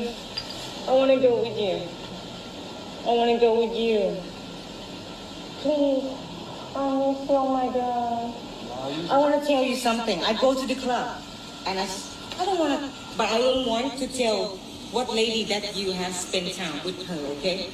But I know something about you. And I'm so disappointed. I feel that night I decided to go to the club. I did not want to go looking for customer. I just want to go looking for you. I keep looking. What the fuck? Where he go? Where you been? Where have you been? What you doing? You blocked me. I want to know the reason why. Why you blocked me? What I do something wrong to you? What? Why you block me? What I do? Yo, Thai women are the funniest, man. What's going on, Kane, man? Jump in, man. Oh man, what's good? Cool, man. Man, some more of the same, bro. Another one like the other one, man. How you been, man? Everything good, man. Just chilling, you know. Yeah, man. Been around the space, lingering a little bit. Man. How you been, man? What's going on? Like, I gotta tap back in with everybody. You know, I've been in my own space for a little bit. Yeah, man, it's been a while, you know what I'm saying? It's been a while since I jumped up here in politics with you a little bit. Yes, Seen you done made the power move. You're overseas now. I mean, I just did what I told people I was gonna do. Everything I tell y'all I'm gonna do, I do it like right in front of everybody, and everybody like they confused like he what? It's like am I echoing? Okay, there's an Yeah, echo. there's a little echo. I don't know what's going on. Hold on, y'all. Let me see if that's too much. It probably is me. All right, what about? Hold on, let me see. Yo, All it right, should be good now. y'all probably shouldn't hear the echo now because I took a little echo cancellation off because I didn't have my I'm using my I'm using my laptop microphone at the moment because I mean I'm back in my spot, but I don't have all this shit hooked up. I'm not trying to go through it, but but yeah, man, I be telling y'all what I'm about to do and then I do it and then it's like, oh man, and it's like, nah, I told y'all I was about to do that. Remember, I told y'all I'm about to jump into this whole music thing. Literally jump into the whole music thing and start, you know, uh, making beats and stuff like that. Literally, I tell y'all what I'm about. That's the funny thing. Usually, it's not to tell people what you're about to do because it will get jinxed. But I Yeah, you know literally, how that go. You put your blueprint out there. It's either somebody gonna try to speak yeah, bad on it, wish bad on yeah, it, or or try to copy it. burn some candles on you. You know what I'm saying? Niggas will burn candles on you, man. That's it. That's the thing you don't want. Motherfuckers chanting on you and burning candles. What's going on, fasting? What's going on, guys? How What's y'all going doing? on? Man, Fasting. fasting just sound different. I'm Don't good, come huh? up here. Don't come up here using your Congo tone with us and stuff like that. That man eating good like shit, sleeping. What's going on, Yeah, fasting? How you what's good with doing? you, fasting? Fasting. He's a passport bro now. That's crazy. I don't understand why brothers is over here tight at the brothers for making moves. Like, yo, the earth is your playground, man. You're supposed to be able to go wherever you You want know to what's go. funny? That's the way it's You know been. what's funny? Black American men are leaving, but the majority of the dudes that are leaving and hopping on planes, they're mixed with something because the guys that I talk to out here, they're like shout outs to my boy Jay. He from Toronto. He's half Jamaican and some other stuff. It's usually it's first gen children and stuff. They the main ones traveling. Oh, well, they're already used to Yeah, child. They're already because used to I mean, it's traveling. common sense. If you never left your That environment, you're not gonna have the urge to leave. Hmm. right. That or you know what I'm saying? Not even if they're used to traveling that, and it's just that they know that there's culture in other places. There's things going Yeah, on in other places. That's what I'm saying. Especially yeah, like with my fam, because my fam is Yeah, from South America. You know what I'm saying? Most of them's right, from Guyana. Guyana, right next to Brazil. I think I right, remember going there as a child. I yeah, remember going you're there gonna as a have child the like that. habit already built in you. Yeah, it has yeah, to be in you because a lot of these cats that's talking and shit, they never left they street that they live on. yeah, Much less lead a country and actually go there and experience. And what it is when you come from other places is like experiencing something different. Yeah, women come along with that, but right, you got to go out there and experience something Mm. different. You might like it. right, right. Because a lot of women, even from these countries, like a lot of women that come from Nigeria, they kind of loathe going to America and dating another Nigerian. It's like, what I leave for, you know? Exactly. Exactly. That's why you really see it play out like that. Where you see people from other places coming here saying that they came here to get a American woman, unless it's like a visa situation or something like that. But for the most part, they Right, come here to experience it. right. Yeah, Shit, I even my may have folks a are like, lag since where I am. uh The huh. Wi-Fi is trash, Kuda. No, I you said I good, may man. have a Nah, lag you because good. where I No, am. you good. Yeah. You good. We can hear you. You good, Faster. Faster sound That's regular good. tonight. Yeah. Regular, Yeah. you know, Fasting, regular. Hey, Kuda. Fasting doesn't have a diabolical laugh. Yeah. Yeah, I just woke up. Right now it's 10:24. I slept late. I slept like 2 a.m. My sleepy pattern has been killing me. You know. Yeah, I So mean, you got to get used to it. I'm You right back. adjusting. I'm really Yeah, adjusting. yeah. But I'm kind of excited. I'm kind of excited because tomorrow I'm gonna go for my spiritual elevation. So that is Okay. something I've been looking for this trip, and that's the main Did you reason I bring your took this trip. did you bring your drone with you? Um, Uh oh.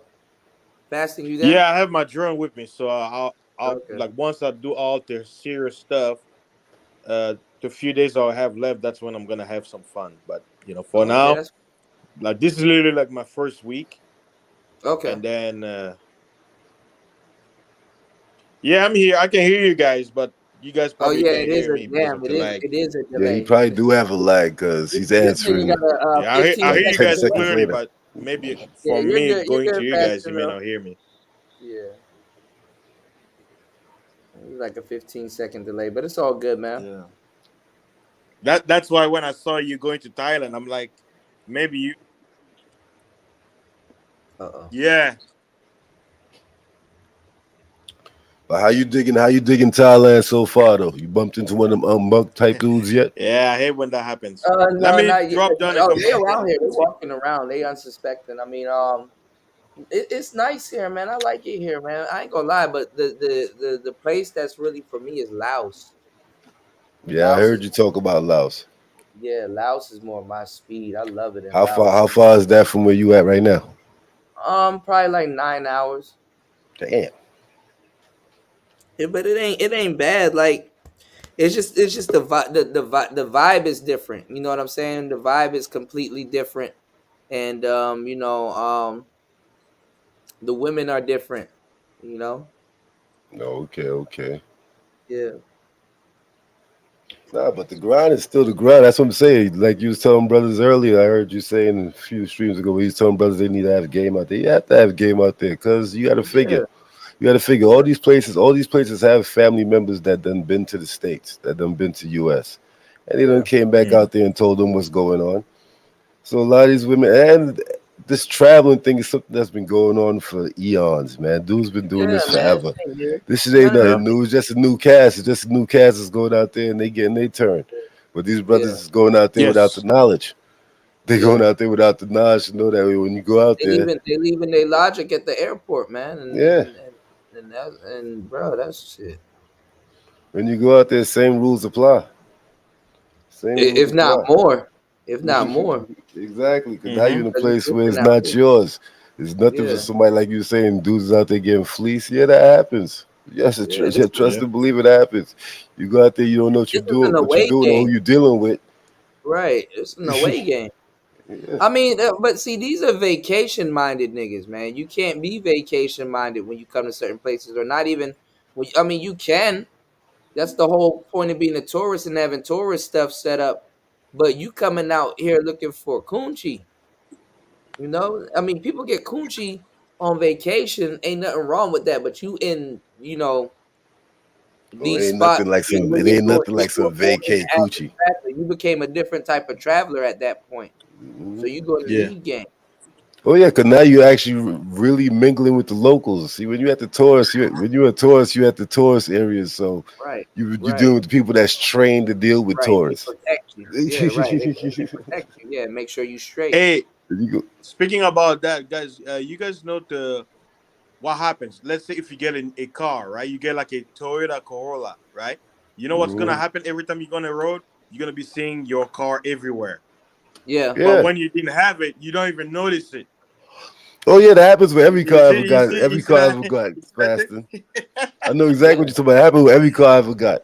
Like I You buy probably you look a at it, damn Jeep Cherokee, Yeah. like, man, So, ain't nobody riding around in this, and then you and start then seeing once that you shit. get it, you're like, huh. damn, this shit everywhere. God Yeah. damn, I want this shit. And watch You this. see What that Kuda said. you end up seeing it in the color that you passed up to. Like, god Yeah, damn, damn, that color look Uh-huh. kind of Yeah. color look kind of good. yeah, Yeah. And then damn, I Yeah, should have that's got real the talk. with Angie that too. mindset, right? Yeah. With that mindset, what Kuda is alluding is saying is if you're going somewhere looking for something, guess what? You're gonna find it. Meaning if your Yeah, mindset is I'm gonna travel because I wanna eat some bucks, guess what? You're gonna find it, but it's gonna be what should be like meaning with that mindset, meaning it's not gonna be for free. It's gonna be at a it's price. gonna be But the craziest thing to me though is that I'm not gonna leave the hood to go fuck with some hood bitches in another country. Ah, that, shit, that shit is insane to me. That hey, shit, at least you'll be cheaper. is it? I had to pay for that flight. I had to catch that flight to go fuck with some hood Oh, chicks. yeah. Nah. Well, I mean, the flight doesn't matter. You're paying for the environment. That's You the toss that up, environment you fee. toss it out the window like, fuck it. You toss it out the window like, yo. I paid $1,000 to go. I spent $1,000 to go pay 40. At least she looked decent. That shit is crazy. $1,000 to life. go pay 40. Shit. Hey, that's the God environment insurance. Yeah. The environment insurance. They caught you on the front end for you to be good on the back end. Oh man, that's crazy. It is what it is. Though what I'm saying, it's been it's going down forever. expensive. Yeah. Well, I mean, you Yeah, I pay for paid your education. I mean, $1,300. you bump your head. That's your, that's your tuition. You know what I'm saying? So, I mean, some of these dudes need to be in that environment. I mean, some of these dudes need to observe Colombian women. Like, damn, some of these dudes need to observe Dominican women. Like, damn, in their environment. Some of these dudes need to observe that. And at And least we have somebody over there, Marco. I mean, Kuda,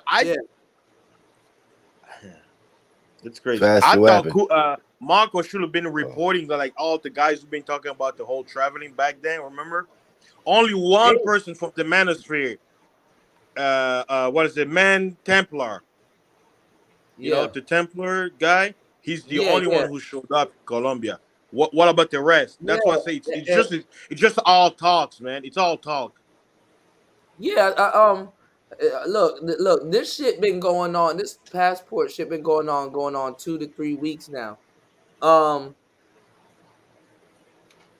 You still ain't seen no nigga on no plane. No. It's the idea, the fantasy, but they're never gonna leave the environment. Nah, they love this shit out here. Now he got his ass on the plane. What's up with the followers? Yeah, man. You know what I'm saying? I'm going to Thailand in like 40 years. It's gonna be nice out there. I'm about to go to Thailand. You know what I'm saying? I'm about to go to Colombia in like 3 years from now. So I'm just waiting to get my passport. Because 3 years from now, you know what I'm saying? This shit gonna be a vibe, man. Traveler's license. Yo, I'm waiting like 6 months before I go to Medellin. Why even mention it, bro? I bought my tickets and stuff like that. They be like, letting you know right now, so you can care 6 months from now. Wait, so when people say passport, bro, is it like a new gang now? Like, I know SYSBM is official. It has a nigga with a trademark. passport. They call you a passport, bro. Y'all. They pissing BMG off. Wait, so that means I'm passport bro too because you're a passport bro now, bastard. Yeah, I've been. I thought implying passport bros will mean you have to be FBA with a passport, right? You're overseas. You don't count. You don't count. You don't meet the requirements. Yeah, I don't count. Damn, you're just African. You're just African with a passport. No, they're like, you're not black. African. You're African. You're African. I'm like, what irony? They say you're not black but African. I'm like, but wait a minute, isn't Africa black? If your passport is beige, you can't say nothing. Or red. If you look like Drake, you ain't a passport, bro. You gotta be dark skinned. You know. You gotta be Locario black. You know. You can't be Obsidian black. You have to be Locario. You know, that's true black. Darkness. Darkness. I said darkness. Shades of black. Shout out to Mr. Fantastic. He's like, I'm a Moor. He's a passport, bro. You know, look at the irony. Black Moor. You know, when someone says, I'm a black Moor, I'm like, wait a minute. Moor means black. So if you say I'm a black Moor, you saying black? Yeah, you black. I'm black. How black can you be? He black. You know when you black, if you don't say it twice, it ain't nice. I'm black, y'all. Black, yo. He brack. Black. Blackness is life. Shout outs to Little Hey, Shirley let me play some. for the Little Cash Shirley in App the building. earlier. Huh? Yes, Little Shirley was Hey, here. little She Shirley. came by. She came Hey, by and Kuda, check dropped this off out, Kuda. $50 Cash App. Huh? Oh. What did you say, faster? Uh-oh. Hey, You got the Kuda, what? let me enlighten you. Okay. I said let me enlighten you. Playing on words. Uh-huh. I still Enlighten. got a delay again. Yeah, a little bit. Oh, It caught I up. was saying when people talk about. Oh, okay. I'm good now. Yeah, it's like a 5 Yeah, you second good. delay. We're good. You good. We'll wait. Oh shit, he dropped. But yeah, man, it's awesome, man. It's nice out here. I'm enjoying it, even though it's raining. It still might clear up, and nightlife be right back on again. All right, back. Jump in. I'm good now, right? No Yeah, delay, no nothing. yeah. Okay. Oh, I was saying, talking about enlightenment. I said how people talk about, you want to be in a light, not in a darkness. But if you read the Bible, life begins where? In the dark. Mm-hmm. Where is the baby in the womb? Is it light or is it dark? So the light that people talk about is actually the opposite. That light is actually the darkness. So when people say I'm illuminated into what? Because the word illuminate means to light, to shine light upon. Shine. Yeah. But if darkness has life, if light is against darkness, when you shine the light, aren't you destroying the life that's in the darkness? Interesting, isn't it? I know some Illuminati. people won't understand what I just said, but hey, the same Bible says, if how great is thy darkness. Exactly. Think about that. That's been crazy as hell. Yeah, that's only for the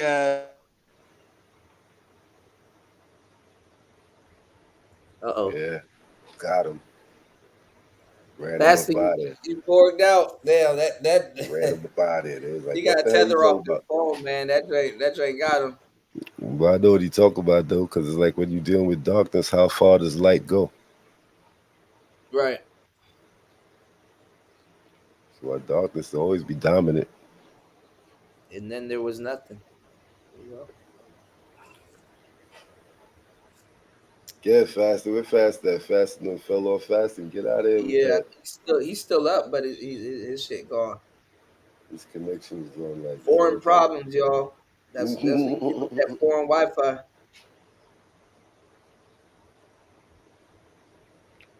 Damn, that sounds like a mixtape. A foreign Wi-Fi.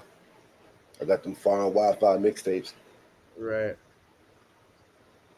Why are y'all asking me these stupid ass questions? Kuda, why are you hating on the passport bros? Didn't I just say for the past 3 hours that this thing been on? I've said it on numerous occasions that I'm not hating on the passport bros. If you were an actual passport bro, you wouldn't be offended by anything that I've said or put out there. If you are a real passport bro and we're actually traveling, everything I said is literally reasonable. There is no hate. Where's the hate? Tell me what I said that's hateful. Uganda Media ENT.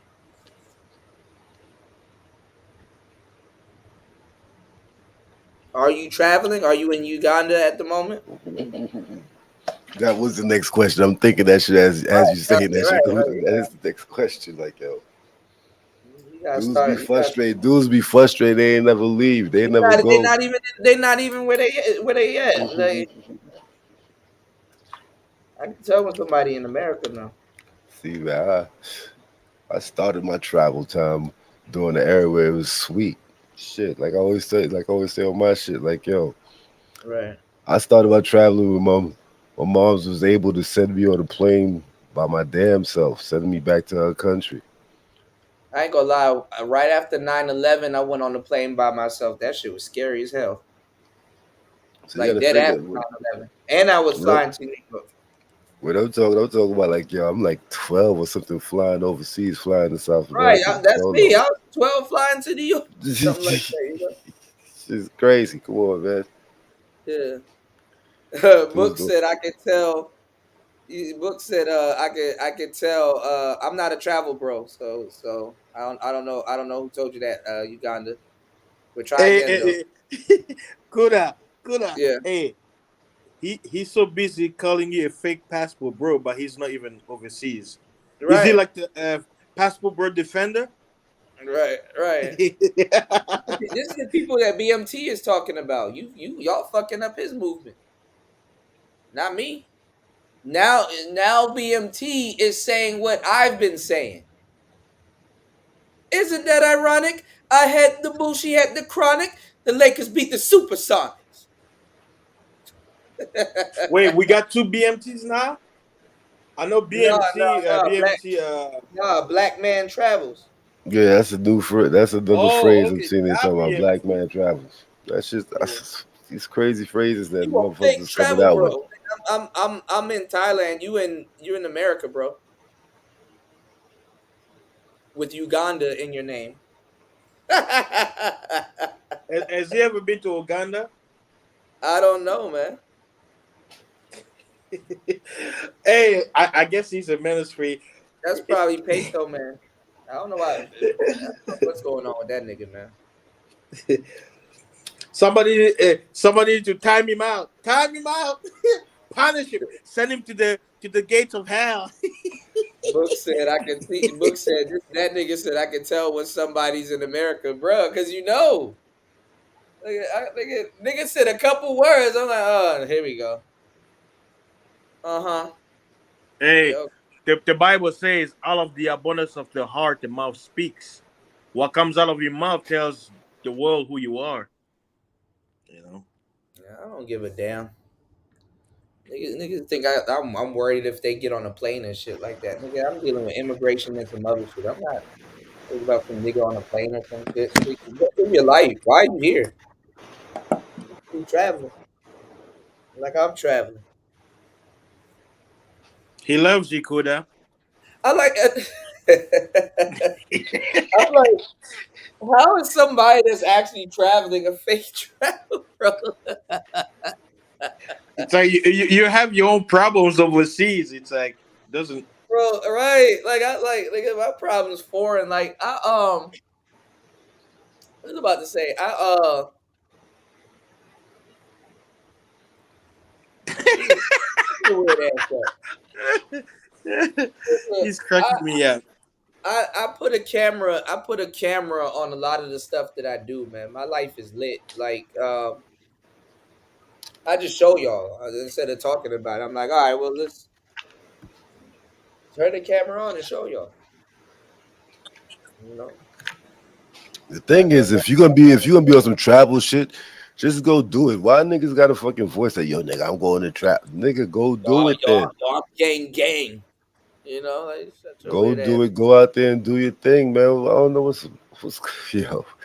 Niggas be on Like some different. literally, Niggas be on a different type of time, yo.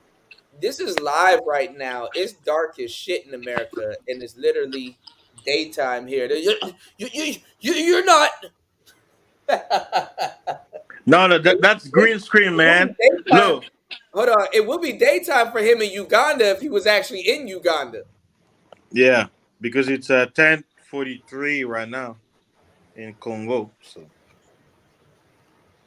hey, I'm in a country that's neighbor to Uganda. So, hey, Yeah, if anybody I talking know. about Uganda, should be me. I was just about to bring that up. These are Yeah, the people but that's fucking up the movement, not Kuda. These are the people making it look bad. When I called it out, y'all had so much to say to me. I want to see that same energy go back to BMT and all the other top traveling bros now that was calling it out. It was a party at first. It was a vibe all the time, and now all of a sudden, like, come on, man. Traveling, bros. Niggas These kids with the catchphrase "traveling bros." Right. Y'all motherfuckers is crazy, man. These niggas be swearing up and down they ain't Pookie and be doing the most pookified shit. That's the shit I be saying, man. Like niggas gotta cut the cap, man. Yeah. Niggas gotta cut the cap. Stop the bullshit, man. Y'all niggas And is see, on some extra shit. I'm so masterful with this shit. I'm so clever with this shit, nigga. My thumbnail, I will put actual passport Pookies in my thumbnail, and you'll listen to a whole show that ain't got nothing to do with passport Pookie. Yeah. These I Yeah, don't know, listen to these niggas, man. I've come to realize too that the whole thing is It's a fad. people. I'm waiting for it to blow Yeah, over. yeah. I A mean lot of this that's shit why is a fad. when I say about the LGBT thing, it's gonna be the next thing. Like somebody in the manosphere is gonna get caught up with a drag or something It's right already here in the States, happening. or you're gonna That have shit been a going covert down like fast, man. a popular Brad Pitt chick content. that I Yeah. showed y'all, she had a gay man on her panel and shit like that. It's a whole bunch of stuff happening, man. See. But You, that's Nigga, you're gonna happening. drags have men lingering show right up now, talk man. about Come Women on, his man. anywhere. love for Anytime, men's ding anytime you ding. bring women anywhere, the gay friend gonna come. So I don't know why these dudes acting surprised.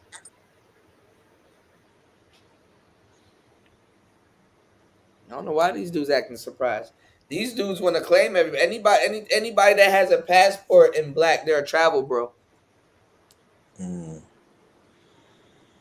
you know what? And since people don't realize that They the need so manosphere, a they need manosphere soldiers week is so like much. 2 days content. Like, there's no way you're gonna catch up with last week's content if you. Yeah, you right about that, Fast. Yeah. And people be like, "What? What happened?" I'm like, "Yo, this is the manosphere. You're late. Right. That was 2 months ago I in told manosphere y'all. time, which I was like told last week." y'all 3 days. 3 days That's what I in say. This whole the thing is. manosphere. 2 to 3 days in the manosphere is a week. That's a week worth of content. Yeah. There's 2 weeks in the manosphere. There's 2 weeks in the manosphere is an actual week in real life, and if it's jumping off, that's 3 weeks in one actual week. You Yeah. know what I'm saying? In the actual real life week, in the manosphere is 3 weeks, 2 to 3 weeks going to one manosphere week. Nobody wanted to. People Hey, wanted to see it. Kuda. Give me credit, huh? Hey, that's another thing. I don't know if you've been checking your analytics. I noticed YouTube have kept capped you when it comes to subscriber count, but I guess because of Yeah, I've been capped for like months. They will purposely unsubscribe people and de-ranch people. Okay, Faster went on mute. I forgot her name. Is it Chantel Simone? She had a gay dude on there, and your girl Melanie King. She posted up dudes whacking off and shit like that. So that shit, you know. Nah, Anthony, you're a travel bro. If you let everybody tell it, you're a travel bro. What's going on? Finding love in the Dominican Republic. You're a travel bro too.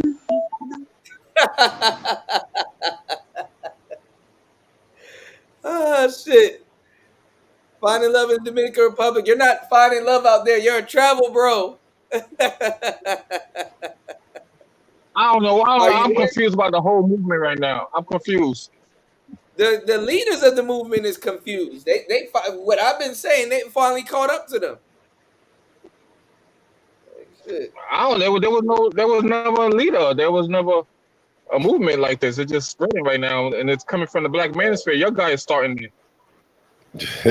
There you go. A Exactly, bro. new talking point. A new talking Exactly, point. man. You're using new talking. Are you saying Austin Holleman started it, or MOT and the Mother Cat started it? No, none of those guys started. It coming. The whole passport bros hysteria is coming from the manosphere. A new talking point for All your guy. together. Right. Because you always talk about the females and Kevin Samuels, all that stuff. Because I came on the scene around the Black Manosphere was getting popular. Obsidian and all the people, O'Shea, right? Interviewing Badu. Right. Everybody Right. stopped popping on. And then here I am like finding love in DR like in like 2018, and people like, who are you? And then you find love out there making fun of the same typical stuff. But then now I think dudes getting tired of this whole Black Manosphere guys realizing, man, these women are really, really, really no good. Ain't nothing gonna change them. No more the talking points. All we doing the topics of discussions. Content creators coming up with things. Nothing is getting to a solution. So people like looking at the past guys with passports. They say that guys with passports, they're like, man, they've been doing that thing quietly out there traveling and minding their own business. So now it become a movement like the Passport Bros, and then BMT was always out there. He was being interviewed by O'Shea. You know how O'Shea grab on to the next big thing. He interviewed what's the name? Taylor Made Dreams is out there in Sasua and Porta Plata. So we try to touch that kind of, we loosely attached to that. I was on O'Shea program a few times, but it was mostly impromptu. Like I donate to him.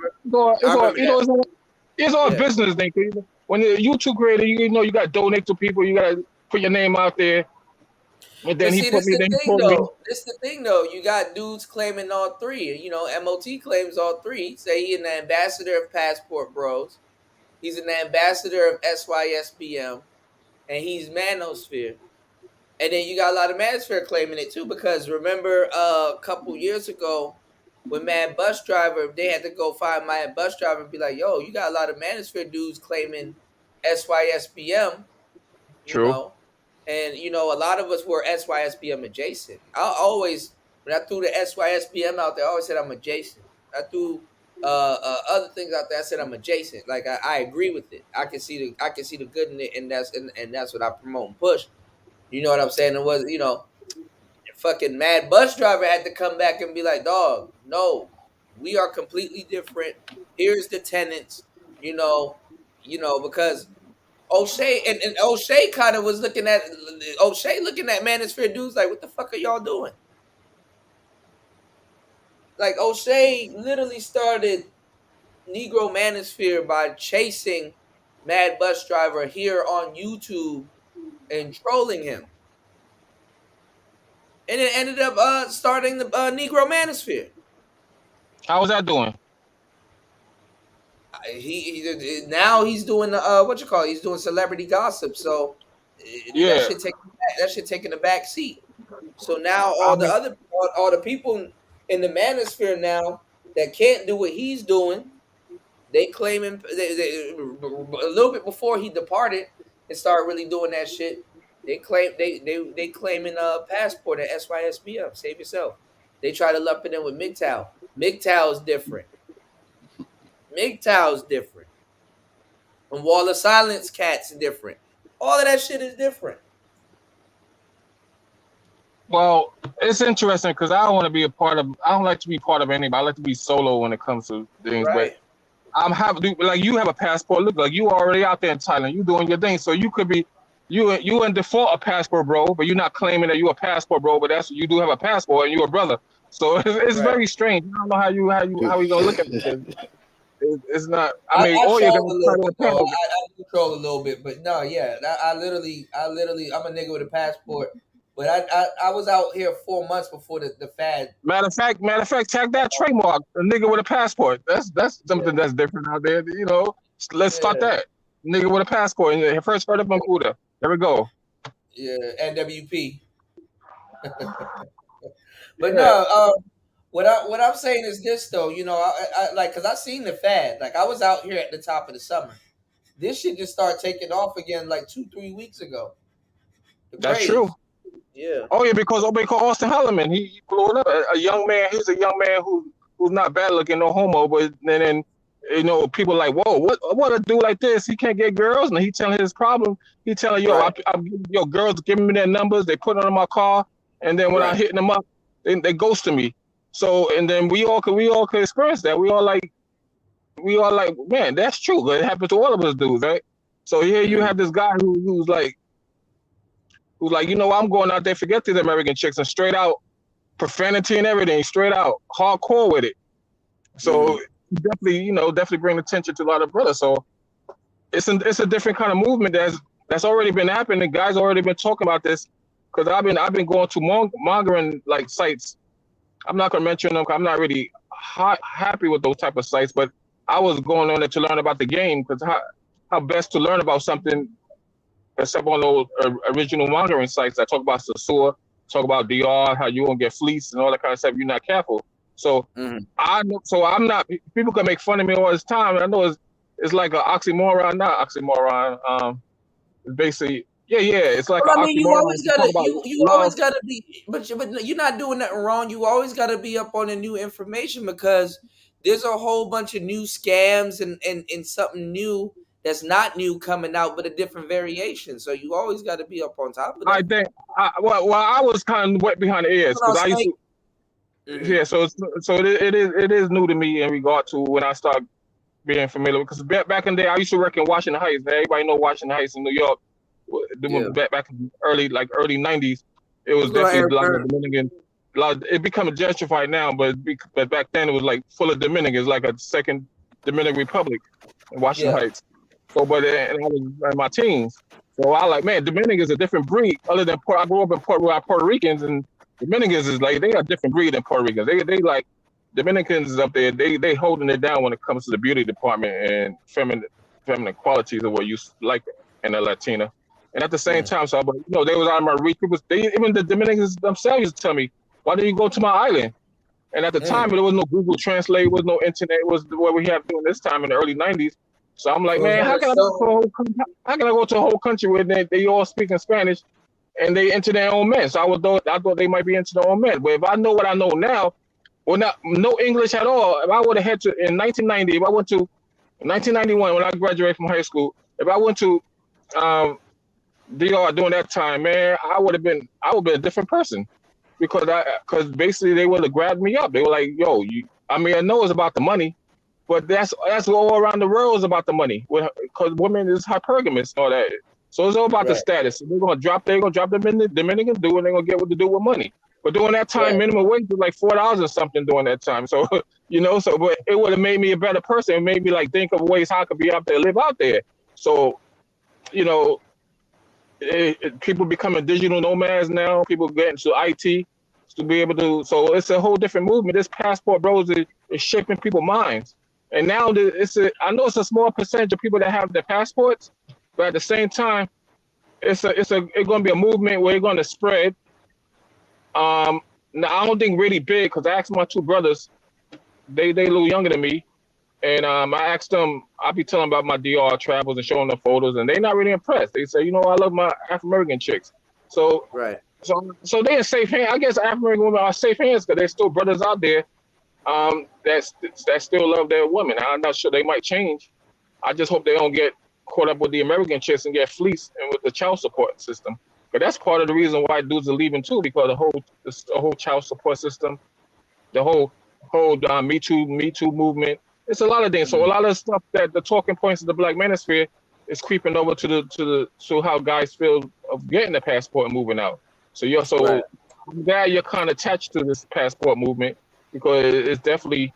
That's why I used to listen to your guys and Kuda when I was there when you created your channel or whatever, and they was talk about Mr. Fantastic. They all talk about Black Manosphere 2.1 and all that, right?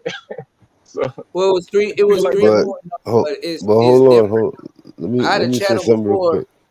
Yeah, go ahead. I get anything that you just said, but the whole thing, and this, I be hearing a lot of brothers say this. Okay, so boom, you go out there, you bag up a shorty, or you deal with a shorty, y'all link up, y'all get in y'all relationship, marry or whatever. Okay, so now, what you saying as a passport brother, are you going over there to stay over there or come back? And I always hear this argument. No, that is like a major thing. I relocated. No, I'm not saying you. I'm not saying you, Cool. I'm talking about the brother what he was just saying, because he was talking about NY with the Dominicans and Puerto Ricans, and I'm born and raised in New York. Been out there 35 years out of my life, so I know exactly where you're coming from when you say that. But when you go,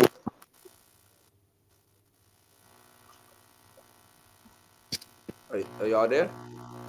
I'm here. You fell off? I fell off. No, somebody good. Somebody got static. I'm good. That was probably me. I moved something. All right. Yeah, y'all good. So are you going over there? Are you going over there to stay Hold over on. there, or are you bringing Hold it on. back here? Before you answer that, bro, Romy, what the fuck? I don't even talk to this dude. I don't even know what the hell he talking about. Last time I had a conversation with them, it was a cordial conversation. So these niggas be harboring shit. I don't, bro. Y'all new niggas need to chill, bro. I don't even think y'all listen or hear yourself. Okay, how are you talking shit about? Because I don't even know what's going on with you, where your position is, bro. About passport bros and traveling and shit like that. But nigga, I am not hiding. I'm lying, bro. Did I even say anything? I don't even remember the last conversation we had, and it was about some stupid shit. I don't even know what this nigga is talking about.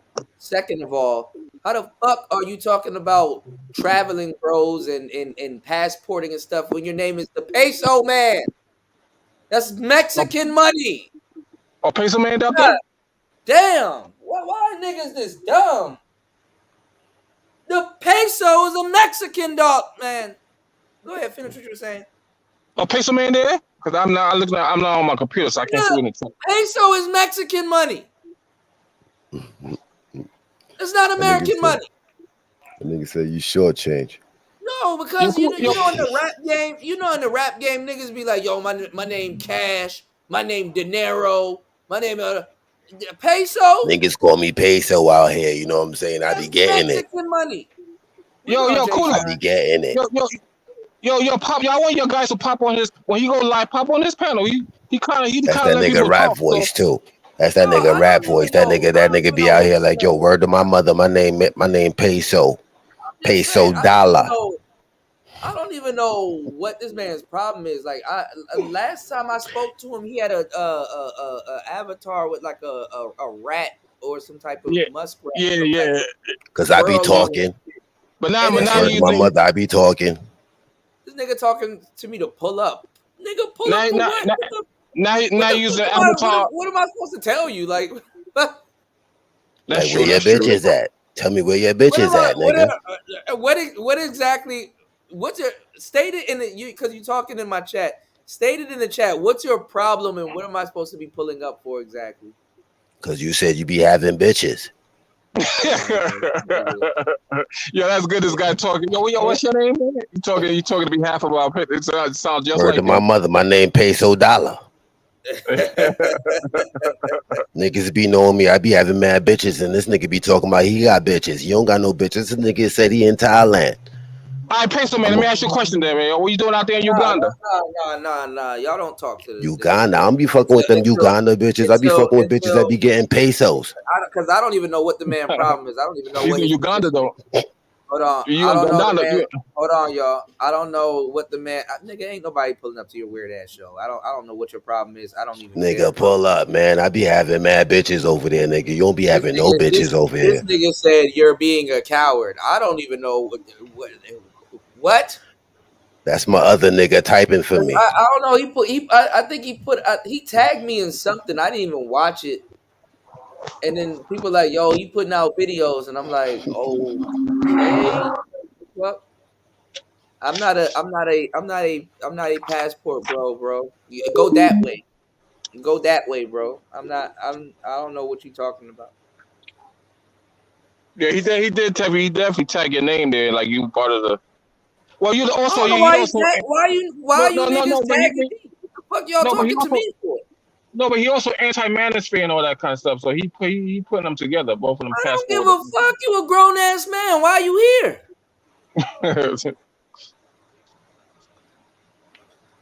That's good. You know, I don't agree with a lot of shit. I stay away. What's going on, Philly Vision?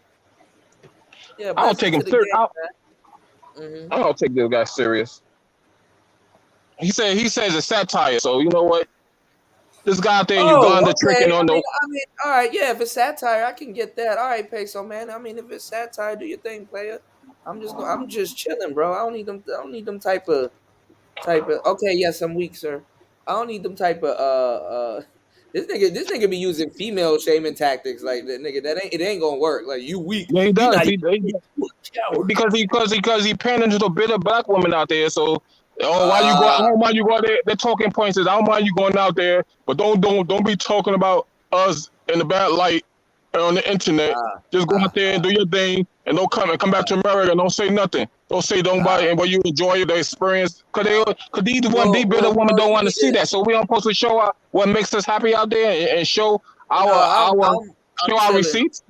I'm chilling, bro. Like just yo, if you gonna talk like that, take peso out your name because you making Mexicans mad, bro.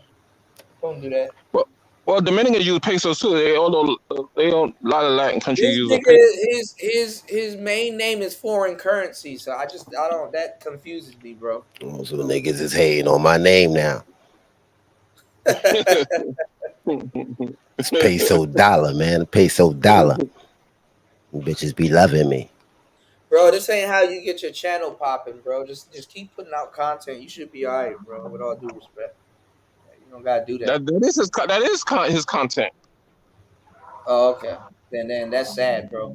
To be anti BMT, anti Yeah, traveling bros. just For some reason. build. Even though he have Build his your name up passport and and he out flip. there. Oh, he got his passport. Of course, he out there in Uganda. Oh, he in Uganda. This is a Uganda nigga. Yes. Wow. And he have go on his website, go on his page on Why? YouTube page. I don't, nigga. What's wrong with I y'all? know, Like, but you got, but I know do that. Ice DJ Cool, Look but that I'm just nigga saying up. it's something you gotta be aware who this guy is, so you can know he out there showing the chicks that he be tricking with, but he talk about brothers that trick. So I don't understand him. He's like you can't take him seriously. I don't care. Yeah, I don't care. I know that, but you can't. But Them Ugandan bitches downtown in Bangkok right now. What's going on? Antisocial Socialite podcast. They down in Bangkok right now getting fucked on. You give a damn? I can imagine. They fleeing to Thailand. They out here with no papers, man. Won't you come out here and save them? They be getting deported, right? Them bitches don't They went do. paperless. The thing is that there's other Ugandan women out here that basically be they pimps. That's how they get out here. It's too much paperwork and stuff for them to keep picking up these African bitches off the street and shit like that. And then, it's gonna cause another problem and stuff like that. It costs money to send them back. And then they can't rile them all up and stuff like that because there's going to be a conflict of interest. So they're trying to figure it out on how to stop them from being out here selling their bodies and stuff like that. But I've never heard of a Ugandan nigga claiming Mexican money, talking shit about trap. That shit is y'all can wrap your head around that headache as much as y'all want. I'm okay, bro. I don't know about a Ugandan, American speaking, Mexican anti-passport man. I don't know. I don't know how that works. I'm okay. It'd be the worst representation too, bro. Like even if you were genuinely against passport and you had somebody that was speaking, y'all gotta start hearing yourselves, man. I'm not even. That's off some like, bro. Like, can you like, you gotta make sense first, please.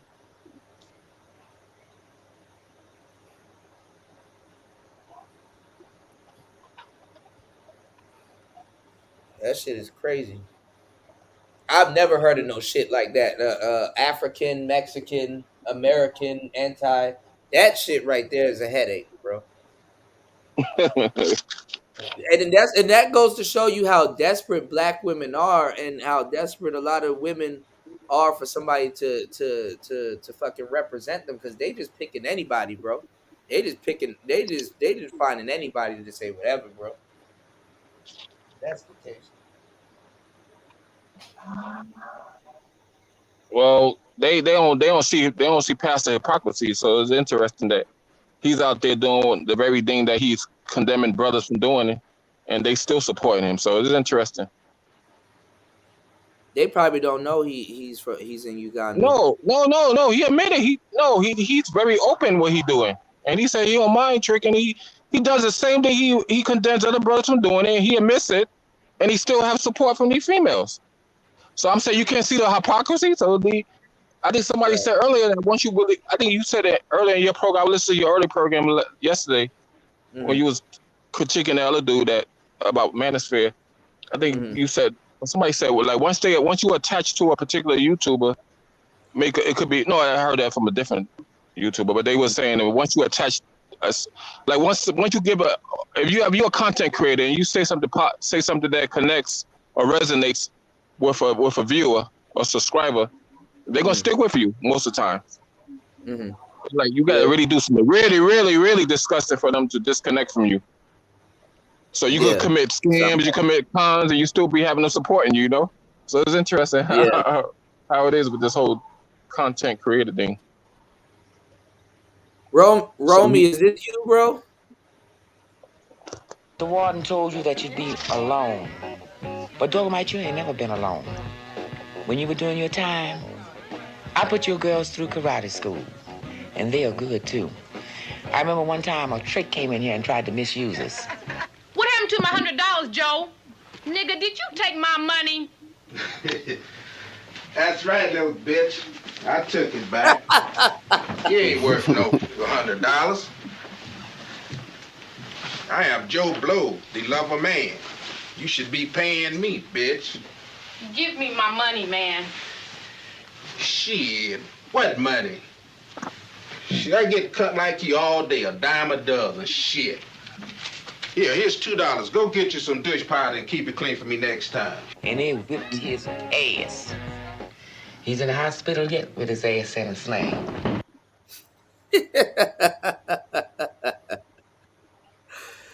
Sister's gonna learn, man. I ain't gonna lie, bro. When I figured out what Derek Jackson was doing, a bit of me got mad because it was genius. But you gotta keep that shit up, bro.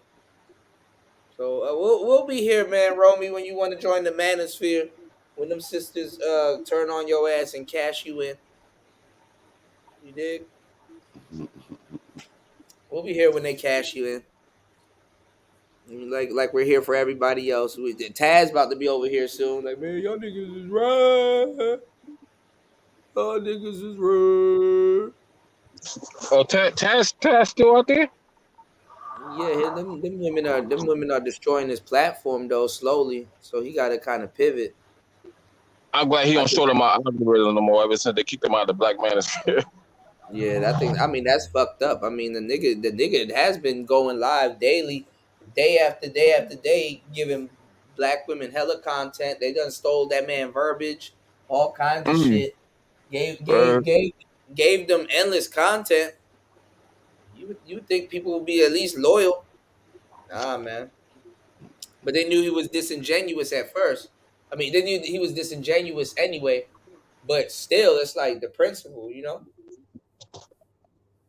It was all about the money. You know how it is. Yeah. B1. They ready to turn on Nyla too. Cynthia don't mess with them anymore. So it's like it's just a matter of time now. That shit crazy. Well, I knew that was coming because it's very interesting to be cool with somebody that's to be a competitor when it comes to the numbers of viewers. Right. Yeah. But you know who's doing good right now? What's the name? The one who anti-Pan-Africanism. What's the name? Chris Logic went after Taz. Wow. You said who's doing good? What's that guy named Tariq? Tariq is doing good. He talking about the rappers, how the Latinos try to take over hip hop. Yeah, Tariq always been doing good. So his content, he went live. He got like 8,000 people in his live one time talk about that topic. So that's pretty good. 8,000 people viewing his live. Chris Logic going after Taz though, and she bite off of Cynthia G, and they were homegirls and homeboys. That's funny as hell, bro. You leave these hoes to themselves, bro. They start eating their own body parts, bro. That shit wild. Come on, Kuda. You know how that shit go. I see that shit. I see that done a million and one times. Bro, I mean, you can't train up a fucking horde of wolves. You understand what I'm saying? And not feed them motherfuckers. You gotta feed your wolves, man. And when you don't feed your wolves, they start eating you. As if you ain't fed them. Cannibal side of the game. Yeah. Yo, Kuda, can I ask you a question real quick? Yes, sir. I want to ask you, and also I want to answer I want to give what the brother that asked me the question. What was it? Wait, before that, what was the question you asked me again? Oh yeah, I was asking you about you with the traveling. Like when you, if and when you was to ever meet this woman abroad, would you bring her back? Like, whoa, how's that gonna play out? You Because you're gotta bringing you her gotta do back that to shit on like a you bring vacation type thing. Like you you bringing go her there, back to the you same run errands situation you're with trying her. to get away from. And No, it's I up mean to the if you bring them back, like have them come with you, run errands, meet your family, go to little places, but y'all go back home. You know? Yeah, that would be nice to show them around, but to visit, but not to live here because you escaping, you bringing them to the very thing you escaping. Although they might want yeah. to come here to make that money, so sometimes they in a different wavelength than than brothers who want to travel out there. So it's an interest. Cause my girl, bro, when she kind of broke it up with me, she was saying that was kind of her talking point. She said, "You don't want to, you don't want to even." You don't even want to live in the U.S. You don't want to stay there. So I guess I said, well, That's the I mean I'm that's the thinking. crazy thing though. You A, see, lot- a that's lot the of other side of it. But Yeah, think yeah, about it. yeah, yeah. A lot of Americans are kind of fed up with being Americanized. But Dominicans will be more prone to think that way than maybe Colombians, because they not. I think the closer you are to the U.S., the more westernized you are, and you want to come to if you want to come to America, of course, to make that money. But Colombia and I say Brazil, they more farther away. Even though But see, Colombia is 3 hours away, us in the so they. states, us in the states, we're in a bubble that protects us. Like it's a legitimate bubble of ignorance that protects us and keeps us in a certain type of mind state. Because, like I told y'all, when we go other places, we'll be like, oh, okay, that's cool. Your little beach, your little towns, your little city and stuff like that. Man, we programmed to be thinking that you walking through a little beach in the shanty town and stuff like that. Bangkok is a dirty little city sometimes. It got little dirty spots, but then it got some clean Mhm. spots and stuff like that. You walk through New York. New York, dirty as shit. What makes us think Mm-hmm. that it ain't the same thing? It got some clean spots too, but like, where a city is Is a the city. is the luxuries though, Kuda? There is no luxuries. There's actually, I'm gonna be dead serious with you. There's actually more luxuries here than there, because see, Trust, I know what you're talking about, Kuda, when you say yeah, that, but yeah, for but the this is what I'm common, for the saying. common, for the No, common, for the commoner from the U.S., they don't see that. it's a luxury to even be able to afford something. So you can see luxury all you want and not be able to afford it. You know what I'm saying? Out here, these people work to chill. There's freedom actually out here. America's going through a time right now where there's no freedom. I'm not saying this is forever. I'm not saying America is the most fucked up place on the planet. I'd be lying. But you know what I'm saying? There's a different type of freedom that you're talking about, though. Freedom, Yeah, true. the type of It's a different freedom type that of you're freedom. looking for in the states Hmm that you can't buy that. You're not gonna be able to buy that. You think you downgrading and stuff like that. It's like, no, you're not downgrading. You living a more simple life and dialing back and enjoying yourself. And you I really mean, enjoying life. would you want to work more and give up more of the time that you're trying to keep to yourself to another job because you think you can pay for your freedom? Or would you rather just say, you know what, I don't need all that little extra shit. Shit, that shit was weighing me Facts, down Jay Sean. anyway. So let me That's what let I'm. me let me let me relax a little bit and spend more time with myself. Self-care. And what Jay Sean is saying is exactly what I mean when I say the luxuries. I'm basically Yeah. mean like the Yeah, yeah, amenities and the yeah. stuff that you get in the U.S. That's what Yeah. a lot of people don't want to give up, and they think Yeah. that once they give that up, like it's gonna Bro, be a I drastic mean, I'm change. But when not you go lying. out there, when I say when you go out there and you go out there and actually live there, be there for Yeah. more than like most Because when it comes to like travel, bros, when you hear brothers say that, most of the time brothers is thinking that yo, dude just went out there for a short vacay, a Vacation. week They at vacation most. money. You know what I'm saying? Yeah. So it's like you're a vacay boy. You ain't really no travel boy. You're a vacay boy, but you go to numerous places. So I get what you say the traveling part, but you're Yeah, a you're a vacay weekend boy. millionaire. Yeah, you know what I'm saying? You're a vacay boy. 7 days that ain't about nothing. I'm talking about going somewhere and staying there for 2 months, 2 months or something. And you Living actually amongst the people. living amongst the people. You ain't just in the tourist spot. Cause the tourist spot is like going to fucking Disney World. Yeah. You know what I'm saying? It's like going to Disney World. Like you will get the best out of the spot, but go there and actually have to go through their laws and deal with the shit that goes down there. And you Little see Slow why it's a said. difference. Little Slow said. Who wants to live in a third world country? Apparently, Americans. Yo, you're not What? looking at it. The guy who said that, he's not looking at it. Hold on, y'all. What makes you think there's places in America that ain't third world? Exactly. You know what I'm Come on saying? now. No, but this the thing though, because Little Slow, that's my homie. But what I'm saying is this: it ain't third world. It appears third world because you're in America. It's actually progressive second world, which And is All that actually shit is old school talk. and everybody that says that comic, I heard it before. They never been out. They never been out to those countries. They never been to DR. DR, they consider DR as a third world country. But those guys, some of those guys living, most of those cars are luxury Little cars for Slow some in the reason. DMV area, bro. Go to Baltimore. Exactly. You want to see Exactly. a third nigga that in Baltimore fourth world.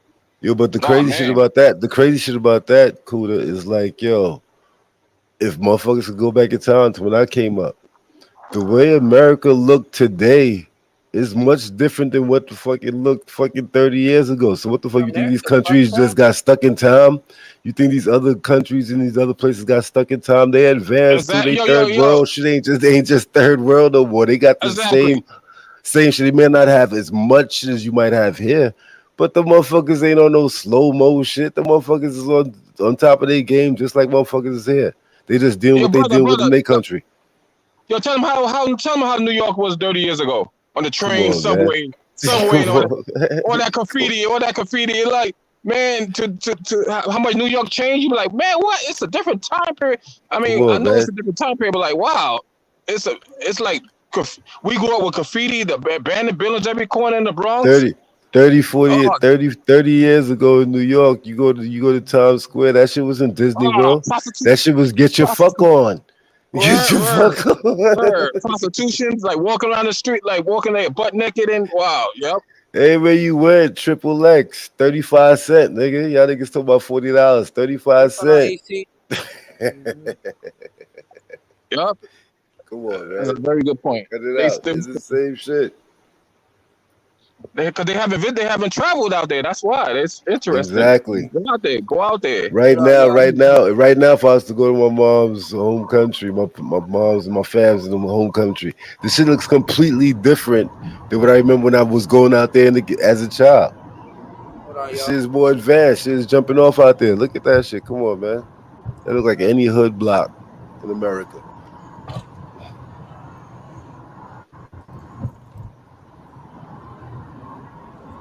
This actually doesn't even look that bad. They actually trying to clean up Baltimore a little bit. They're trying to pay people to clean it up. All of them houses are abandoned, by the way, y'all. Yep. Wow. Ain't nobody on the streets. Look, there's two Row niggas. houses. Two niggas still Crackhead. trying to hold it down. two niggas still trying to All of hold these it down. houses are abandoned. Poor families. It's over. It's over. These niggas is online right now. The hood went virtual. Look like you got like 4 niggas right there. Them niggas like, yo, man, we still out here, nigga. I got demos. We out here. We out here, nigga. Come on, man. Stop it. The Wire, man. What's up with The Wire?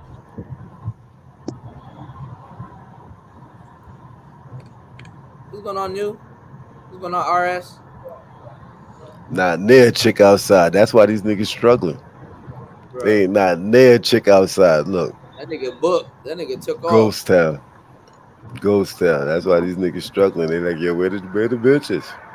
Ain't no job. Right past Ain't no jobs out there.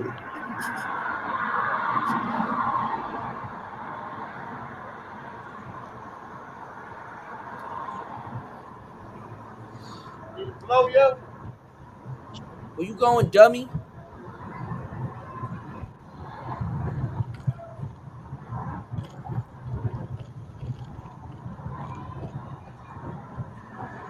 No, let me pull up Detroit. Look. Not near chick outside. Niggas struggling.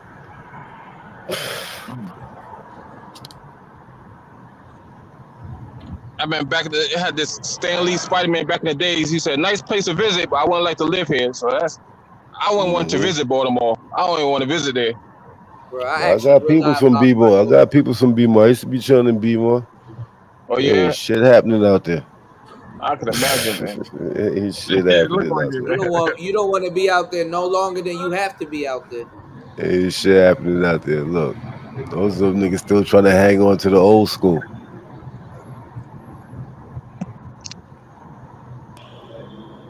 Yeah, they say 2 million people about to lose their not even how much, 40 million people about to lose their house in like the next 2 months or something like that.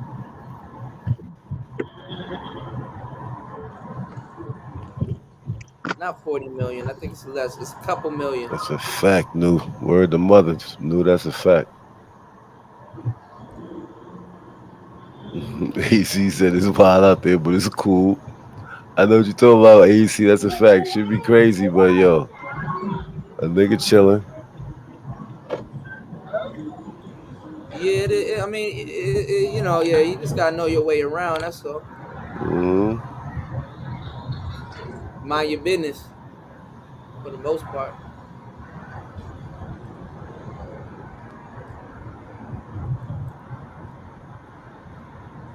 What's going on, Sam, man?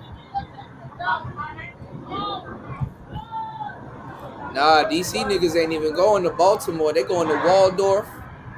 Them niggas going to La Plata. Niggas going elsewhere, bro.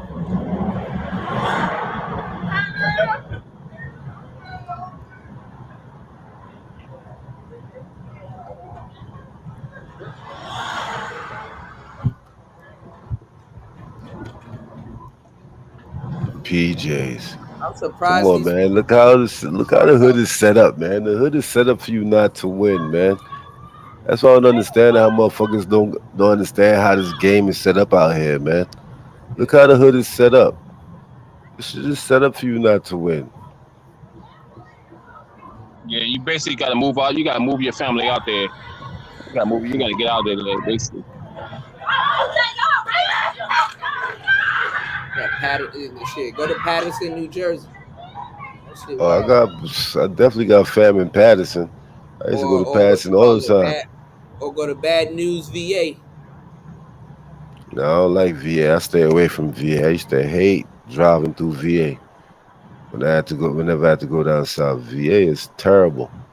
They make some shit up on you in court. You be standing, they make Yeah. some shit Oh up on yeah. you in Oh court. yeah. Right there in court, they make some shit up on you. No Like, matter where you goddamn, are, if you got a court is date that in a VA, law? you better come back to VA for Is that that shit. a law? They just made that shit up. They freestyle out there.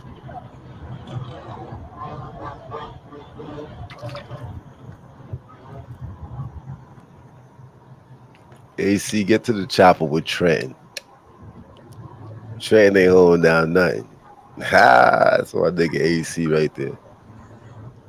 Damn, you just turned down some side block shit. You know, he lucky somebody ain't pull out and block his ass in, and they come out with them guns. This shit is That should nasty. be happening. But look how the hood be set up. The hood be set up like a trap. The hood is set up like a trap. Everything is like some small one-way block. Look, so now if some funny style should go down, which they know some shit's gonna go down. Look how they could just block off this street right here. It just be set up All for them a houses trap. too. All them houses too, y'all. The windows are busted out and they gutted out. Yeah, People raid them for the copper and stuff like that, and bring it down to the disgusting. yard and get money off of it, and then take the money and go buy crack. So go buy whatever drugs. Shit is crazy. All these people hanging outside ain't got nothing to do.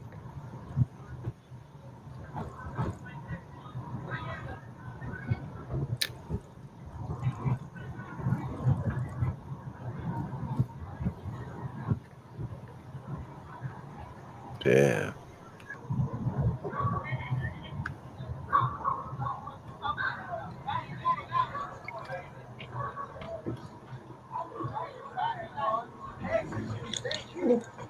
You get back in your mind.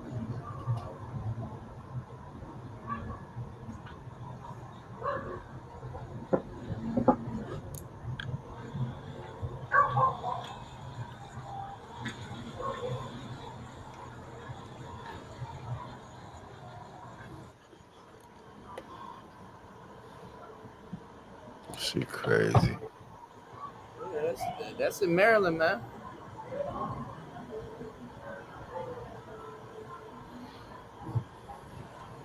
Marylander.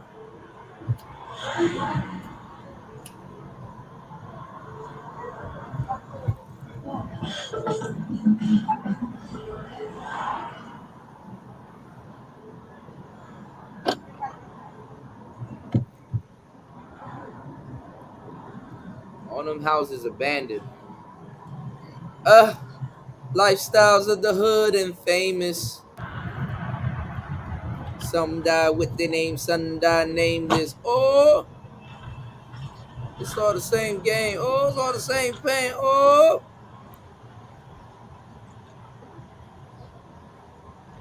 What the fuck was that? Big ass rat running across the shit. yeah, them Baltimore rats hit different too, man. So yeah, man, that shit. We not living no better than a lot of people out here. Shit, them third world countries, them niggas will go to the market, go buy themselves a big ass thing of mangoes, cut some fruit, take their ass home, and enjoy their lives. And nigga not worried about his Netflix bill. He not worried about fucking Amazon bills. He not worried about none of that shit. You know. So niggas is Spending saying fuck all. all these So on niggas is micro. saying fuck all that traveling shit. Just stick around and fuck with one of these struggly bitches from one of these hoods right here. Oh, they travel too. Man, the struggling bitch out here, man, they body clean. They be taking Yeah, showers all day. yeah. Niggas is They like the skin struggly bitches good. over there. Shit. They like the struggly bitches over there look better. That's what. Yeah. This is what these niggas is. Yo, that shit's insane. But yo, man, as a man, nigga, go do Stress what you you out want to, to go man. buy them a Birkin bag to go nowhere. Mm. You know, that shit crazy, man. I told my boy, I said, bro, when you go back to Toronto, you gonna treat all them bitches like shit. He said, I already do. I said, it's gonna get worse. You know, it's gonna get worse. You know, you just want to live a simple life. That's the whole lot. That's the whole point. It ain't even about third world or none of that shit. You know, then go find yourself a girl and settle down. Live a simple life in a little town. Steady as she goes. You said shit look like a third world country. No, I'm in the countryside. That's why. Out here where I'm at, it's like a lot of land. There's dogs and stuff like that. It's just a lot of wildlife. Um, Niggas kill me with that shit. Third world country. What a third world country look like, yo? Really and truly. I'm by this rice Really and paddy. truly. When niggas be saying that shit, what they mean? Like, yo, shit is looking like an old school commercial. Where He got a niggas is whole just out bulldozer there. over here. Niggas is That's just it. out there hungry. That's what y'all really think goes down in these places. Like, yo, people are just out there hungry, fucked No, up in no, the game. some parts of DR is like that. No, I'm I gotta saying, be real. but hey, some parts of America is like that. I Yeah. lived in That's America my whole life. I lived in There's America my food whole life. everywhere out I've here. seen niggas fucked up. Niggas talk exactly. about Yeah. they got fucking bum city or tent city, whatever you want to call it. I've seen motherfuckers living on the streets for a long fucking time. I've went Well, Mm-hmm. overseas. I've been overseas. Well, I went overseas and Warmaster seen the giving y'all same the shit. game right now. Warmaster Yeah. telling y'all the truth. He said commies are trying to keep us broke like a third world country. There you go. You know, let the cat out the bag. There you go. Freedom and wheat. So it's just that niggas be trying to say my hood look better than they hood.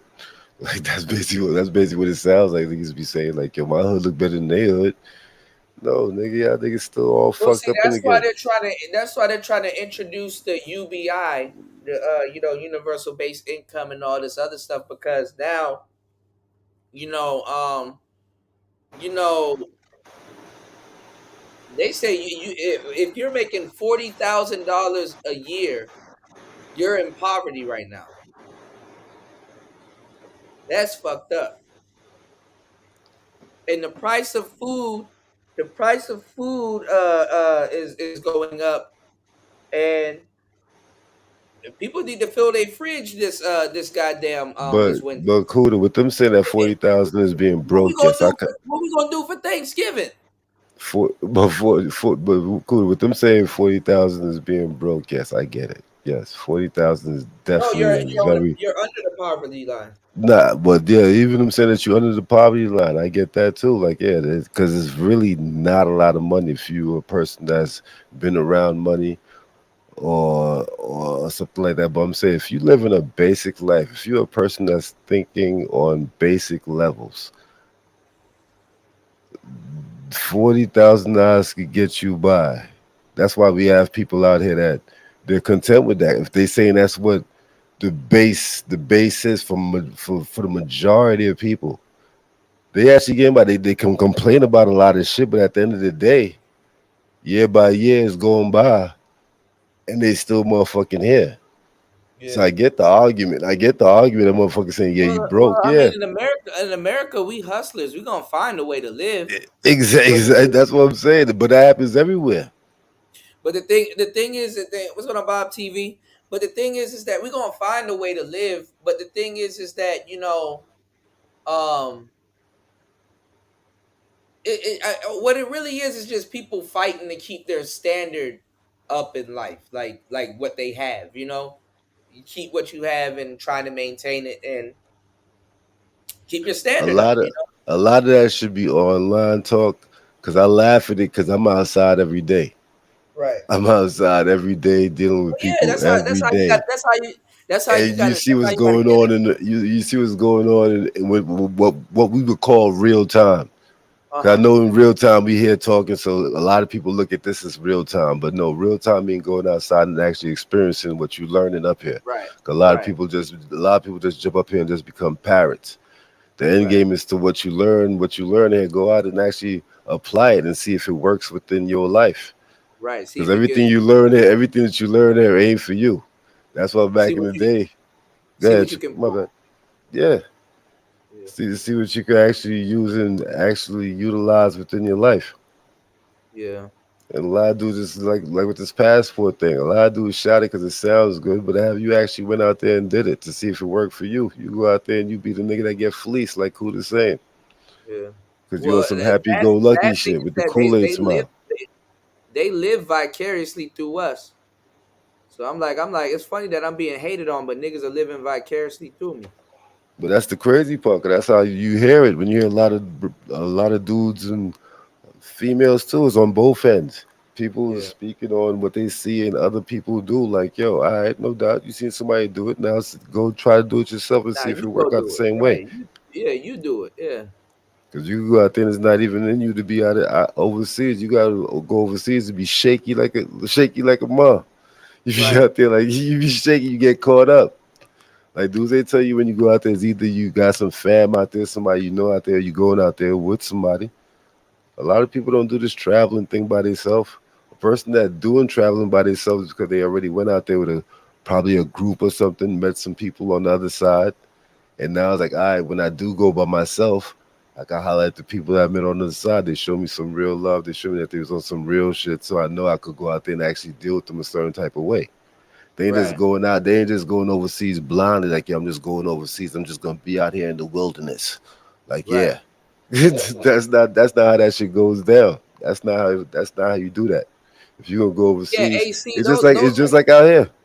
those are in certain pockets. You know, Naking said I've seen third world homelessness and first man. What third It's world a and first different world ball game. homelessness are two different things. Different ball game. Yeah, that It's a first whole world different ball homelessness game. is a motherfucker because you don't know what to do. You know, at least a third world motherfucker. Hey man, you better pick up that basket and go down to that lake. Yeah, he could go climbing the mountains. You figure like dudes Yeah, in the Caribbean, yeah. because I got a lot of family, a lot of people I know from the Caribbean. You Pick go up in the that basket. Caribbean, yo, And go down to that you can lake. live off of just you walking around and go up in the mountains or something. And as you walking up the mountains, you find the herbs and spices. You might dig up a potato Yeah, or two, yeah. Them catch a people ain't. fish, catch a Them people fish or ain't something, suffering. and you know what I'm saying, you living. Yeah, them people ain't suffering. Bob TV said my sister got her first house, her house built for 75K, 4 bedroom, 2 bedroom. Make sure she hold on to that shit because the government will try to take that motherfucker. Uh, he said nutty to be claiming successful forex traders scam subscribers out of 55 million. Hey man, we live in a Shit, scam era. I got Huh? land. I got land in Jamaica. I'm playing on shit. When I get to a certain age, nigga, I'm out. I already know what's going on there. If you're gonna be here, you got to play the game. Yeah. And No, man, that's what America's about. America's, you're gonna be here, you gotta play the No, game. but that's the thing. See, the con of living in a first world problems is you're gonna have exotic problems. You know, your problems on that front end, you're gonna be at the brunt of it, no matter if you in the first world or not. So you going through some shit. Other people gonna be like, "Damn, bro, hey, good luck." You know, Hmm. third world problems already figured out. That's where the second world and the first world come in. But when you get so disconnected, third world and first world people looking at each other different. And when you out here in a second or progressive second world country, you can see it because like you can you can regress back to third world, nigga. Nigga, if worse come to worse, I'm sitting out here with these niggas eating mangoes. Like, what's up? Shit, do I want a cell phone, my nigga? Shit, nigga, I'm chilling. I'll climb a tree. Yeah, Hell yeah. fuck, I'm That's what I'm saying. When I used to go overseas, yo, overseas was, to me, women should always come into play. It's always gonna come into play because I'm a man. That's what I'm about, man. Anywhere I right, go, Jay if I touch down, yeah, what Jay Sean just said, that's facts. Yeah. America's about business. That's a fact. But if You I better touch down there, be city, if able I to touch, observe people that know how to live in a third world country. These people out here hustle and get their money. They mm, drive the tuk-tuks. They they sit out here, they sell waters, they run their little business in restaurants. You got some third world business owners. They got their restaurants and stuff like that and all that kind of shit out here. That man, you got to see how these people hustle. When you first world broke in America, you don't have a business. You can have anybody can have a struggling business. That's one thing.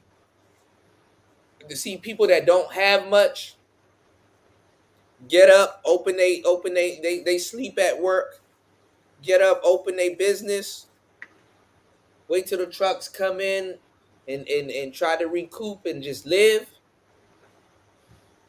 Man, y'all ain't seen a hustler. That's what I'm trying to tell you. In America, when you done, bro. You go straight to the shelter, or you just waste out on the side of the street. You know, it would appear that's what's happening here. Nah, man, these people got shit to do. Third world man may not own the best house on the block, but he got a house, and rain and shit ain't getting into it. that's broke nigga talk, Cuda. No, I'm just saying these people thrive. They get on. They live. I know what you're talking about, but my motherfucker tell you that's broke nigga talk. Like, yo, what? He just got a house. What else he got? Yeah. How that nigga car look? I mean, they What might kind have of a bitch look? What kind of they bitch might that nigga got fleecing him? they might got a scooter or a bike or some shit out here, but I mean, these people ain't fucked up behind that. The simple things in life, huh? You fuck around and get a car, that's where the beginning of your problems start. Let some shit go out on that car. And you gotta keep towing it and all kinds of stuff. That shit is fucked up. You know?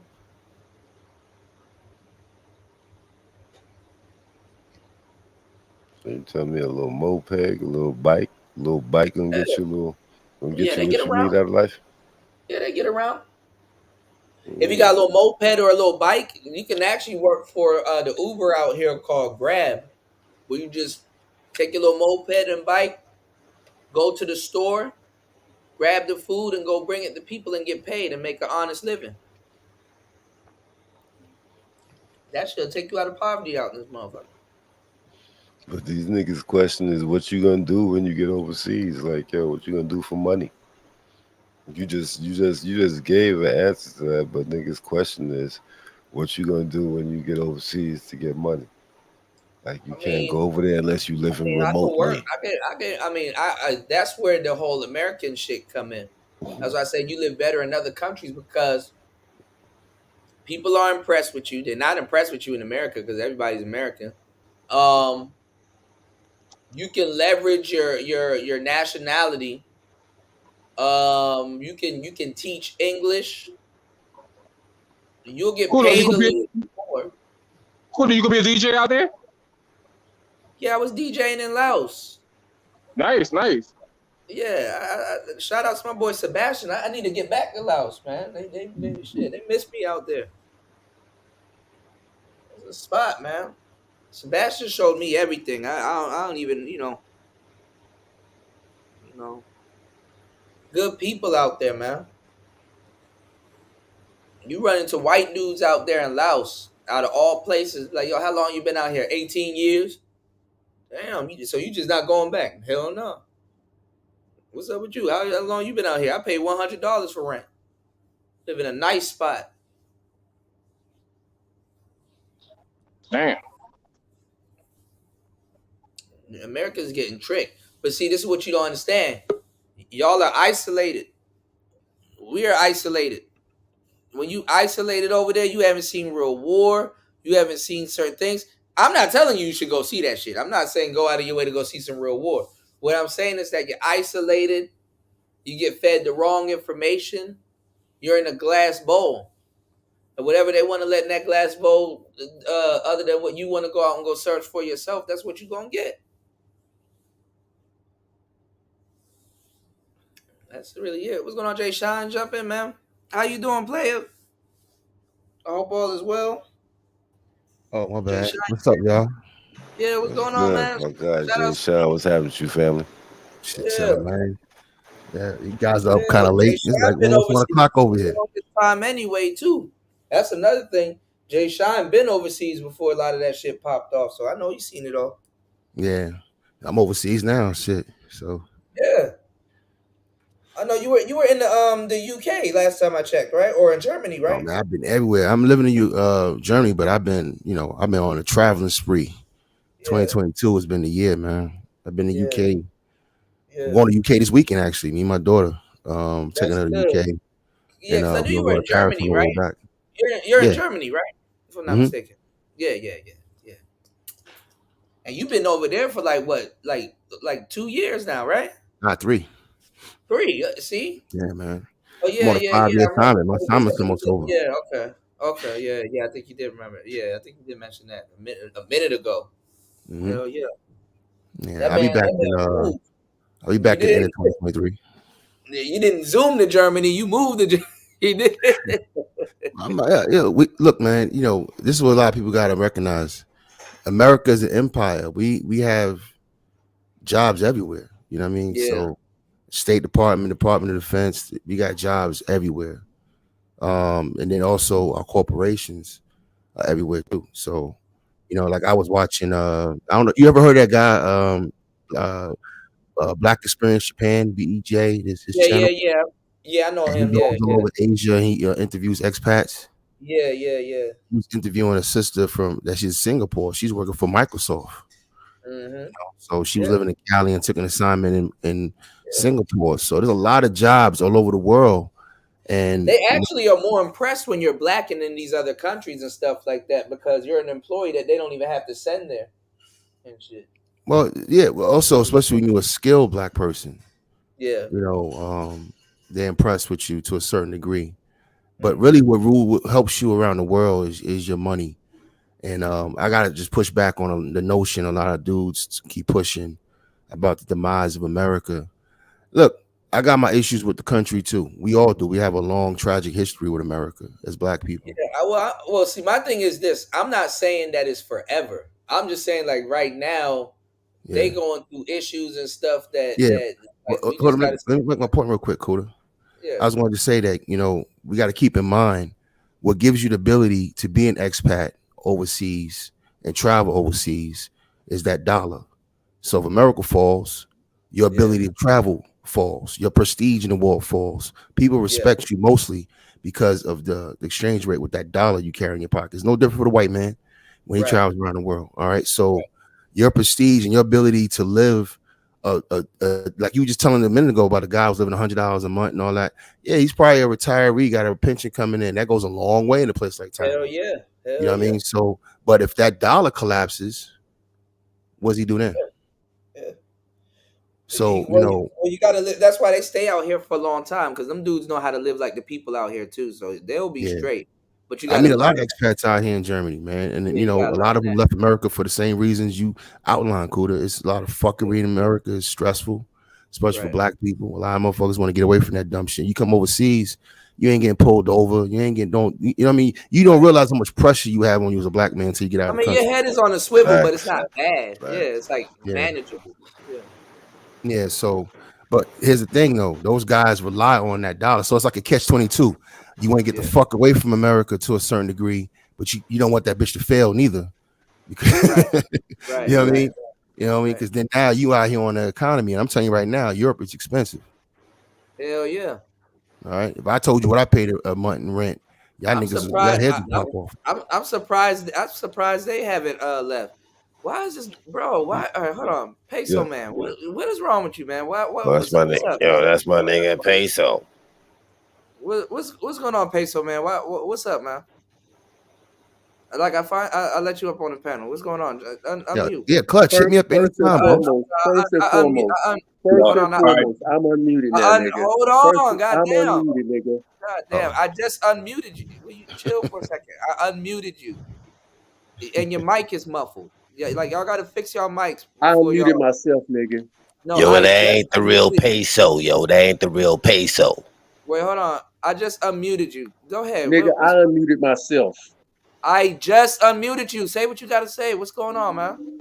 First and foremost, Flick, when you come on my show, you bitch ass nigga, I'm a grill your ass. That's number one. Number two. For what? Kuda, you know what? You one of the most fakest niggas on YouTube. Talking about you responsible for this, you responsible. Nigga, you ain't responsible for shit. Okay. You ain't responsible for shit. That's why your ass still at 2.4K after goddamn 3-4 years. If you were so revolutionized, if you were so influential in the game of the manosphere, why your ass at 2.4 subscribers, nigga? You ain't shit, nigga. You just keep running your damn mouth. That's all you do. You living in your own damn fantasy world. And you need to come to reality. I know, because it's true, nigga. Because it's true. I'm speaking facts. Okay. Numbers don't lie, nigga. Numbers don't lie. Okay. That's all I gotta say. If Flip, when you bring your bitch ass over my school, I'm a grill your ass. I'm a verbally assassinate your ass, and I'm out. Bitch ass nigga.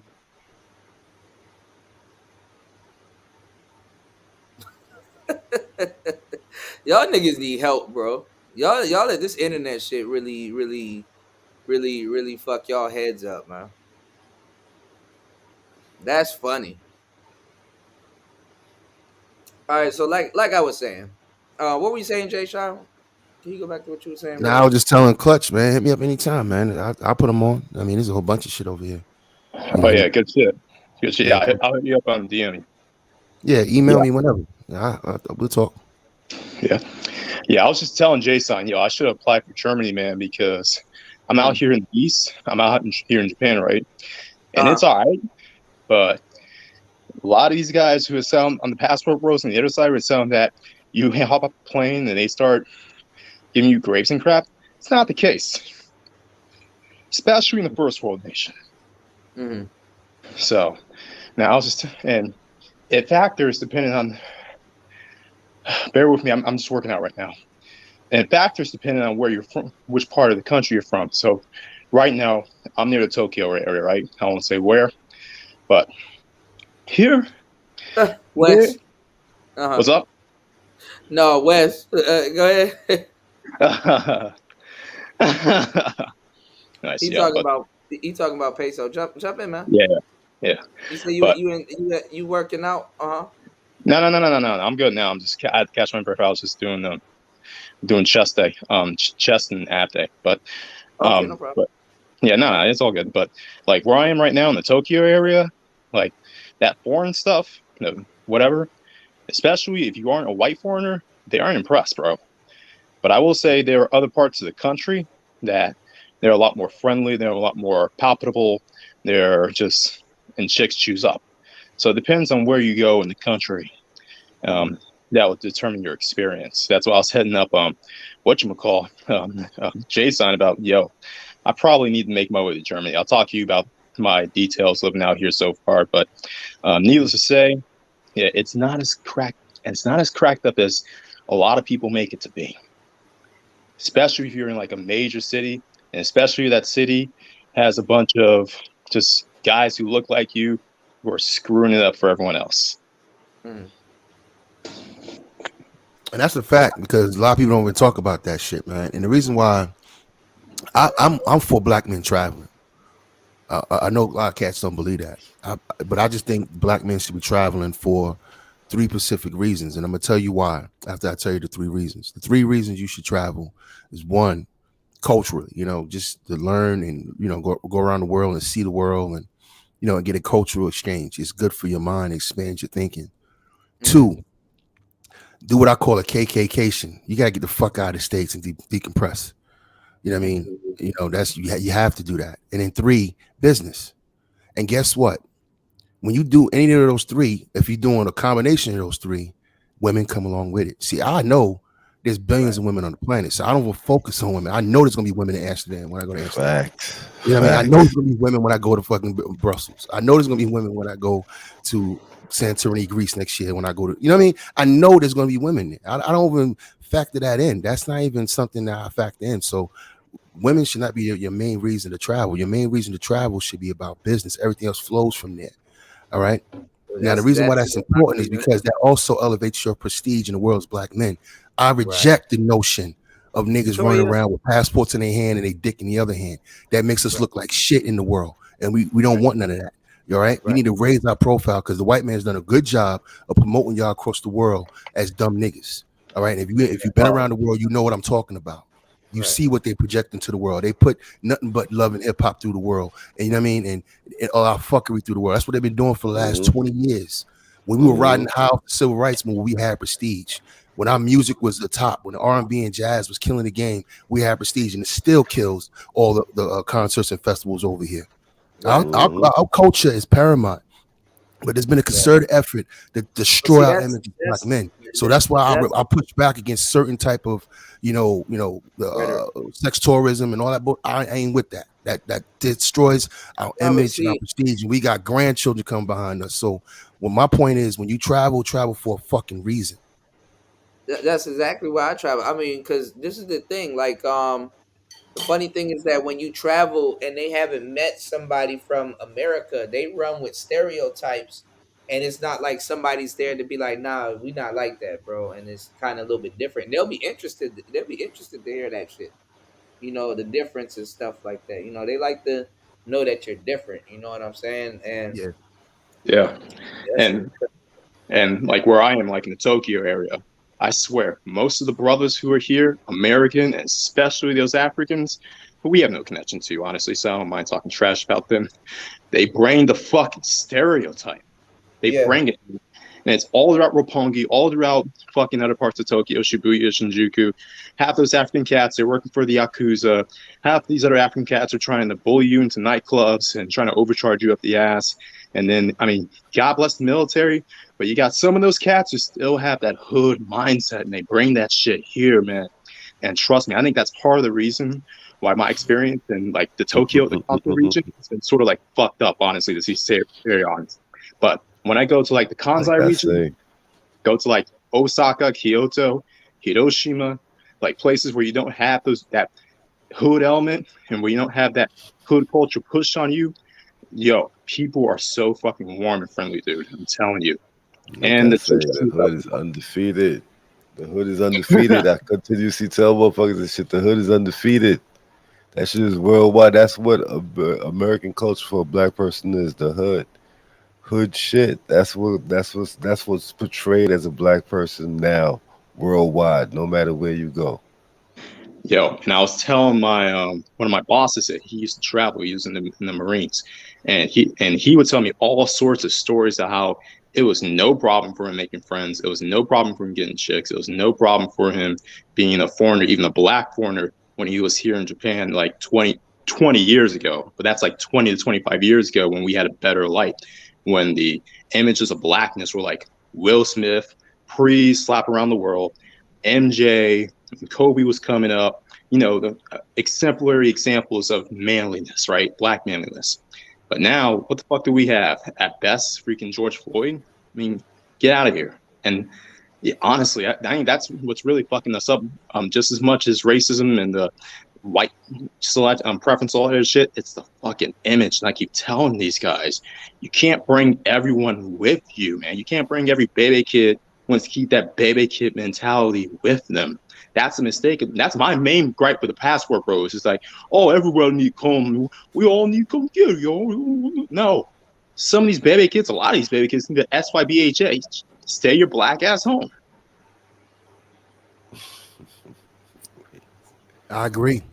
A lot of these passport bros, when you watch their videos, you know, they leaving America just to act like Pookie and Ray Ray's in other countries.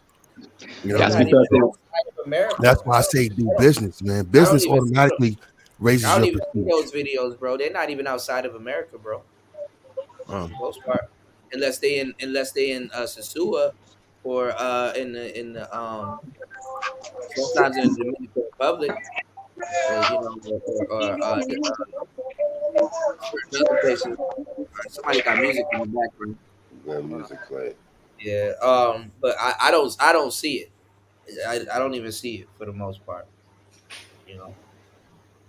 Well, you know, I see everybody's it. not everywhere, you know, Right. but I do feel where Xanatos is coming from, because you know when we get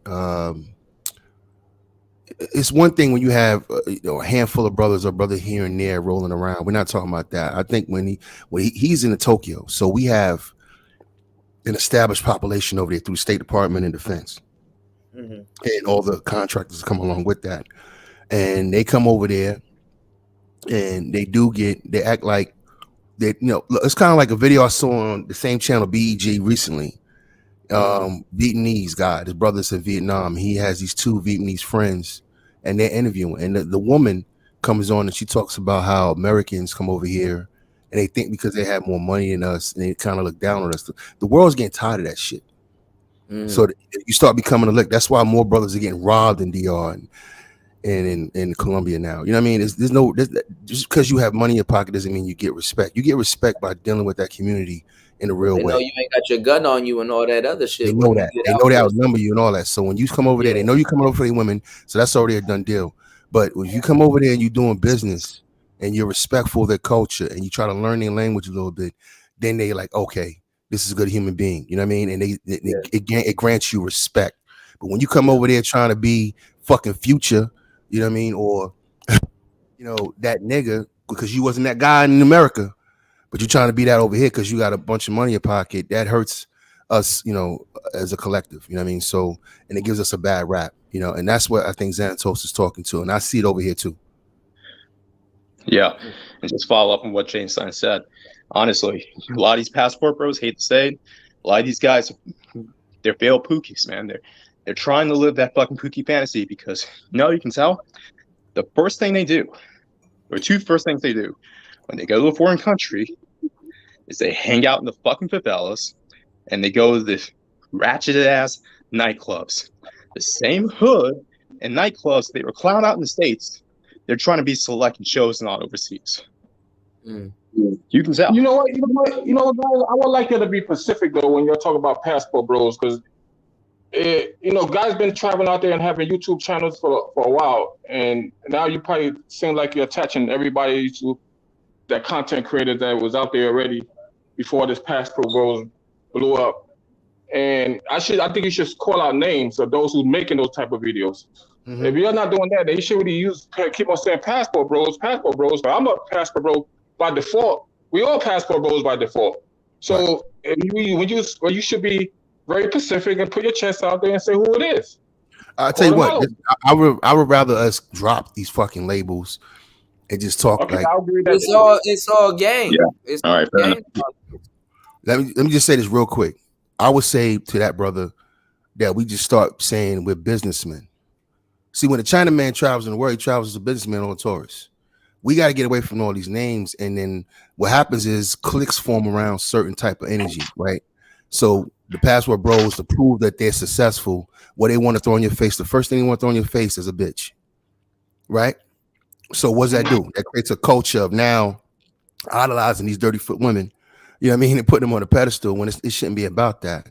When I look at Asian businessmen or Indian businessmen when they travel the world, some of these guys that come from conservative countries and they doing shit outside the country they can't do in their own countries, by the way, you know what I mean, but they still do it low key, and it's always business first.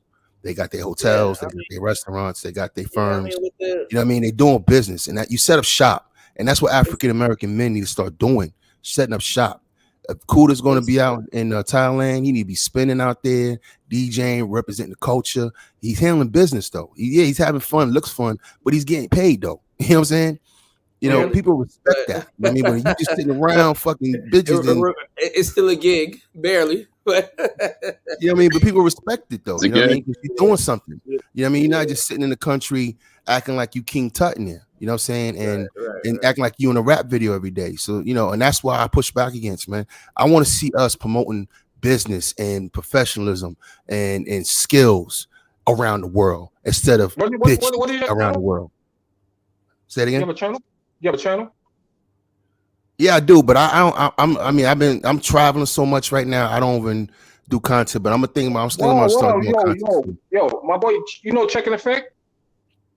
Checking Effect? Yeah. Yeah, it's the guy that goes. He was out here in Lisbon not too long ago. Yeah, right now he blown up, and I used to be talking to him during the pandemic. We used to be talking. He was in a group, even though he disassociated himself from the group recently because he just blew up like that. I knew that was going to happen. That he ain't gonna know nobody once he get like that. But anybody, the one thing about YouTube, any one of us could be like that. So you could definitely be a new Checking Effect and be spreading that type of message. You out there too? You out there? So you out there right now? Believe me. Maybe you might not be able to edit and have time to do it, but if you have a camera or whatever, or you invest in one, go and get some footage because that's very valuable, man. You out there? Yeah, I got an IG account, man, and then I put something. He just cracked 200,000 subscribers, man. So it's out there. There's money to be made out there. You know, he cracking it. So I don't know. And I got a lot of footage too, by the way. I got a lot of footage. Man, so you can be killing it then. I got a lot of footage. And I got an IG channel you can check out. The same name, Jason Randoms. I put a few things up there. I'm gonna put some more because I got trips I did 2 months ago. I haven't posted yet. And DJ Kuda, you should be out there. You should be doing the same thing. Yo, put your stuff, DJ. Put that on there. Show your DJ. I did that as a live stream. I got a 360 video of Laos that I'm gonna try to have up by at least tonight out here. So I gotta get into my GoPro account and figure that shit out. So that's what I'm about to be fiddling around with tonight. I mean, that pencil man sleeping on me. I'm gonna roll up my. I love people that tell me that you're not gonna be because whatever I do, I become the best at it, man. I accomplish it. I don't tell nobody. Somebody tell me that you can't do this. I love that. I love that he came up and said, "Yo, you only got almost 300 subscribers." I don't care what that nigga talking about. Like, I don't know this. I like, bro, who are you? Like, that nigga tripping. Like, he watching my channel. Like, damn, dog. All right, well. I think he's looking for somebody to fight with, Kuda. He's looking for somebody to fight with. Yeah. he reaching for scraps, bro. You don't. That's not how you get the juice. But But you know how it goes in YouTube. You know, the conflict yeah, is what keep creates saying views. my name. Go ahead, do a video on me, my nigga. Like you just gonna send me more subscribers, bro. I don't know why Yeah, y'all. you're not about that. You're not about that cool to go back and forth. I appreciate that from you. You don't really like going back and Oh, I forth. used to. Trust me, I can get real petty. Like that nigga really don't want no parts. If I really get have to come down from But that. you out the country, man. You out the country. You out there enjoying doing what you're I'm doing. And chilling. I don't to know bring what that this to nigga's bring that talking. drama where you at, I know that. To bring Bro, that drama, come on. this man is mad. This man is mad at me because I don't have subscribers. He's not mad at you, Kuda. He's looking for somebody to beef with. That's No, I'm saying this That's a nigga just WWF came up here, man. beef. Kuda, you ain't shit, and you ain't got subscribers. It's like, oh, okay. That's just WWF, man. I'm It's sorry. forever. Like, damn. Like I that. mean, I wish you start making videos on me because even bad publicity is good publicity. So ain't Right? nothing you can say against me that's gonna affect me. You say, oh, your girlfriend broke your heart in DR or whatever like that. But come on, we all get our hearts broken at one given time, and you learn from it. And I have something, and I can use that as content as a YouTube creator. I can even go in there and cry. Oh, she broke my heart, and I will get mad views. I'll be clown too, but at the same time, we're gonna bring attention and people. Some ladies gonna feel sorry for me. Oh, I can love you. And then I said, okay, come on my side. It's ways you can work it, man. It's always the YouTube thing is always a marketing strategy. Hold What do you mean? on, hold on, y'all. No, AC, me and you good. Me and you go back and forth. I really don't got no problems with you, broski. What I'm saying is, I don't know what this nigga mad for. I'm like, okay, last time I spoke to him, I don't even know what happened. But anyway, Tell me why you mad, son. Yeah, man.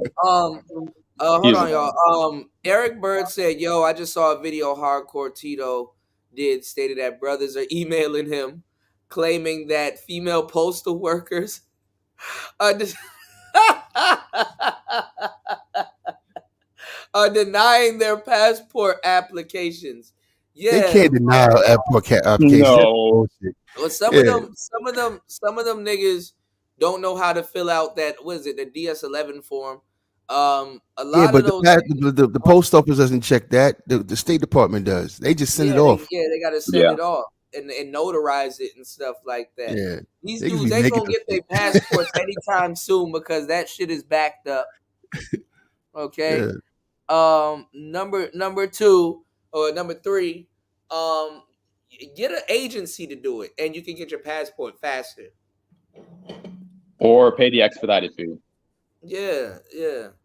Actually, speaking of that, I need to call the agency that did mine and have them mail me my shit out here because they got my birth certificate and all kinds of shit. So, Yeah, I'm living free in that man's mind. Like I didn't know. Like, damn, did I do something? I'm sorry if I hurt you, sir. God damn. When I find out what your true problem with me is, I'm about to lay it on thick.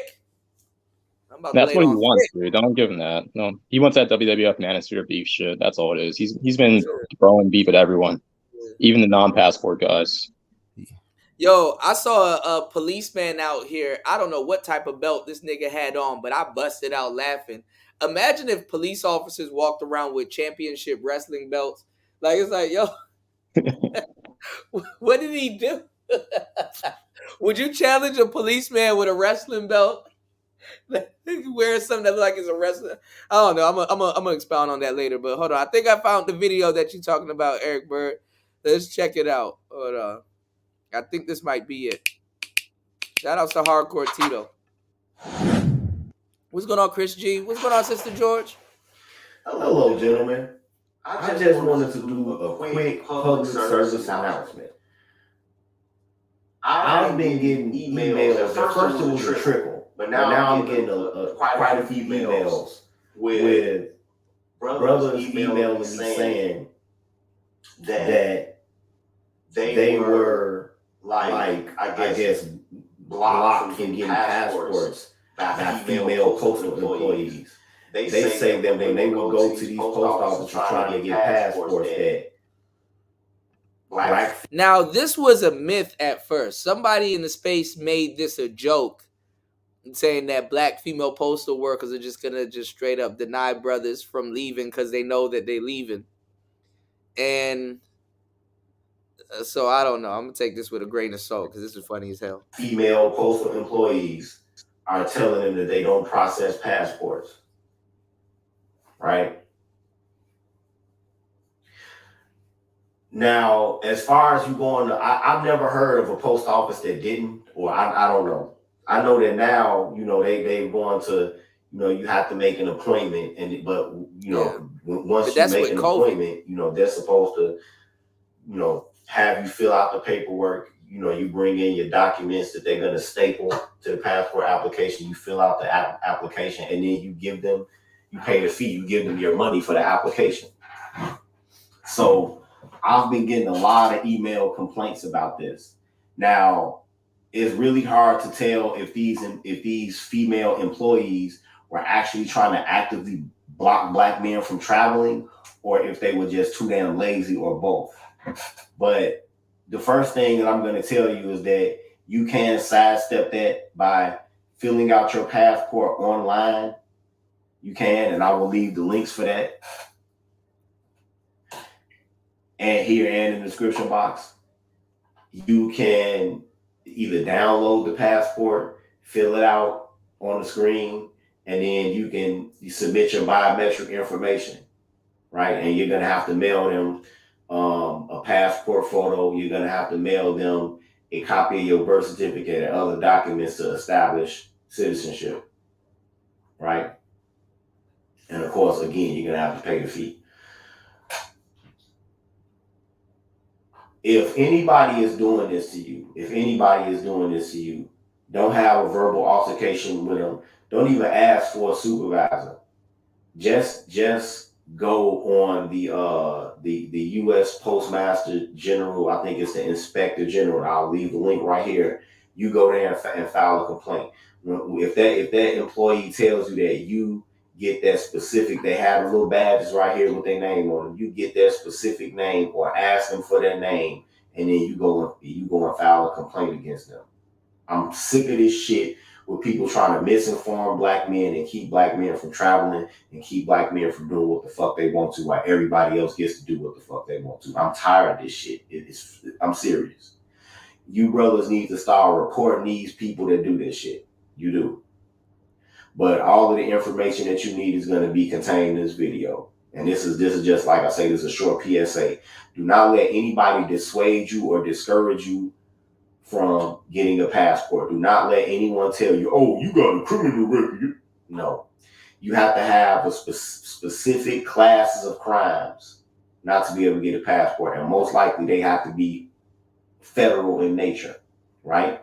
So if you have drug trafficking, notice I didn't say like some petty drug trafficking possession charge. No, federal drug trafficking. You have to be prosecuted under the federal drug trafficking statute. They don't have state drug trafficking statutes.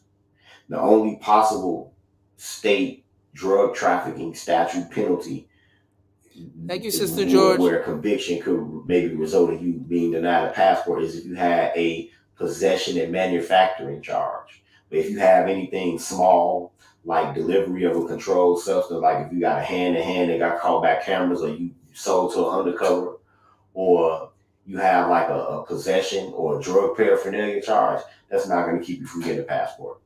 And you have to have federal weapons charges as it pertains to explosives, such as use of explosives during, for a terrorist act, possession or attempted sales of an illegal explosive device, something like that. Again, these are federal crimes. These are cases that will be investigated by the ATF that you have to have convictions for to be denied a passport. Now, other than that, there is outstanding child support violations of in excess of like $150,000, $180,000. That right there, they if you have a passport already, they're not going to revoke your passport for that. But if you're trying to get a passport, it might hinder you. Student loans. If you have a student loan in excess of $150,000 that is currently in default status, then that will keep you from getting a passport. If you have a forbearance, or even if you're just barely making the minimum payments, as long as it's not in default status, then that won't stop you from getting a passport. But if you do have one in default status, they won't revoke your passport for that. It's just when you have to renew after the 10-year period is over, you might have trouble. And that's all of the real information on passports. I know that the so-called black man is the recipient of the most lies. Stop letting people lie to you. Go and get the real information for yourself.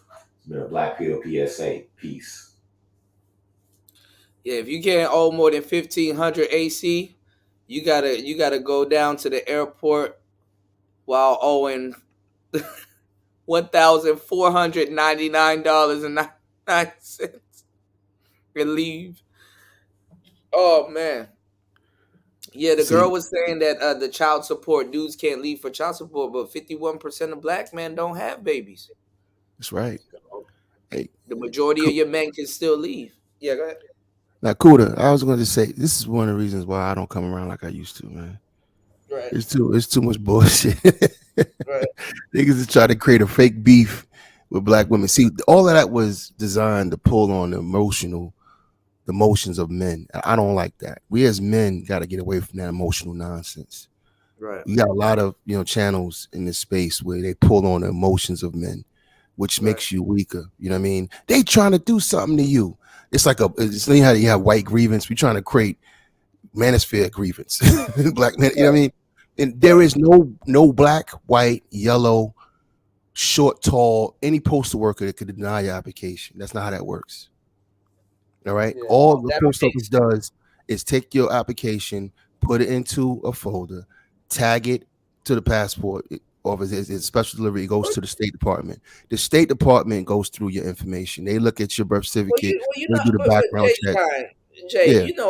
you know how black people are. We can't find our damn birth certificate. You got to reorder your social security card. All kinds of shit.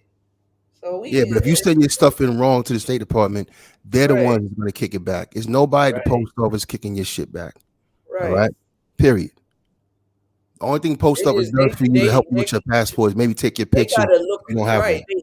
The post office can turn you away because you don't have your documents, because they got to notarize it and look over everything before they send it off. Right. You got to have the right form. You got to have 2 to 4 photos, your birth certificate, and then they put it in a folder and they send it off. They don't approve it or disapprove it. The post office is the motor vehicles for traveling. There you go. They just process it. Yeah, there's somebody else that goes through your shit that denies or approves, and that's the State Department. Yeah. So there's no black women stopping y'all from getting passports. No reason to get up in arms. just go to the website, download the form, fill it out. It's a PDF, fill it out. Go there with your Jordan money. Go with your Jordan money and your fucking. You break it up, King. A lot of y'all niggas. Yo, Ken, you got to shorten your wire. It sounds like, man. Yeah. No.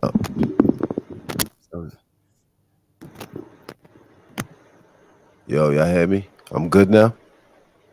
Yeah, you good?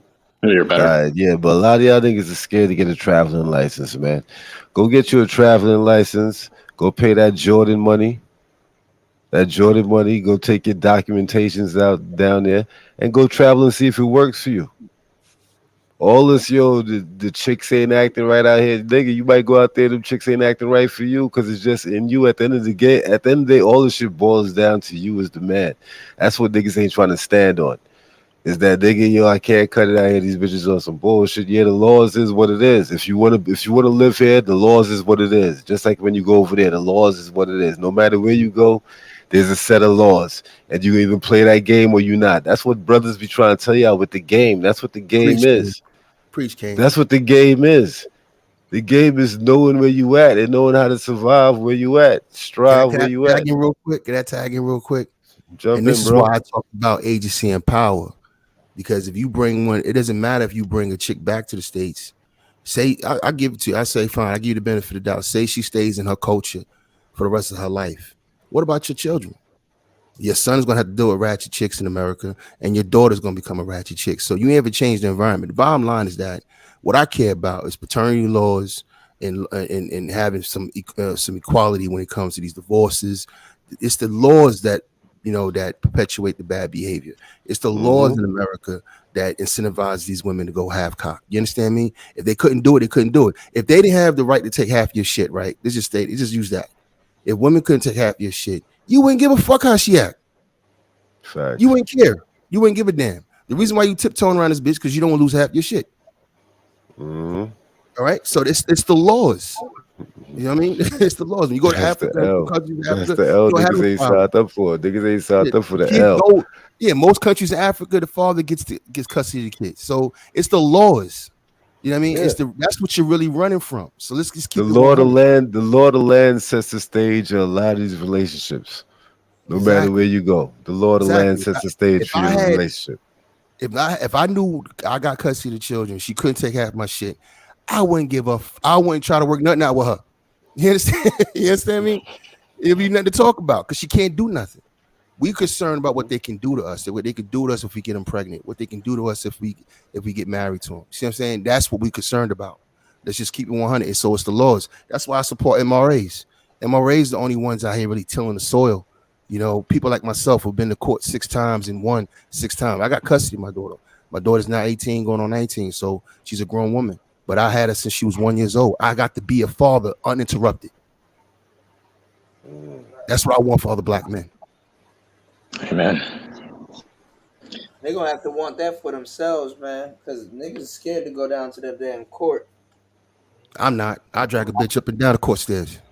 I ain't gonna lie. Niggas fuck, See, niggas but the fuck around. crazy part about that, the reason why that became a big dilemma though, Kuda. Can y'all hear me? My bad, y'all. You low, Kuda. We can hear you now. You low though, boss. I hear you. My bad. I'm on the other side. My bad. I'm like, niggas go down. What's going on, Royce?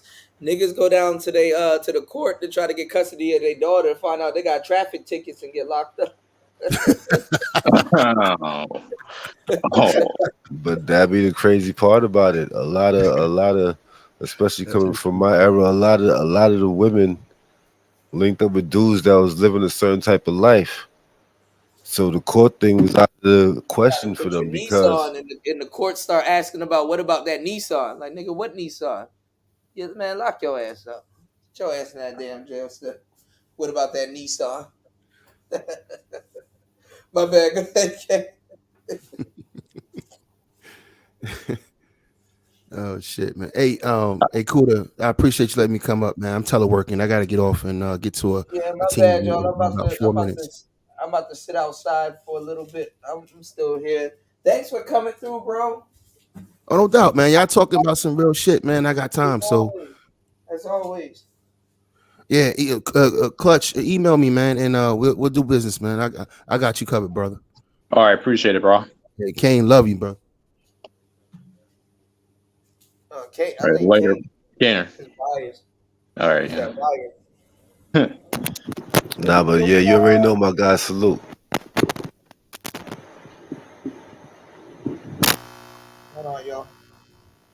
Yo. Y'all got it. Y'all jump in, y'all.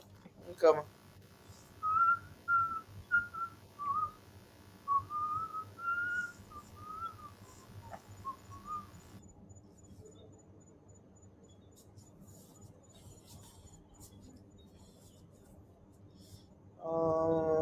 Y'all still there? Yeah, we here. Oh, okay, making sure y'all can hear me. I was about to go sit outside for a little bit. It's a little chilly in here. Go sit outside for a little bit. Well, you know, over here fucking with my wife, making sure my shit good. My office is looking like a mess right now. I ain't been in here in a minute. My spot look like a mess right now. I've been here for more than a minute. That's the problem.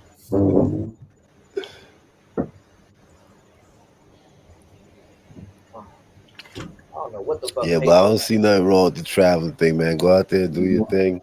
But if you're gonna be shouting and screaming that, yo, I'm traveling on the strength of that, yo, I can find me a better chick overseas. Like, I get you, I feel you. If that's what you feel, it all depends on you. At the end of the day, like I say, as the man, depends on you. What you out there Look, going to check for?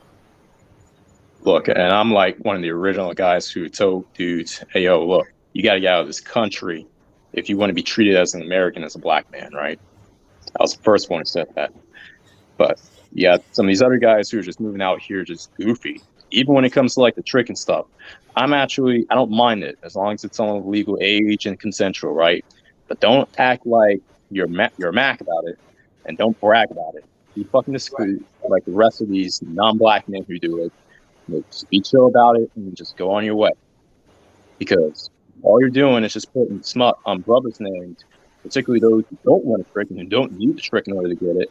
And you're raising the prices up for brothers, if not barring them out of the market entirely. That's the crazy thing, because that's the problem that a lot of as guys that's what guys actually go out there and play the game a certain type of way. That is a major issue with that's like a cheat code. That's like playing the game and it's like a cheat code. Like, all right, I got some bread, so I'm gonna just pay my way through the game. Yep. And I get why dudes would be, but why that because it throws the game off. That means that you allow. And I know it's a double edged sword. No matter how you look at this, it's a double edged sword. Depending if you're a guy that go out there and you just try to do it the natural way, it's like somebody going natural and somebody being synthetic. That's basically what that whole thing boils down to. It's the natural and synthetic side of the game. Yeah. Well, hey, look, I know what you're about to say, and I know that's going to be the new battle cry amongst the PUA guys, dating coach guys, guys who hate the guys who take and doing the passport, is that you're cheating the game. That's going to be the new battle cry. But check this out. I'm for cheating the game. It's just you got to cheat in a way that makes it look like you're not cheating, or that isn't as just obvious to everyone Yeah, to the that's what I'm point. saying. You try to put a remix on it. You try to put a little remix on it. I get it, because trust and believe, I understand both sides of it. Because in some point in your life, you might have played both sides, and especially if you're a dude that's out there as being a gallus, a naturalist with this, you might have played both sides of the game, so you understand both sides of the game. I need to go get my tricking outfit from the mall so I can start doing these trick university streams. They're gonna be lit. I'm gonna offer you all the best tricking content on the planet. I just gotta figure this shit out. Old boy in the manosphere is about to do a freaking sugar baby class, a sugar baby course. You believe that shit? Who's about to do that? Back like 2 years ago, Glenn and Sugar Cameron baby about to do that course. shit. Hmm. He dropped it last minute, but fucking. The power just went out. I don't know what's going on out here, man. You in Thailand? That's how it be sometimes. That's how it be sometimes.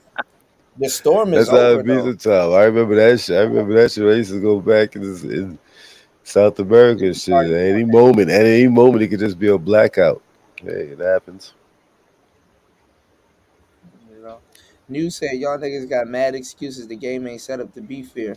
Well, what's going on, Link? Well, what I'm saying is this. Use your social circle, leverage it. I mean, a guy that leveraged his social circle and found his wife, I don't think he cheated the game. I think he played it how it go. I mean, there is no longevity in the game unless you pulling money out of it, unless you breaking bitches and doing all kinds of shit. There ain't no money in it. I mean, not. I mean, there's a lot of money in it. Don't get me wrong. My bad. There is no longevity in it.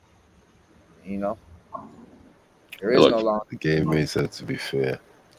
Yeah, he's actually right. The game ain't set up to be fair. Because within the game, there's No, masses and those. the game can be fair. It is fair. I mean, you just gotta do right by it. But people aren't living like that. So I mean, a lot of people that's worried about game, they're not living. They're not living like that anyway. You know, they're not living like that anyway. So it's like their life doesn't require them to be that. It's just the thing is that the reason why dudes are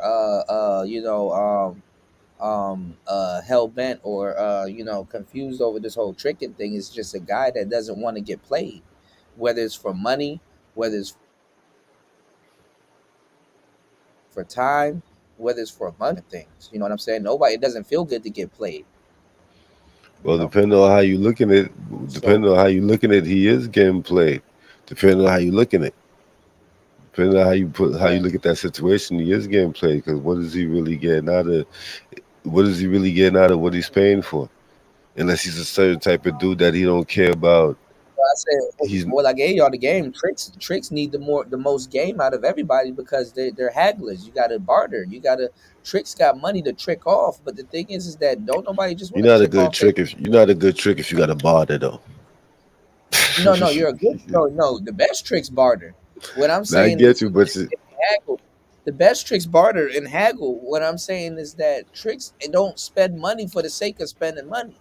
no, I'm They saying may spend money to do stuff that if you other got people tricking you and you got a barter, you shouldn't be tricking. broadcast. Because if that No, you deal can go the barter. wrong Bartering is just a tool for leveraging. if that deal go the wrong way, Barter is a you tool might for be ass leveraging. out. Haggling is. Let me tell you something. Let me tell you something. Now I know a game you going down. A true trick. No, but listen to what I'm saying. A true Go ahead. trick's pride is that he didn't pay full price. Yeah, Granted that you know what full price is. I mean, the that's tricks are what looking for a that's what bargain. that's why I get what you say because I get the way you throwing it out there because this is what I'm saying. You got to put yourself in Yeah. both shoes. Like you got to put one shoe on, one other shoe on. It's like you looking at it from both ends. I get it. For a trick, of course, a trick is gonna definitely come in there trying to cut a deal. But the person that he's trying to cut the deal Yeah. with is gonna be looking at him like, "Yo, this is a clown motherfucker right here." Yeah. And at the end of the day, what I'm saying about him having to do the barter thing is that he shouldn't even really be part of that game because his money He a really ain't trick. right. But he just fucked up in the game. Yes, I'm saying they're a trick. Tricks. That's what I'm saying. Tricks is usually fucked up in the game all the way around. They can't get nothing out there on the mouthpiece, and then their money ain't really right enough to be tricks. According to a lot of these dudes that be out here talking they shit, but they tricks.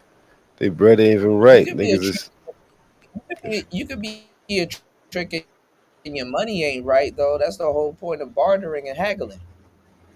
Damn, only you're a got short $50. change How am trick. I gonna pull this off? You're a Yeah, you short could be a change change trick trick. like that. Yeah, short That's a change art. trick. Yeah, That's a trick. Yeah, checking that's for a trick bullet archetype, wounds. Cheap Charlie. Yeah, bullet wounds. Yeah, Yeah, a Cheap slice or Charlie. two.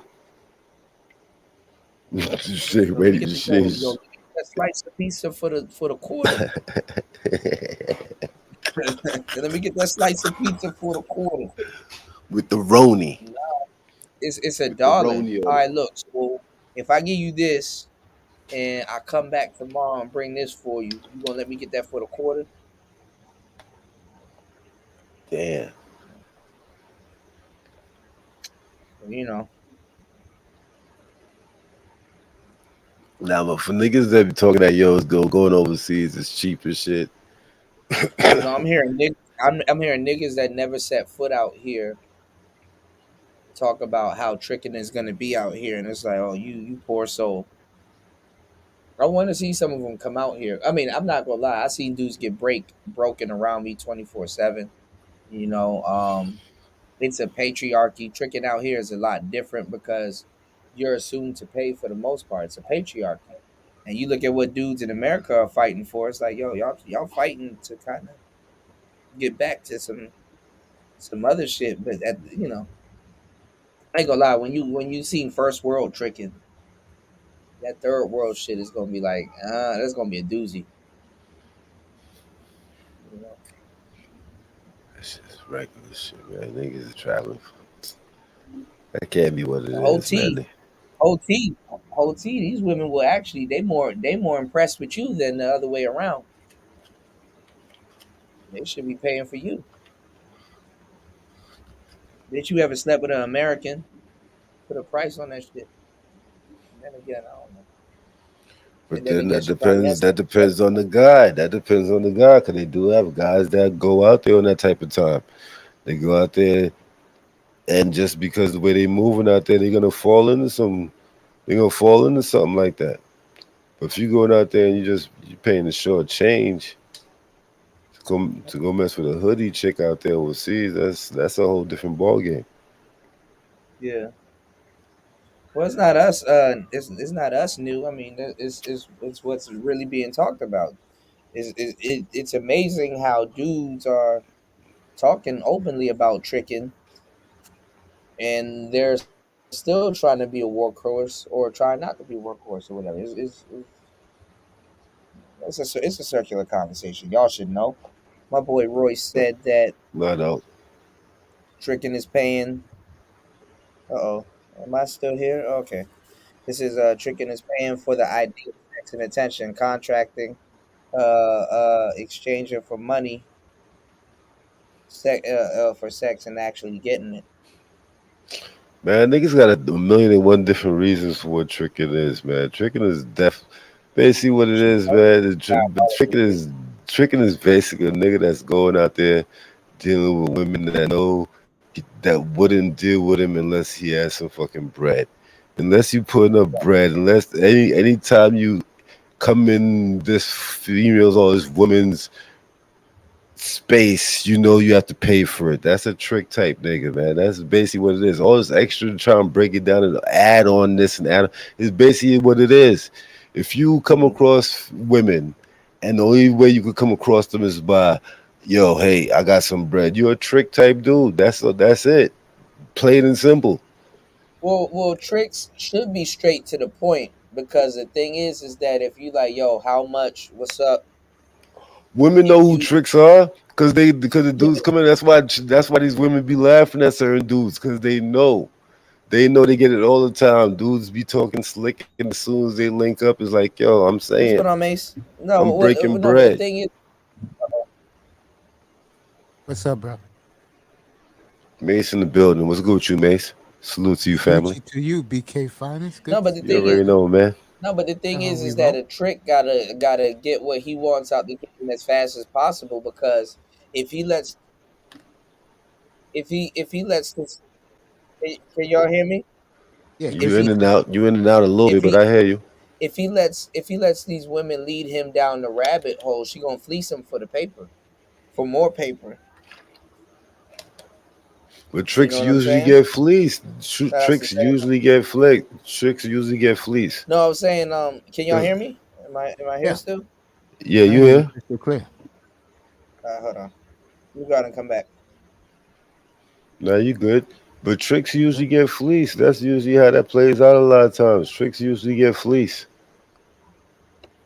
It is what it is. They don't care about it. Like, yo, hey, they know what the situation is. Like, Okay, I yo, don't know man, what's I'm gonna going pay. on.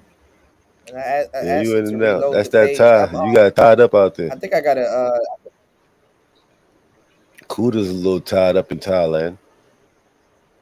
So the objective is to get is to get what you want.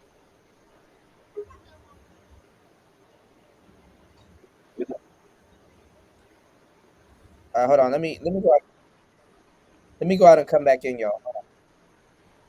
Yeah, a few guys up here. Y'all Right. jump in. Y'all got it. What's Y'all up, got it. Eric? Kuda's trying to get it together. Y'all got it. What's good with y'all though? BMT, what's good with you? I see you in the building. What's happening? Yo, what's going on, man? What's going on? Shout out to Kane, the God. What's going on to What's happening? Mace? What's going What's up, on all the Ken? other dudes? What's going Hold on, on, man? Good to meet you finally, bro. I y'all watch you jump every in. day, bro. Shout out to Gert. Shout out to the Oh, Doing a phenomenal job, young yeah. man. Keep up your great work.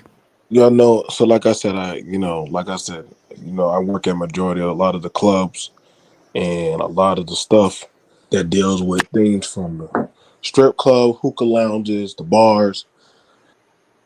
All right, I'm gonna say it like this. All right, And I'm can y'all hear me? Am I back now?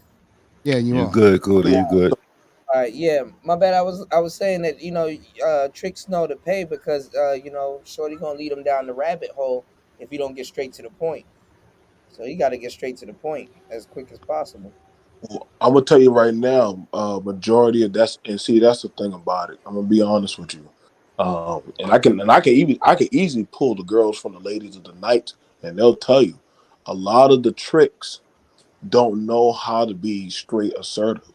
So Yeah, They're like, so the thing about it is, well, BMT, don't give out too much sauce now. I gotta I'm, teach you I'm not. how to text Listen, you. man. Listen, I can eat. Listen, man. Like Kane and those who know, I can easily call these people. I don't have to do this YouTube shit or look on some TikTok. I can pull the actual source and bring them on. They find these places an entertainment. So only thing about it is, well, I don't know what to say to the person, but I know my money will compensate for whatever I don't know what to say or how to react, or pretty much, hey, I can't get access like certain people. That's why you hear certain people saying, hey man, like the shaming, or they'll say, like, you know what, just pay to play. Okay, so you can't get into certain doors of access, or you didn't have this, but if you get your money a certain type of way, okay, it is what it is. Okay, you doing what you got to do. So it is one of the things. It's one of the unfair God advantages. Versus, you have some people who don't have that money to play, and they feel a certain type of way because you got the B-boys or the niggas who can afford to play, and they can afford a certain type of caliber of chicks. Now you got the sugar daddy tricks, and you got the young street nigga tricks. You got the preppy college boy tricks. There's all types of versions of the versatile trick. There's all types. Then you've seen them you see them all around. I tell you, boy, listen, man. I don't listen, man. I find this shit very amusing. Like I said, the 9 to 5 man after when at 9 to 5 trick, all these types of archetypes of the trick. You know what I'm saying? Now you got the female archetype, the sugar mamas. But see that we don't nobody. Yeah, oh yeah, there's the sugar. Listen, the only reason why certain jail niggas or certain types of dudes stay around that lady is because she's paying to keep that nigga to stay. So don't think females don't also. Oh yeah, we could talk about them too. Make sure you put them in the pot. But the woman know damn well the minute she run out of her shit, that nigga gonna leave her ass and go to another broad. He'll rather tolerate that. He'll tolerate that shit. See, But you getting that's borderline. That's borderline gigoloing. But okay. oh no. But is it gigoloing? Because he understands the value. He understands the value of what he brings. And he understands I wouldn't even be dealing with this broad unless she's paying me for my time. That's gigoloing. How? That's But how? gigoloing. But hold up. But then okay. Then think about that. Then would you call a nigga that has multiple access to chicks? Would you call him a gigolo? Because they don't call the female. They don't call the female the hoe. They just call the female run a game on the nigga. But the nigga would be. Wait. Say that again. Okay, so think about it like this. You see, this is how it's reversed. Whenever it's a female and the nigga is paying for her, we don't call her the hoe. We just call her, damn, that's a trick. That's just a woman getting paid. You know what I'm saying? She getting money off of me. If the nigga, let's say a young dude, he's not really fucking with the broad. She's not too bad looking, but really he don't really interested in her. But she's breaking him off bread. He's staying up on her crib and shit. You know what I'm saying? There ain't no gigolo. That nigga just understand that, hey, she's tricking off on him. Actually, some females brag that I got a man, I got this, I got that. Nigga don't give a fuck. He's saying, listen, when you go to work, I'm going out there smashing. I'm going out there doing different other things. I know. Oh, we can talk on that. Come on, King. That's all up north. That's all them South boys. All them F boys. Getting smash on, like, yo, Shorty went to work, you getting smash on, like, yo, Shorty slid out. Make sure you leave your keys when you go. Baby, I'll drop you off at work. I'm gonna use your car. There's a lot of niggas. There's different types. There's different types of the trick. There's a whole university, like you said, Kuya. But see, the thing about it is, not everybody has the same tuition. See, that's the thing about it. Everybody don't have the same tuition degree. Some niggas have to come out of pocket. Some niggas got to use whatever resources, like their job, their rank, their doggone talking points. They got to use whatever type of tricking tool they can to get the win. It is what it is, my nigga. It's a very devious world. It's a very devious world. I see this shit all the time at the club, bro. Niggas paying for bras to get in. I said, all right, you're a bitch, bro. How you know that shit, bro? She came Yeah. in 2 days ago with Yeah. another nigga or another broad. That ain't true. You just renting her. I see. It's cold world, bro. Yeah, Nobody man. calls a Yeah, man. basketball Yeah, player a man. trick. You know what I'm saying? Nobody calls the baby a trick.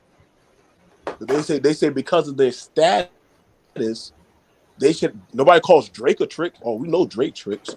I know niggas who tell you that shit behind closed doors. Yeah, a lot of them rapper niggas, people won't fuck with them unless they have money.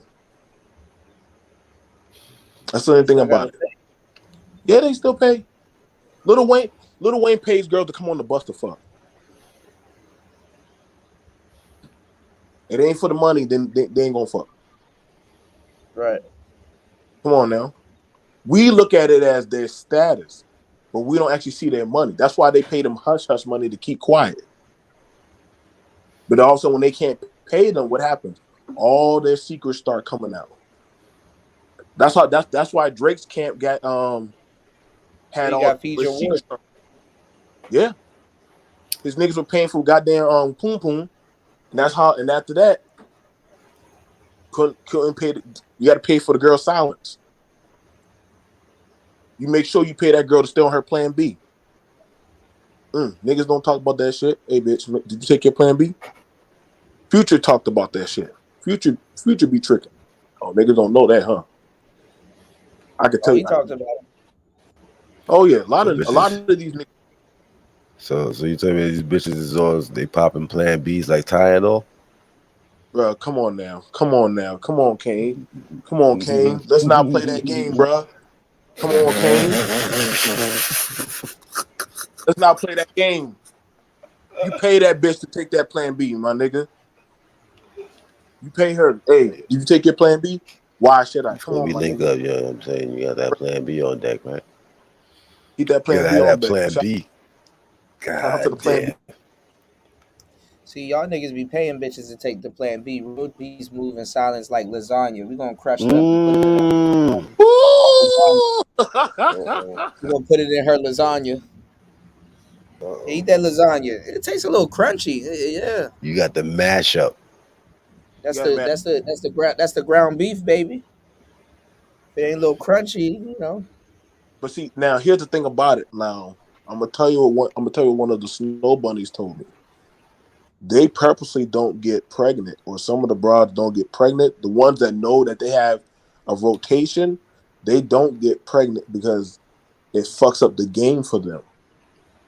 Like it fucks up the game. Because they don't want to risk it. They don't Your want to risk period it. alone fucks up the game for. Yeah. You know what I'm saying? Some of these bitches, that's why they regret having babies. They didn't want to have no baby because they're like, shit.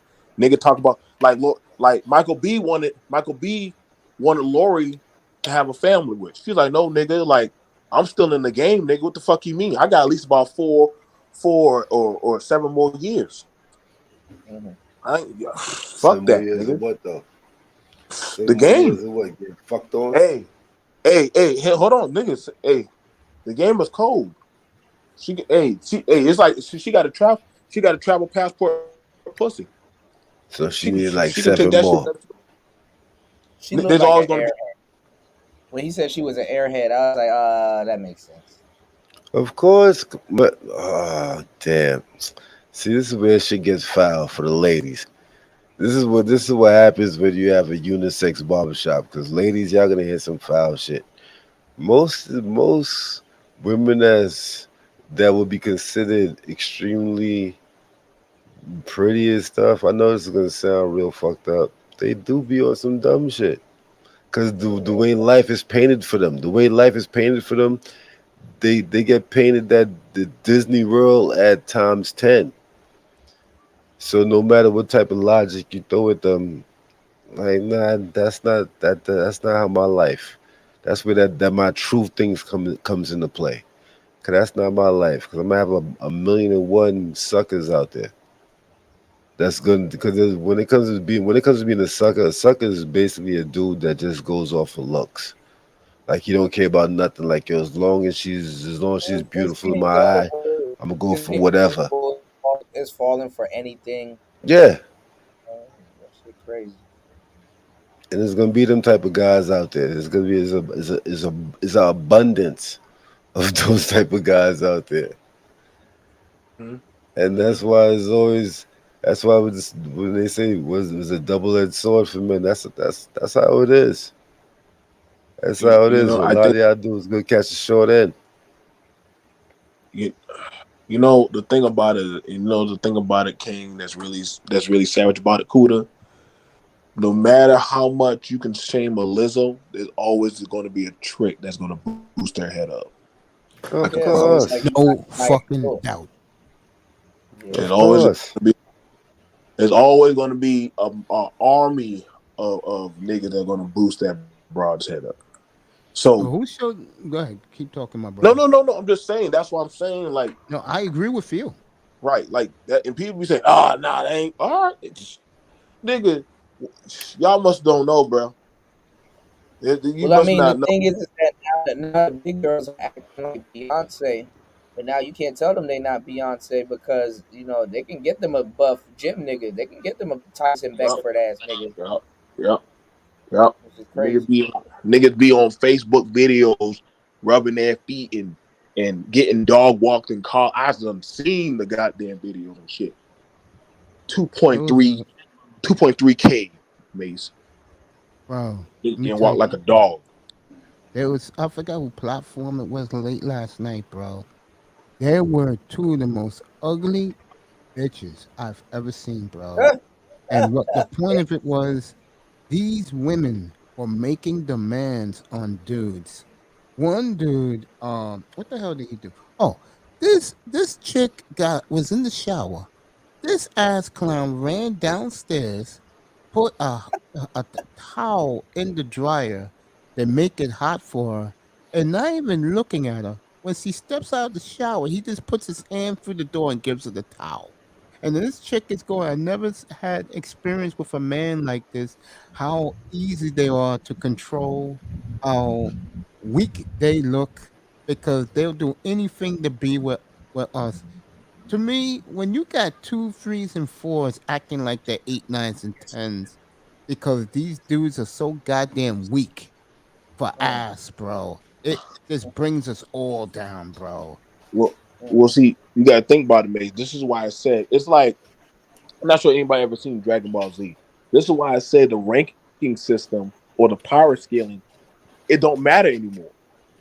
It don't matter anymore in this climate because That shit goddamn is it, flawed. exactly. It's like you see what I'm saying, Kane? Like the number two, hell can goddamn compete with the goddamn 10. As long as I know there's an army of trick niggas, nigga, I can topple you. See, that's the internet. That's where black women Yeah. messed up by making beauty all inclusive. Because now you got women that's like Lori Harvey that used to get the world promised to them. Now them bitches working at Burger King and shit. Oh And shit! Don't tell my stomping ground, my nigga. Don't tell my stomping yeah, ground. Burger King. You got Nigga, four. You hey, got four. nigga, You got four baddies. You got four baddies looking at their three I struggly ain't gonna friends lie, talking man. The about you first Lori beautiful. Harvey type looking bitch that served me with them grilled ass patties and some fries and shit. I was like, damn, dog. yep. America's great. What's up, Casper? You America's exactly. better than I be trying to tell niggas like y'all be saying y'all gotta go to some kind of exclusive club and all that shit to go find these bras. Nigga, go to Walmart. Nigga, go to Dollar General. Nigga, go to the It's minimum true, wage. bro. Them bras be Facts. right there now. They Facts. they touchable. They very touchable. Very yeah. touchable. They really talk that big girl shit too much because you work at Burger King, bitch, and I like my fries extra done. You, you, you Put know that you shit in know the that one bag. you know who be bossing them around? It'll be the pretty bitch getting bossed around by the Rasputia bitches at Yeah, the by the job. big, by the mammy. Yep. Telling them you Yeah. think you cute and shit. Get your ass and drop them fries and shit. Get your ass over there It's and stock them shit. I like, God damn. it's slave Yeah, man, yo, it's bro, no joke. They do this right it's down the slavery block for all me, over bro. again. Right down the It's block for me, slavery. the local Popeyes. That shit happened, bro. The Yeah. dudes, like, there's this Latin chick. All these Latin dudes be like kicking it to her. The fucking free, but the black chick that's a free, who's the supervisor, be on purpose, bullying her in front of everybody, bro. That sounds about right. Yeah. Yeah, that same chick is treat me like fucking gold. Anything I want, she just gives me. She throws me an extra chicken wing, extra biscuit, God damn. 3 lemonade. Okay, I ain't love it. He's Shit. stacking up. Niggas out there getting popping like, Yeah, I yeah. ain't kicking it to you, but if you want to be nice to me and treat her Take like care of me. trash in front Take of care of me. Rico and Enrique, go ahead. The hell I Do the care. right thing. They will. Now, here's the difference between What the type of trick. juice is that? You said Sierra Mist. Okay, yeah, throw that in too. Man. Goddamn. Now, I can't mess that here's Sierra. the fuck. Cool. Here's the fucked up thing. A lot of people don't understand about the game. The trick niggas will boost up a pretty bitch.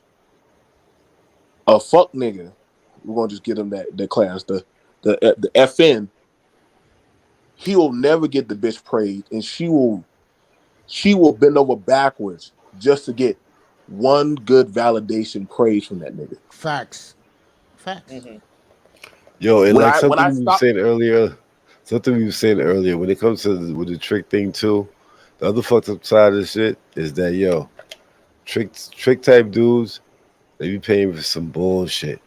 Like the type of chicks they be paying for, and that's what be getting dudes that it was so called this game thing that dudes is talking about game dudes. That's Yeah, hilarious to me. That's you the gonna most need funniest thing in game my life. because yeah, That's because the chicks that's want the most funniest thing I ever heard in my life when niggas call niggas game dudes. But yo, for you out he's a there really game moving guy. around, with you out there moving around the world, would you pay for something that you know that you would even that you wouldn't even wife up? Like if you're a trick type dude and you out there going and paying for something that you know you wouldn't even wife up, like yo, if I was to even bump into this chick in the real world, I wouldn't even talk to her. But because I'm so thirsty right now and I ain't got nothing popping, I'm gonna just pay for this. Well, That those type dudes are. of trade, nigga, that's I ain't gonna nasty lie. work. That's When you let nasty work. when you let your You're a wand, foul nigga. If I'm you're gonna a tell nigga you. moving like that, you're a foul nigga. I'm gonna tell you some real shit. When you let your wand lead you, bro, Hmm. you gonna run into some Harry Potter type shit, bro. Cause that's what happens. Cause that's what happens with a lot of this trick shit. Niggas be talking that shit like yo, they tricking off on bad bitches.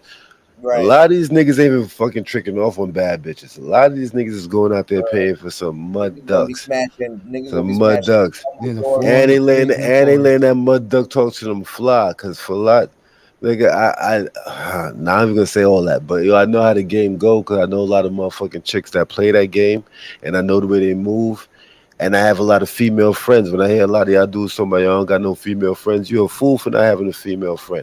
I got a whole bunch of them, and I see exactly the way they move with niggas, and I see how a lot of y'all niggas get played out here.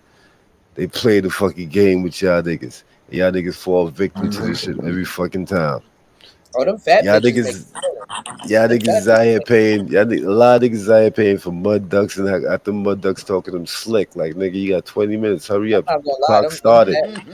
The clock them started, nigga. From them the time fat you girls walked make. in and I took your bread, nigga, the clock started. But hold on, but y'all. see, Them fat girls make a killing She though. gonna Like spit on her hand, nigga. You only gotta spit. She gonna spit on her hand, nigga. don't get the game fucked up. Them fat Shut bitches up, make nigga. a killing. no, Fat no, no, bitches be making that shit. now, here's the thing about it.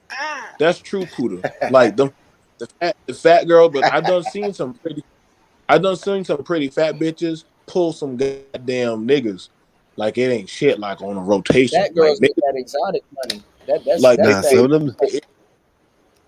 they be doing that some shit, of man. them, I'm not going. some of them big chicks, that's be having the pretty face, and You Yeah, see that shit? it works for their big See, body. It works you for see their this? big body. But the Hold twisted on, part hold about on. that, Okay. I ain't fucking no fat bitches, You but see it might, you see that screen right you see that thing right there blinking on the screen in the background? That's that big bitch on that corner. She a beacon. And she stand out more beacon hey, of I see light. it. I see it. she stand out more than all them other chicks. She gonna sit there and be helping the dude out. She not gonna really have an attitude too much like that, and she gonna get chosen. Uh oh. See the thing. Well, the thing Uh about oh. it is here's the thing. Here's the thing AC about it. jumping out the window. AC, why you jumping out the window, man? Niggas ain't say they fucking with fat bitches like that. I'm just trying to say that, yo. AC telling the Niggas do truth. like Nah, fat niggas is bitches. fucking with fat bitches though. I ain't gonna cap though. Niggas Niggas is fucking with love fat fat bitches. bitches, bro. About that shit, Niggas cause be out I here come, fucking with fat I bitches. came all the way I don't from fuck with them, but Massachusetts. niggas do. All Well, over. I mean, We got Jade what in the building. makes But yeah, makes niggas be liking fat bitches. We ain't gonna cap on that. Cause No, yo, that's real, yeah, bro. we know I've that's why never fuck we ain't gonna lie on that shit. I done niggas seen be fat fucking with fat strippers bitches. get money Did he kick at it? them, You bro. shut the fuck Niggas like fat. Niggas love fat Black bitches, black and dudes love niggas will them a go to fat bitch. jail. Yo, we ain't gonna lie about that shit. And Black niggas will black go to dudes love them jail. a fat bitch. We ain't gonna lie on that shit, bro. And Niggas niggas definitely kill be out for here Don't fucking big with make fat fat bitches. booming ass, bitches at the bro. And the club. nice Niggas titties, niggas kill for that bitch. Don't do that, niggas. Let's not lie. Come on now. I'll cam up y'all bitches at the club, bro. I'll show y'all bitch I be walking in the club AC with. capping. AC know he like fat bitches. Yeah, Niggas, yeah, niggas, they niggas, like AC in the I'm not chat. saying, bro. I don't AC over I don't there, he listen. cheerleading for fat bitches. AC be fucking with fat bitches. That's my nigga, but I know he be fucking with fat bitches. That Great, nigga, he great Khali he built bitches he like like them heavy-handed bitches. them big joints be built like Rikishi and shit. Like It dudes ain't. love them. It Yeah, ain't. he They're like right. bitches Right. with big thongs. Big thongs be alright sometimes. Them thongas. Here, take the boomerang. Black I dudes, got Jade in exactly. the building. Black dudes will say whatever they say, but goddamn, when Thanksgiving's about to pop up, they're gonna show up with a fat bitch. I don't. We're not gonna play these fucking games, my nigga. I done Wait, seen the wait, shit. wait. All right, I now done hold been on, to BFT. clubs and all Now the shit, hold bro. on, BFT. Thanksgiving, it is proper to show up with a big bitch because well, she cooked the food. Okay, then. So guess what? You know, here's the thing about it. Here's the thing about it. Oh And I mean, shit, Cooter, you listen, ain't bro. It shit. is. No, listen. I ain't gonna lie. I ain't gonna lie. If that big bitch can make a good potato salad and some other Then shit, she nigga, got I'm the bringing nigga. her. collard greens, ham, If she, bro. Hell yeah, niggas are if she all can in it. cook, if she can cook and she know how to give good slop, that bra gonna get that nigga. She gonna get that Yeah, nigga. She know how to cook. She Damn. gonna get that. and her gonna go get That fat. nigga done. All you gotta listen. These Y'all women done niggas told. is All you gotta showing up with biggies at Thanksgiving. Like y'all coming to Thanksgiving like, yo, this is my meet my stop, big bro. bitch. Hey, come on, bro. As long as me and you been rocking, come on, my nigga. We know this. This We is know this Sheila. is solid truth, bro. This is Sheila. Don't say shit to me until I leave. Y'all niggas at H&R She Block, made the bro. potato salad. Stop the cap, bro. I see you Well, niggas at well, H&R y'all think, Like, all right, yo, all right. It's all fun and games Hell until nah, bro. somebody. Stop the cap. It's all fun and games till somebody go down that road and eat her potato salad. Like, God y'all damn, niggas is capping, man. Y'all niggas said y'all bringing out the Niggas, bigums on who the fuck make Thanksgiving. this potato salad? yup, you right. And they be right there Sheila. happy. I'm not mad. Listen, I'm not mad She at no tasting man. What I'm saying, everything. I ain't gonna lie. You show up to I'm saying, Thanksgiving with a big bitch. I'm That's not, proper. That's but see, proper. I'm not mad at no man. I'm not That's mad at proper no man. etiquette. How he want to talk about his broad. If you happy, my nigga, you happy. You can't tell a trick shit. You So listen. You can't argue with a man. All your Listen, chicks saying all night is this tastes good. no, but hold on. You can't argue with a man that's showing up with a woman bringing food to the table, because status quo is that big bitch gonna take food from the table. Nah, this bitch brought food to the table. see, I'm not gonna lie now, If but you see, was here's the thing bringing a about chick it. to Now, your crib that's and one she don't know your shit. family, she's living with the to-go plate, that's not a good look. Yeah, I'm not gonna lie, man. You gotta If I she ain't eat don't gonna know lie. your family, she's leaving with the to-go plate, that is not a good look. You know what? I'm gonna tell you some real shit. It is clutch if you bring a woman and she shows up like she didn't cook or nothing like that. She like, I brought the to-go plates. Everybody gonna be feeling her. That's Ass. fucked Yeah, up. that is not. Now you And if Ah, she got the heavy to-go plate, if her to-go plate is double stacked, that is definitely not a good look. No, it's not. Like you took a little bit of this, a little bit of that. Nah, and you grabbed like 2 cans of soda. Nah, I'm not with it. I'm not with it. That's not a good look. yeah, that bad. Shit. he said 2 cans of True, bro. I'll tell grandma to grab Reasons her why I damn don't plate. fuck with him. I'll tell grandma to grab her damn plate. I'm like, grandma, get that plate from that girl. Get that plate from that girl. Ain't about shit, bro. we be having like generic sodas at Thanksgiving. Facts, You get Scooter. 2 cans of Facts. the Mountain Holler. Get that You get 2 tropical cans of the fantasy Mountain for Holler 50 right cents, there, bro. bro. Remember You that get the came Dr. back in the Shepard. 90s, tropical fantasy, a slice and a tropical Hey, fantasy for $4. tropical soda was lit, bro. Shout out to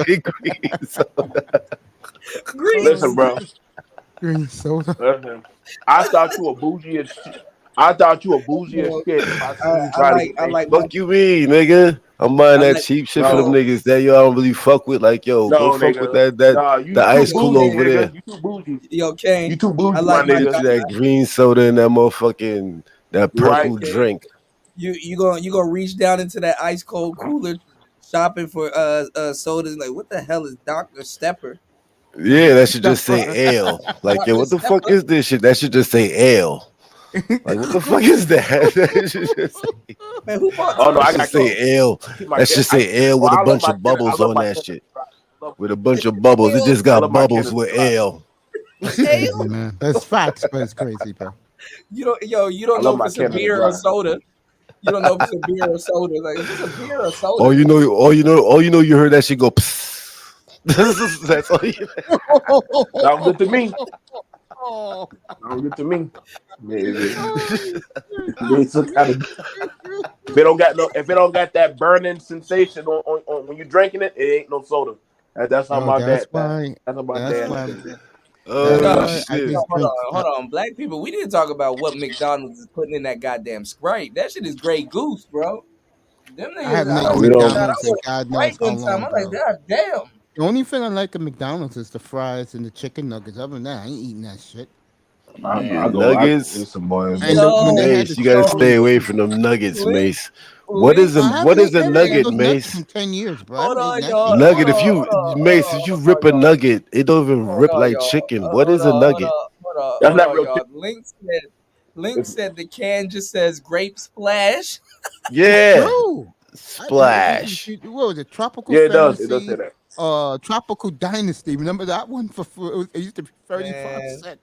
I ain't gonna Oh, lie. Do y'all tropical remember fantasy. Come Tampico? on, Mace, you going back with that one? Tropical Well, I mean, fantasy. dude, I Come don't on, drink. I that shit remember is toxic. That shit is toxic soda. you get a slice. This was back in the late 90s. You get a jumbo slice of Tropical Fantasy for $2. The fucking line was Facts. outside the fucking door. Facts. Tropical fantasy. You kidding me? That's that 50 cent bum soda. That's that bum soda right there.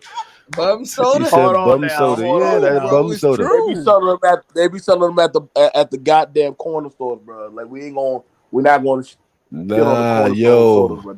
Nah, Kept it going, bro. BMT and why BMT and why that's definitely corner store. That's corner store soda, but that shit was bum soda. Not Sprite, 50 but cent. Spirit. That shit, I know, but that's we just grew bum up on soda. that, my nigga. We can't just Yeah, do I was that. fucking with that shit. That's Me why I'm too, bringing you bro. up. We That's grew why up. I'm over here fucked up in the game right now. I'm trying to pull my shit together. You know what I'm saying? Yeah, you know times are Fuck around hard. with that Hold on. tropical fantasy. That Times shit are had me hard, in a bro. fantasy back in the day. Now I realize shit is I ain't real gonna out this lie. Is it? motherfucker. Hold on. So Kane, is it what's the word I'm looking for? Is it cool for your girl to leave you if you fall on hard times and you come home with the Tampico? Like there was no other juice in the store. I bought Oh some Sunny D no, and some she thought you was coming home with Sunny D and you came home with the Tampico and shit. Like yo, this shit was Oh fancy. no, we not You attacking the gotta add a Tampico. little water to that shit. Like yo, Orange. we could double this up. We could double this up half and half. We can half and half this. We can get 2 gallons out this motherfucker. Hold on now. We ain't gonna attack Tampico, bro. I got that at the daycare, bro. We ain't gonna, nah, bro. I dropped that. Yo, I just dropped that half off Tampico? and at the half I daycare, never this. bro. drink that We shit, ain't gonna man. attack Tampico, bro. Leave that out, bro. That's innocent, Come on, bro. we can half and half this. Stop that bullshit. We can half and half this. We can make this go a long way. Y'all bullshit. Stop that bullshit. We can make this go a I just long dropped way. some of that off at the times get daycare. hard, You yo. might can step on that shit 3 times. You might can step on it 3 times. You got a little sugar lingering in the house. If you got a little sugar lingering in the house, the third batch, pour like 3-4 cups of sugar on that shit. You might still have some Tampico. I had CNC when I was at the rehab center. That's all they sold was CNC cola and orange. That CNC orange is From the the shit, hood, bro. nigga. It's not that bullshit. There it is. Look. Yeah, I never touched that shit, Kane bro. said, "Yo, cut it with some water. You get a cup. I get a cup." Yo, Throw a Kane, cut you on know, that shit. You throw a hey, cut Kane, on you know that what, shit. I'm yo? bullshit. You throw a cut on that shit. You bullshit. Yo, Kane, I Come got on, you, if you bro. know you got family coming over, yo, man, you bullshit. If you got family coming over, go buy you like four of them shits for like $4. I never bought Nigga, that the shit in week my is life. good. Yo, if I had The people week coming is over, good. bro, I'm not You kidding. If I had capping. The people week is coming over, nice. bro. No, I'm not. I'm dead serious. If I had people coming over, bro, I know AC, what they cut it want. out, AC, you know you had it popping. AC, if it's barbecue time, Oh, I got the 4 Heineken gallons for of barbecue time, Tampico bro. with the half and half. Y'all niggas is bullshit. Bro, I With used the to live half right and down the half. block from the And you can soda make it spot. stretch a little longer. You could go half and 3/4 and go buy you some sugar, $2 That's for cheap broke shit. niggas, bro. My shit, bro. I Yo, used to you buy gotta sugar treat for fam $10 like you gotta for treat my fam on gas, some bro. funny style shit sometimes. You gotta make money go a long way. You gotta Y'all treat talking fam about on the some funny style Tampico shit sometimes. like you stretching Yeah. crack. This will bring you back memories, bro. Cause this is the '90s. I would buy, I would buy kegs of Heineken for the dudes, and I would buy. I ain't talking about now. No, I'm talking I about ain't back talking about then. I'm now. talking about, Oh I'm talking yeah, about that's what I'm back saying. then. Nigga, And I don't would get it buy twisted. Ain't Alizé on no for the broke bitches, shit now. cause back in those days, those Yeah, bitches love Alizé, Tampico. bro. What, nigga? Wait. What's wrong with Tampico? Tampico, niggas Ain't was nothing side. wrong with You Tampico. signed up. I fuck with it. Who said it was I fuck cheap? with Shit, I it. would never put That that shit shit in ain't my cheap system, nowadays, bro. though. That shit ain't Listen, cheap No, nowadays. I'm just You gotta saying, pay like it's like like a listen. low you gotta pay budget like Stop it. Stop it. Stop it 389, there. I bought that 389. shit. I like it. I bought that shit at. What I bought that shit Tampico? at So use Stop up it. here. Certain Who's up flavors, I here? ain't not give a all of fuck. them. Some shit be thick. Nah, see, That this shit should is be so having your mouth feeling mad oily after you. Fuck that. If I'll you tell you drink like that. Tampico straight up, if you drink Tampico straight up, that shit's gonna have your mouth feeling mad oily. Get a lot of You ice. gotta put some water in. You gotta put some water in it. You gotta put water in it, my nigga. you gotta My you gotta grandma dilute told me it. take the put water in it. You gotta dilute it. Hold on, AC. You gotta dilute that shit, bro. I ain't drinking that. I never put that shit in my Yo, AC, system. what's I happening did. with you, Nigga, family? I take that shit right there to the goddamn. What's going on, Young Jay? This is just bad What's going on, fucking from tropical Genius? fantasy, bro. I Gabe, never what's put going that on, shit in man? my system, man. Hold on, one time. Hold on. What's up, AC? What's good? What's happening? Listen, my G, you know niggas don't know nothing about that Tampico for real. That shit ain't really making down Jersey like that. But I'm not taking that shit to a cookout now.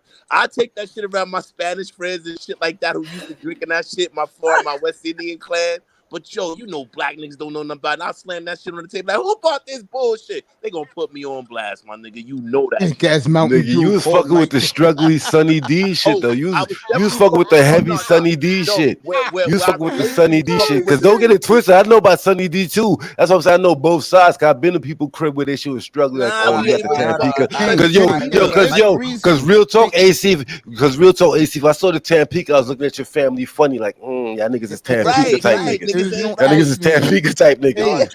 Hey, there's no accident. We used to go to Stop and Shop, bro, and you see Sunny D, the gallon of Sunny D, 5 for $5, bro. You knew something. That's what I'm saying. Sunny D is like the next step up, but Sunny D was struggling. When Sunny D first came out, it was expensive. Sunny D wasn't cheap when it first came out.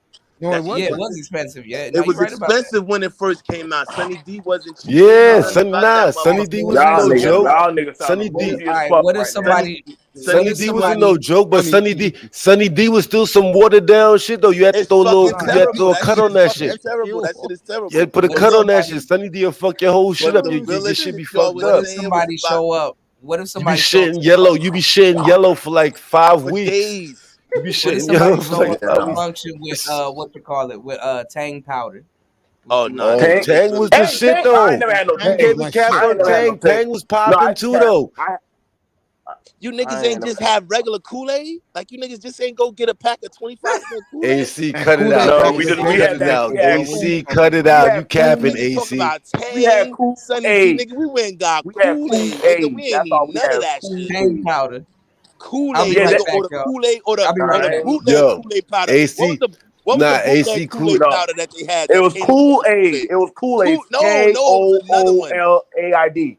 No, it was another one. Yeah, that shit had bad It O's. was another one. It was Gay another is one right. under What happened to Kool-Aid. water? I drink at least a gallon of water a day. What's happened to water for everybody, bro? Nah, fuck water. We ain't had that shit in the house. Mace, you know that. You didn't drink water in the faucet. Nigga, oh yeah, we drank water in the faucet, but we weren't drinking that shit willingly unless we was outside. They put us outside. Yeah, that one faucet. Nah, niggas was fucking with water. Yeah, nah. Hold on, Mace. Mace, niggas was fucking with water. You know how many times niggas just ran down on nigga had a little hose or a nigga see a fire hydrant just leaking some water, nigga cuff the water and be right there like, yo, nigga, I'm thirsty as fuck. It's hot outside. That's Nigga, outside, my nigga. come on, man. You know how many hydrants I hugged? I hugged plenty of hydrants while I was hugging that shit. Like, yo, it's hot as fuck out here. That nigga's bullshit. Be out here playing two-hand touching the motherfucking street. Nigga, I'm hugging the hydrant, nigga. That shit is leaking, nigga. Come on, man. We know about that gorilla shit. Come on, man. Oh yeah, you right. Flavor Aid. I remember that shit. Flavor Aid. Like I said, Flavor Aid. That's Nigga, BMT, where you from? Y'all niggas is out there finding ponds and lakes. Y'all niggas just walking through the backwoods and find some water. Y'all niggas is just drinking any type of water. Like, yo, y'all water be any type of water. Like, yo, nigga, you just drank 2 fish, nigga. You done caught 2 fish with your hands, nigga. You done caught 2 fish with your hands and ate them shits. You live in the suburbs. Where you live, King? King, don't play it. Hey, King, you live in the woods, my nigga. Don't play yourself, nigga. You live in the woods, my nigga. My nigga BMT, you came up in that shit, nigga. You came up in that country shit, nigga. Ain't nothing wrong with that. You came in that country shit, nigga. Y'all niggas be out there. You just find a little lake or something, a pond or something, caught 2 fish. Nigga, what lake? Nigga, listen. You trying to got mad lakes out here in Georgia. I don't know. No, that's in Georgia. I'm just saying. Yeah, Georgia, they got mad lakes and shit. Niggas is lakey. They mad lakey out here. If you trusting to drink lake water, my nigga, you been around the white people too long, my nigga. Yeah. I ain't drinking no lake water, nigga. My shit coming out, nigga. My shit come out of the pipe. I gotta boil that shit like 4 times. I ain't signed up, nigga. I gotta boil my shit like 4 times. I gotta get like 16 filters. But listen, don't drink the lake water, my nigga. Don't drink the lake water. I don't care how bad things get, nigga. Don't drink the lake water. Rock water good. Pass the bullshit. Rock water good. You get some water coming off some rocks. Rocks is the best filter. How the hell if you ain't know? Get the best tap water in the world here in New York. If you ain't know, pass New York City got water. the best tap water in the world. You don't even fuck Motherfuckers get with their it. bread. Motherfuckers order shit from New York just because of the tap water. Like motherfuckers make pizza with it, bagels, bread. Motherfuckers order that shit. Y'all water has a. Bitches be eating their salads with it, bro. Y'all niggas is drinking the Hudson. Y'all niggas is capping. Every time I, hey, y'all niggas, listen. Every time I drive past that George Washington Bridge, bro, y'all have an interesting smell. You ain't lying, bro. I think y'all just throw the view to that shit. Hey, bro, what are y'all smelling that I don't smell like? I know what you talking about, bro. Nah, cut the cap though. You talking about smell? What are y'all smelling that I smell? Yo, y'all niggas in the country be smelling mad moose ass though. I be smelling mad moose ass. Nigga, ain't no fucking moose in no country. Nigga, stop, nigga. Stop, nigga. Y'all been drinking that damn Jersey pipe water, nigga. Nigga be sliding through. Nigga be sliding through. Nigga bust a window. Nigga bust a window trying to get some fresh air. Talk about yo, the South got fresh air. Nigga smell moose ass in the air. Like, yo, what is that? It's moose ass in the air. I ain't signed up. Y'all niggas be capping. Y'all niggas should be struggling. Goddamn. Y'all got everything in that. I be smelling some foul shit coming through the South sometimes. Like, yo, what the fuck is that? The shit that to be having you fucked up, like you got to get out of it. You've been out there with them hillbillies too long, bro. I tell you to leave them alone, bro. Don't be hanging around them hillbillies, bro. A nigga know what soil water smell like. When you come to New York and you come to the Northeast and all that type of shit, you know what soil shit smell like. Like yeah, this shit's fucked up over here. These niggas like Jersey, like Jersey. You already know what's happening. Jersey, bro. You smell that shit. Kane going across Jersey nasty right. AC you my nigga. Word to my mother, you my nigga. AC. Real talk, you my nigga, but Jersey, man, you already know, nigga. Hell yeah. That's our dumpster. That's NY dumpster. That's why it should be low. That's why it should be on the low out there a little something. Boy, I tell you, boy, Jersey shit. If you fall in that Jersey turnpike water, bro, your ass is done, my nigga. You coming back a Ninja Turtle, my nigga. I got family out there. Niggas be glowing out there. Y'all niggas in Jersey. Y'all niggas in Jersey be glowing though, man. Y'all niggas is mad toxic. Y'all niggas be glowing. What the fuck? Y'all niggas be glowing out there. I ain't getting that. I ain't giving a fuck, boy. As soon as you about to go over there, bro. Whatever. Facts. Y'all niggas be glowing. Jersey. Y'all my niggas, but yo, word to my mother. Tell NY stop shitting on y'all niggas like that. Like tell NY stop shitting on y'all. Cause y'all niggas be glowing out there. Y'all niggas is radioactive. It's mad radioactive out there. There's something in that water, boy. I done. pull it together, property Man. value. They're gonna bring that shit back to a good level. But He can AC go there should for be the popping casino. out there. AC had to jump off. He jumped out there. He ran out there. I thought AC. That's my Yeah. nigga though. I fuck with AC. Nah, but yo, y'all traveling niggas, do y'all travel thing, man. I fucks with that. Yo, fucking black man. We ain't just start here. We been around this motherfucker. We been around here. But see, Move you know the around. thing. But you know the thing about it. Let me say this, King. The thing about it that was very interesting was like how motherfuckers say they were looking for a farm bitch. But I like when I lived up there in Springfield, you know what I'm saying, and I'd be going from Springfield to Connecticut. I always seen girls that were foreign like around those parts. So it was like I'm like, damn, my nigga, all you had to do was like go to certain areas of the states, and I mean, you gonna bump into a foreign bitch. Hell, the bitch might speak second English, like she might be speaking like second English. You know what I'm saying? That probably really ain't her first language and shit. Mm. Like that was just a norm. Like you had the girls, the But DR, the you had the girls from Trinidad, Jamaica. You had the yeah, girls. that's where I my ain't whole doing. shit We played see out. some. That's where Yeah, my we whole saw shit some played girls out. from. That's where my whole shit played out, BMG. My whole Right. life coming up, I've dealt with all type of women my whole life. That's all I know. That's why when I speak on women, I'm speaking on women of all races. I'm not a dude that get caught up in that. Yo, uh, I'm just on some black women shit. Do I prefer? And I ain't gonna say prefer. 'Cause I prefer women. Me, I just prefer women. Period. There you go. Am I gonna get caught up?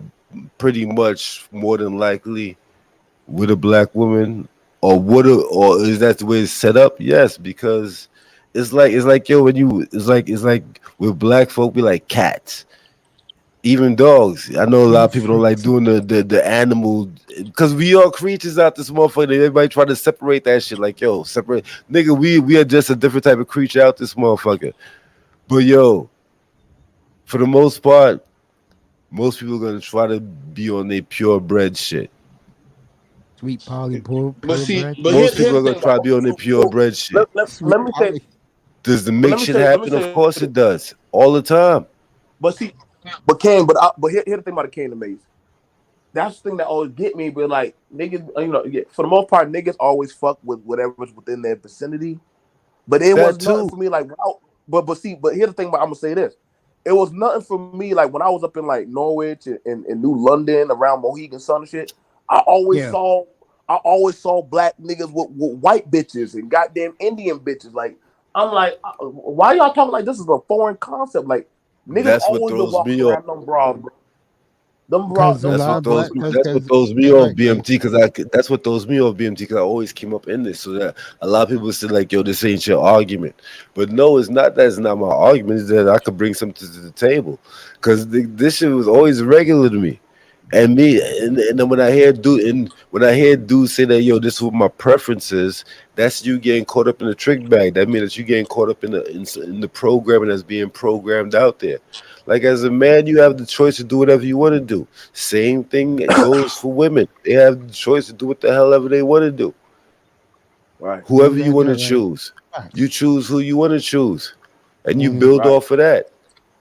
morning Right. to the beautiful Kristen and my boy All Dusty right, in I'm the back, chat. y'all. Pastor too. Y'all niggas Yeah. wildin', bro. Hey, babe. No, No, I'm we just just up here saying that building. No, we ain't wild. We just up here building. You know what I'm saying? I'm just We saying that need shit we was. need therapy for all the knockoff shit we done consumed in our life because this shouldn't be even a conversation. But then you got to But go it back to is. then you got to go. But then you got to go back to what we was taught growing up in this country for most of us. I was That's born for a and fact. raised here. A lot of people that's around these parts is born and raised in it. And you got to remember back in the day, what they was posting up there was black, white, and other. Yeah. Yeah, they didn't ever show. But I'm saying like I always saw a lot like Thank you, when I grew Toya. up. Thank you, Toya. I think. But here I'm gonna give you this, King. When I came down south, it was more skin folks only fuck with each other, right? But up Mm-hmm. Facts. north, when I was up north, that shit wasn't holistically a thing. Like it was nothing Cause to see. It was nothing to see a black b boy fucking with a white bitch, like his little white snow bunny on the side, and he might have a little Latina that he'll go and that'll be his nest. Like that shit was how I saw my uncles in the they And my uncles and them, they were running around with a lot of the niggas like Pac and them, all throughout New York and Massachusetts Doing all type of shit. and like yeah. So like them niggas, they always had a foreign bitch on their side. Like they're like, oh yeah, we now getting foreign. I'm like, nigga, y'all just now getting that, but niggas were already doing that shit. Like they were rapping about that shit. Like, yo, bro, like I got a What's foreign. going on, Like Trump? you just thought they were talking about they were just talking about a car. Nah, they were talking about a bitch. Like they were saying, yeah, I got my foreign that I be like I lay my nest up on. Like where am I lying about that, Kane? Like that's how niggas already was Nah, doing. Like that's real and up shit. here, the reason why you see a lot of that BMT is because here in the big cities, there's more of variety. So you want to fuck with somebody else, you have access to do it. I mean, I could tell you Nah, right but that's now, what a lot of happens the with that's So what y'all happens are with the y'all major cities. following that Tariq Nasheed stuff? Like you exactly know what is damn well I am, bro. I what mean, is like I that? told you the what other night, what Tyreek got? I'm I really don't ever be. Let's keep it up with Tyreek. What that nigga got going on now with well him? Yeah, right Like now it's the war Mace did okay. between who made hip hop, the Caribbeans and the Puerto Ricans, Oh, I or heard a little something. I heard black something folks, about that. I bro. was watching something yeah, about that okay, this yeah, I see. morning. This I morning I seen that. caught something about that. Yeah, I caught a little something about that. Did Fat Yeah, Joe respond to him or something? Yeah, it's Fat cause it's Joe was cause running that shit, bro. He made a new video. Oh, I'm sorry to interrupt you, King. I'll get right back there. He nah, just you made a good. video calling niggas delusional. Who? Fat Oh, Joe? y'all want me to pull Yeah, it up? came out. Y'all It want me to came pull it out. up? What's today? Thursday. It came out Fat no, Joe. today's Wednesday. It came out It's on Monday. it's on Fat Joe's page. I can pull it up. Yeah, it's on Joe's And you page. Yeah, know he and you called know niggas delusional. and you know what has happening, Mace, is I try to stay because away from that. even if you grew up in that era, even if you grew up in that era and you saw what happened, dudes will try to supersede you with what they research off of online or whatever. There's a lot of people that was there. Like I Yeah, was there I now. I was was there there too. I during was that in the time. yeah. schoolyard in 1978, bro. I got fam. My, I got fam from overseas, yeah. so I seen both My, sides of both things. hey, And what they hey, saying, like, good. Go ahead, King. yeah, go ahead, No, go go ahead. ahead. Y'all got it. Y'all know, y'all got it. No, Y'all got it. no, I'm saying like my uncle has VHS tapes of niggas doing shows on the streets. Like they got VHS tapes and shit. You know, like we used to carry them big ass Radio Shack recorders and shit. Like, Yeah, like they got yeah, I that was shit. there. Them I niggas remember carry, them but shits. it was I had one of them but shits. it was brand new. Who It was does that brand one? new. The one that says Fat Joe? Yeah, that one with his hands on his head. That's the one. All right, We called Yeah, that like real delusional. They've been like lately talking about Latinos wasn't in rap. These guys are delusion. We're from the Bronx, New York. Happens. And so when hip hop started, it's Latino and black half and half.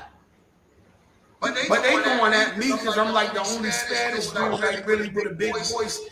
And Latinos was there. You was invited. You are a specimen. I don't know what is up with these people that don't know their He's facts. talking about us, American blacks, bro. No. he ain't gonna say that in certain rooms. Can't. Yeah, it's Fat Joe. Nah, we ain't gonna do that. We ain't gonna do that, Mace. Nah, cause we ain't gonna do that, Mace. 'Cause I understand what he's saying. No, I get what I don't understand what Nah, he's saying. He no, lying. He's no. lying. Yeah, Hold on, he hold said on, that hold. niggas are delusional. That we didn't invent hip No, hop. no. Hold on. That's not what he's saying. Hold See, on. this Let's is why I give wasn't gonna give it lie. more context. Give it a little bit more context, Scooter. You can't talk to a New York nigga about that because everything was happening in New York at that time. That's his version. I don't think Fat Joe is Hold talking on, about. hold on, hold on. But what is he really? Hold on, y'all ain't giving the context to this shit. Like, what is he saying? Like, He's yo, what is? saying that niggas are delusional that we did not invent hip hop. No, See, that's now not what that's he's saying. Let me I go don't think deeper that's because what he's saying. I don't think that's what he's okay, saying, I Mace. watched when the Hold on. shooting played it on I camera. ain't catch. I ain't see his video, so I'm not. I'm going off of just off of hearing what I'm hearing right now because I ain't see the whole video, so I ain't gonna give you full context of it. It was muted for some reason. I don't know why. But from what I'm hearing so far, Hold on. hold on, y'all go ahead.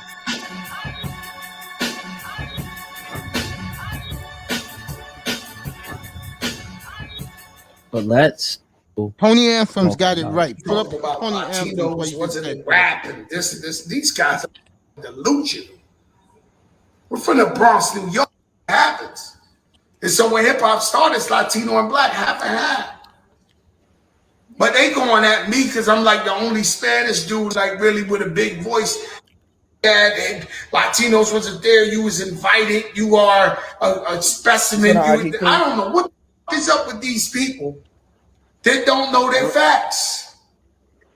That's the gist of it. Right. You know, I'll let you go ahead and kick it off, man. What do you think about the backlashes that Fat Joe's getting, and then the people, going at him saying that, hip hop's was just black people who started it. Here's my thing, and this is the big conversation that we've had with Fat Joe, or I say we, the people that have criticism or are upset about what he said. The conversation is going on about him using the N-word, you know what I mean? And the people, how he was raised, and he was raised around blacks, so he accepted it. His friends and the people that were around him at that time who were black accepted him doing it, so he felt comfortable doing it. Therefore, he does it. And now people on the outside, some people have an issue with it. And it kind of streams and bleeds right into hip-hop. My only thing I'd say to Fat Joe, if that's in fact true, because I almost could guarantee. Well, you gotta blame black people too, because we let people in, let them say nigga, and then all of a sudden, yeah. Black people be everybody's fucking friend. No, okay, I'll hear you with that, but then here's the thing about it. I'm gonna say this: some people, you gotta kiss the devil to get into certain doors. Does that make sense, Scooter? Like some niggas understood that. Like I didn't hear it like that. Damn, say that one more time. So you gotta kiss the devil to get in certain doors, and niggas say, "No, you ain't gotta do that bullshit," because niggas weren't even looking at hip hop like that was a real thing, or that's just some jungle music, as some people used to. I heard niggas say, back in the day, yeah. I was so they just call it that. That's that jungle. They didn't think it was going to be a top genre. They didn't think it would get where it is today and be a top genre. Right. Mm-hmm. So they didn't think it was some real ass. They didn't think it was real ass shit. They didn't think people actually were going hard and buying equipment, and actually it was going to actually become a movement. So the thing about it is, what's being called in the context is, okay, so the motherfuckers that dealt with the ridicule, took all the abuse and took all the harping and had all the statistics and stats put on them, why y'all want to take credit now that is now a force to be reckoned with, but back then, well, let's see how it plays out. Well, now that you know what I'm saying, now that it's got its shine and gloss, now you see what I'm saying, now you want to say you part of it. It's like you didn't know Yahoo was going to become Yahoo or Google was going to become Google, but now the shit is popping. Oh yeah, we always been in it. We always been no. Wait. Where were you with them goddamn dingy jungle kids, as some people would have called them, right? Exactly. When they were doing that shit. Where were you with them? Now listen, I don't have to go off of a video. I'm going off of how I used to watch the police used to come out there and break up them block parties. I can tell you who I saw out there at the block parties when I was a kid. Y'all know y'all know exactly what I'm saying. How they would have parties on the street back then when it wasn't really that bad. They used to just pull out the equipment. Pull out the equipment, start playing the music. That's how some niggas got their name, and they'll just start spitting. Niggas will do that shit. Now, who's talking right now? Oh, that's BMT. That's BMT. Yeah, BMT. Keep preaching, bro. Then I'm gonna add to it. You know what I'm saying? So the shit about it is, it's the context of how certain people, now that it's starting to become a multi-billion-dollar conglomerate, right? And yeah, he's saying, well, I'm the only Latino voice. Well, okay, wait. If you're the only Latino voice, in respect to that, Fat Joe, you did put in your work, right? Big Pun put in his work. We will not take away from that. However, where was that base of a voice when we were trying to get respect at the VMAs? When we were trying to get respect with MTV and other places. You know what's funny too, BMT and Mace? I want to hear your take on this too, because they brought it up. And I'm not even gonna lie. Rest in peace to him. But that nigga overly used the word nigga. Which guy? Nipsey Hussle. Oh, okay. Ooh, Kuda, you going down the path now, my nigga. Like, no, but he did it. He did an interview with Tariq. They both Crips. Yeah, like everybody, like I'm just saying, if Nip was alive right now, he would have to say something. If Nip was alive right now, he would have to speak about that. Yeah. But Asmodon, who is not a FBA, right? He's not, but it's guess what? If you look like us, then we accept you. That's how it's always been for niggas. You know what I'm saying? With grandma, who's that damn who's that nigga that baby that look like us? Well, shit, he your cousin. That's how black kids were always told. If you look like us, then you're in with us. Yeah, I'm okay with an African saying nigga. I'm okay with an African saying nigga. Yeah, I don't got no problem with that. I don't got no problem. Listen, bro. At the end of the day, nigga, when the police pull us over, nigga, you in the same. You getting put in the same holding cell with our black asses, nigga. You ain't getting out of that shit. The Jamaican, the brown Cuban, nigga. Y'all know damn well when they pull us over, bro. Guess what? We all get sat down on that curb, bro. I can tell you that right now. You okay with an African getting? Hold on, you okay with the African getting called nigga? All right, so now, boom. Go ahead.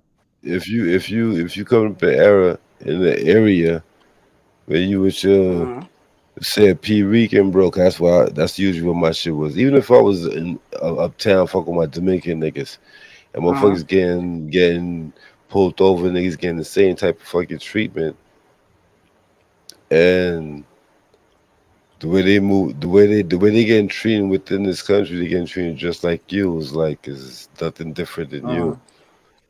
And we understand what their background come from. Like that shit is a mixture of what you would say is black and I don't know if what would I say white, black and white makes Latino. That's what. I know you're talking about. I know that. I know. No. Okay, I get what you're saying because it was nothing to see a Puerto Rican bitch fucking with a nigga. You know what I'm saying? That's not an uncommon thing. Like the blacks and browns. What's killing Fat Joe though is he's white Hispanic. That's it. But see that here's the thing about it. Now here's the thing. Like I get it. We can talk about certain things, but if you can get away not fucking with us, would you still fuck with us? It's like my cousin say, do some niggas just tolerate us? Do they just tolerate us until they get to a certain means? You know what I'm saying? I can't get into. I understand. Listen, I'm gonna be for real. Certain basement parties. Hey, I can't speak. My Latin ain't fluid like that. But I understood. You see me dancing on a certain mommy, that could be my ass. That could be my chulo that night. I understood the temperature of the room. That's just know that. We know. Hey. So luckily, hey, my brown boy said, hey, Joe, chill. And I feeling that. Okay, cool. My bad. And let me go the other way around, though. Let me do the other way around. The other way around, niggas don't say shit. I can tell you right now, living here where I live, all you see is Puerto Rican dudes with black chicks, bro.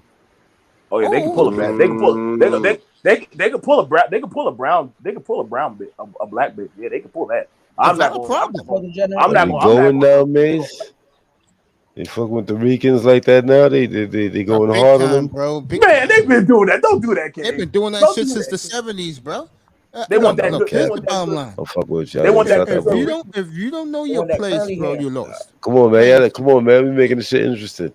I know I'm bullshit. Yeah, I know they going. Yeah, they sign up for a little Rico Suave, nigga. Where you think Rico Suave shit came from? Love Rico Suave. Rico Suave, nigga. They want that Ricky Bitches Martin love here, that bro. shit. Yeah,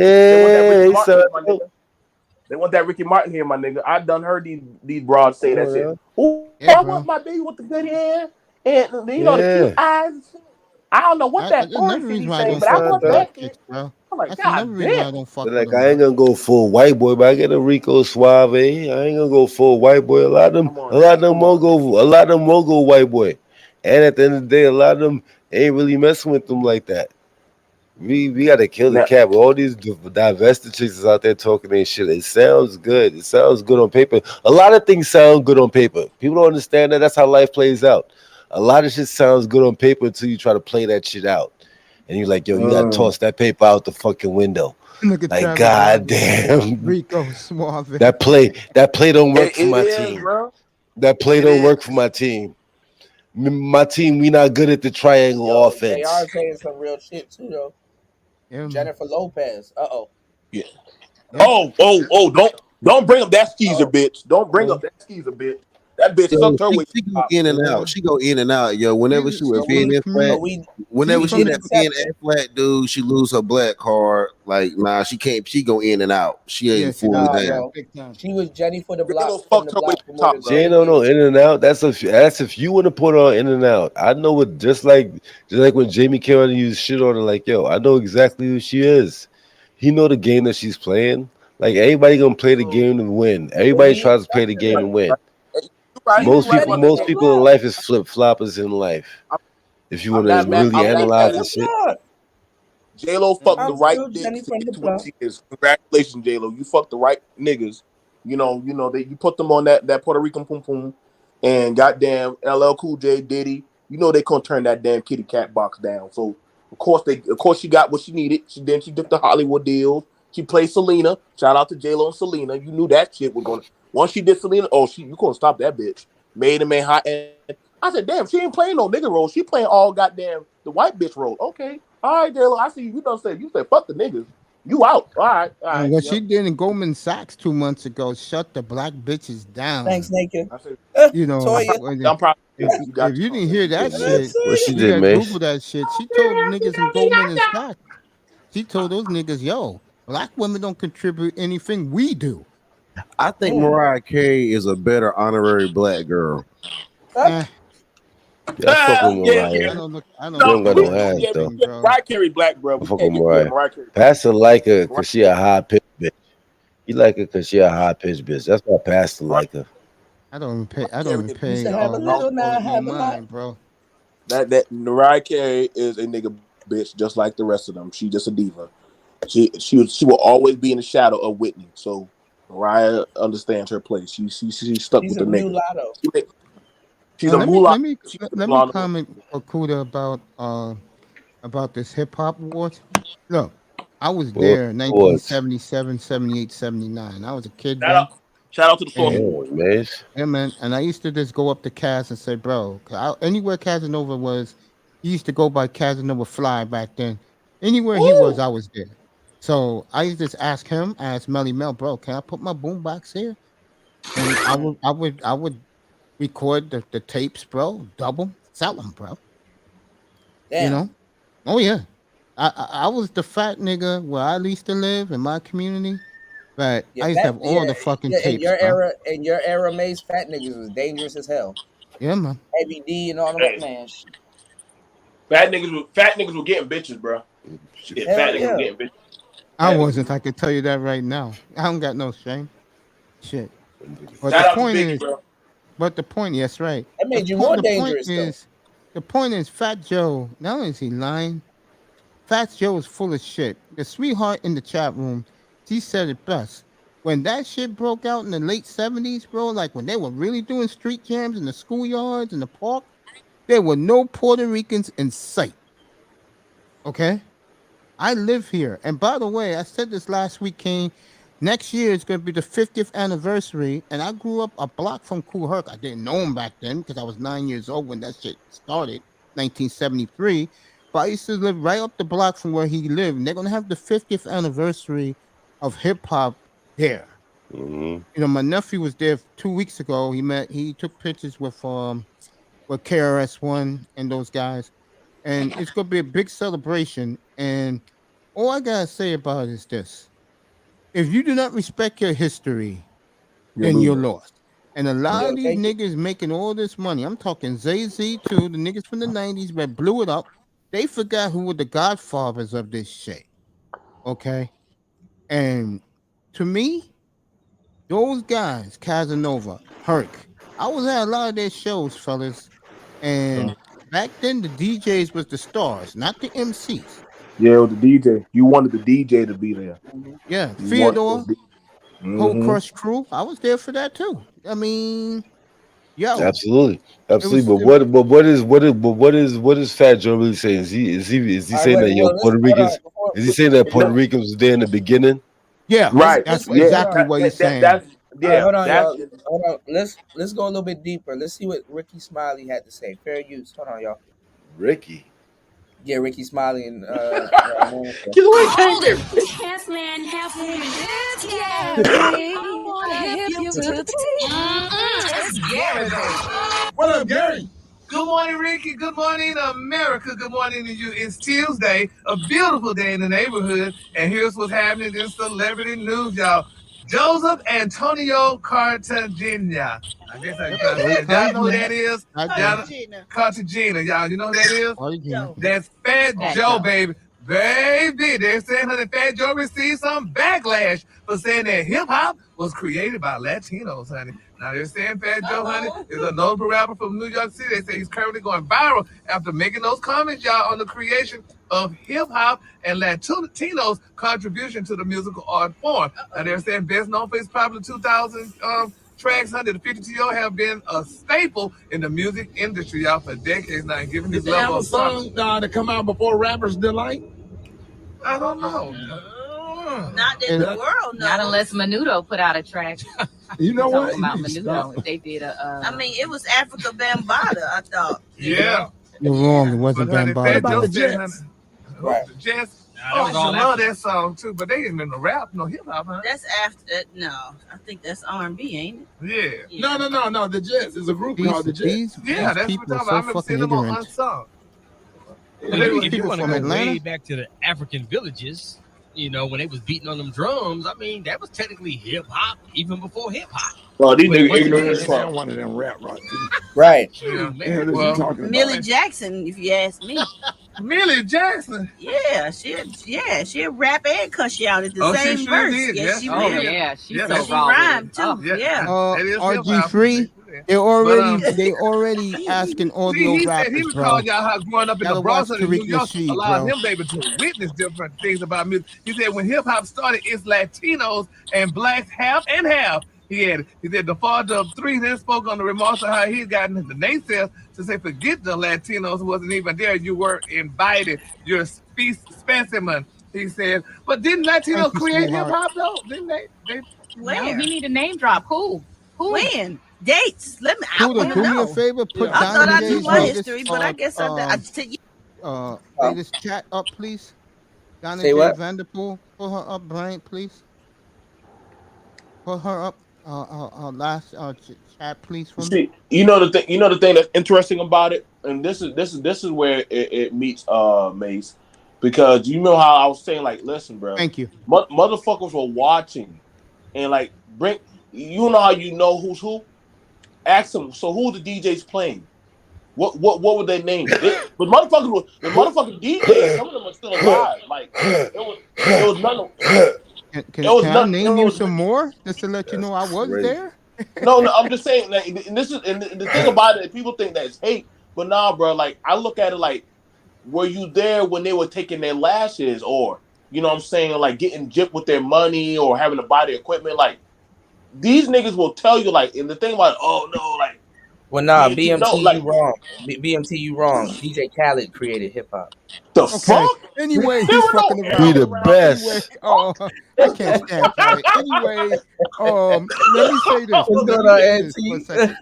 Let me say this for a second. And I'm dead serious. We outside.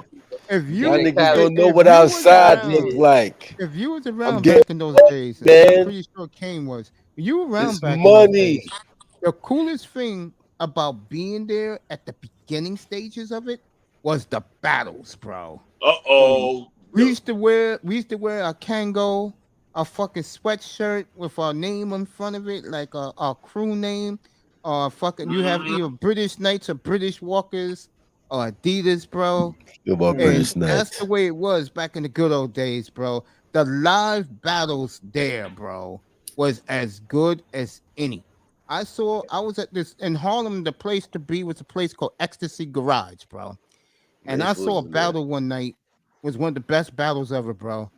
Was Cool Herc and the Herculoids versus Clark Kent and Mercedes Ladies, bro. And those bitches were fine. Yeah, Mercedes ladies. Yeah, Bro. they had females out there that were out there that were and like that's what I'm saying. You know the thing about it is, Yeah, bro. like I said, like the thing about it is like, and that's why I said like Thank these you, block Auntie. I parties, love you, bro.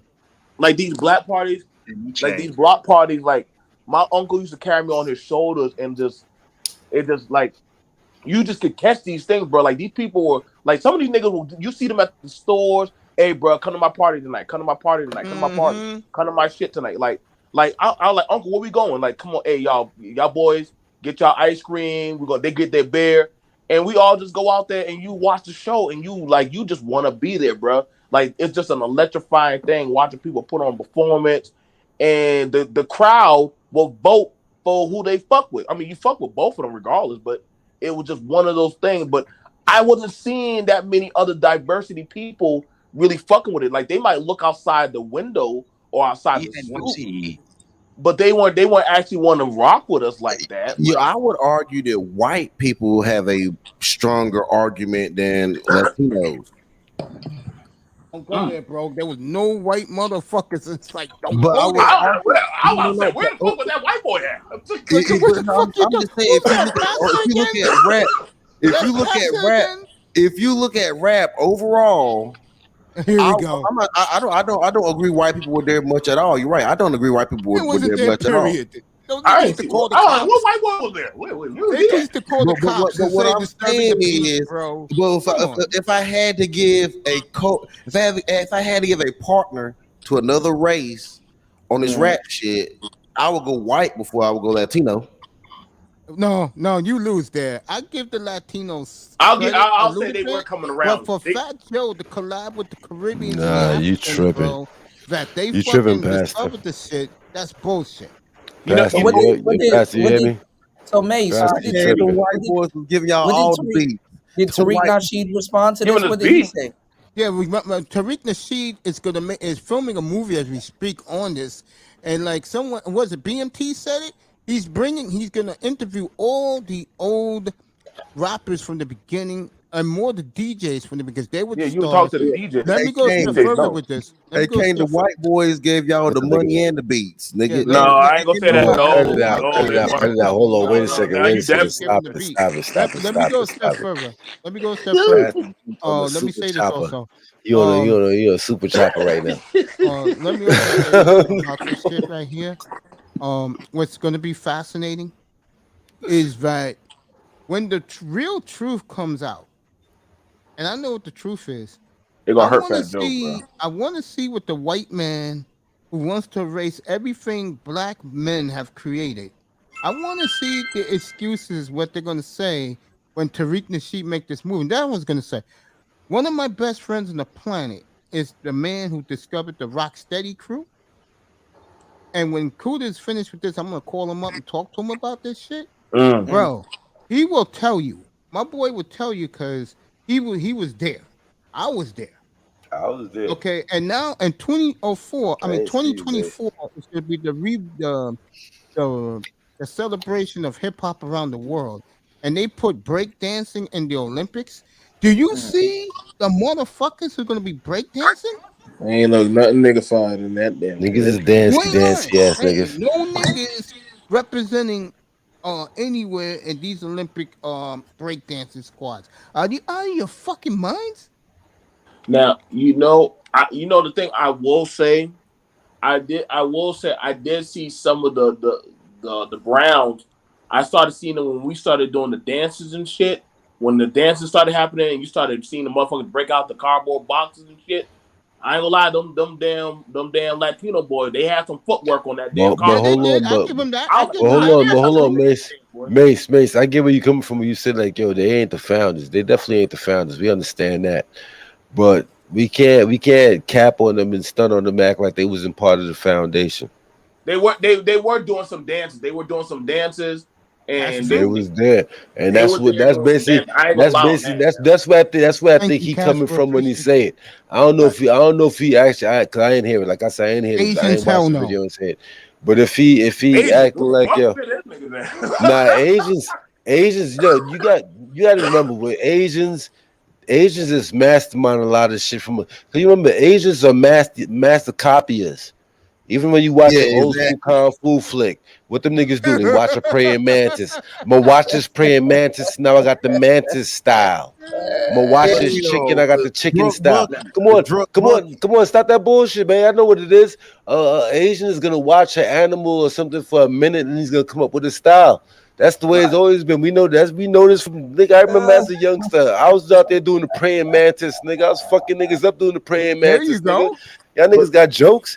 Fuck you mean, nigga. I go outside right now and fuck one of y'all niggas up with the praying mantis, nigga. Y'all niggas be like, yo, this nigga's fancy. This nigga done hit me with 2 kicks. I know what he talking about. What you mean? Fuck y'all niggas mean? No, but see that. Fuck y'all niggas is talking about, nigga. Doing shit, bro. Shit. Yeah, niggas were actually doing like adding that into their dance moves and shit. Like, nigga, watch 2 goats and come and fuck you up, nigga. Headbutt you 2 times, bop bop. You even know you got headbutted, nigga. Nigga done headbutted you 2 times, bop bop. You fucked up, dazed and confused, nigga. Yeah, you just got headbutted. That's the goat style, nigga. Hit you with that goat style, bop bop. Hold that, nigga. You fucked up in the game. Fuck you mean? By the way. Shout out to Wu-Tang when they started putting the martial arts. You know who's another culprit of this shit? You know, Fat Joe's getting some of the heat. The other Joe receives backlash for saying hip hop was created by both blacks and Latinos. Now, Joe has been out here saying that, he's been doubling down hard on the lie. It was hip hop was created by black and Latinos 50-50. Hip hop was created by blacks and Latinos half and half. That is a blatant lie. And he knows it's a lie. And everybody who promotes that know it's a lie. Because when you start asking for receipts, nobody has receipts for it.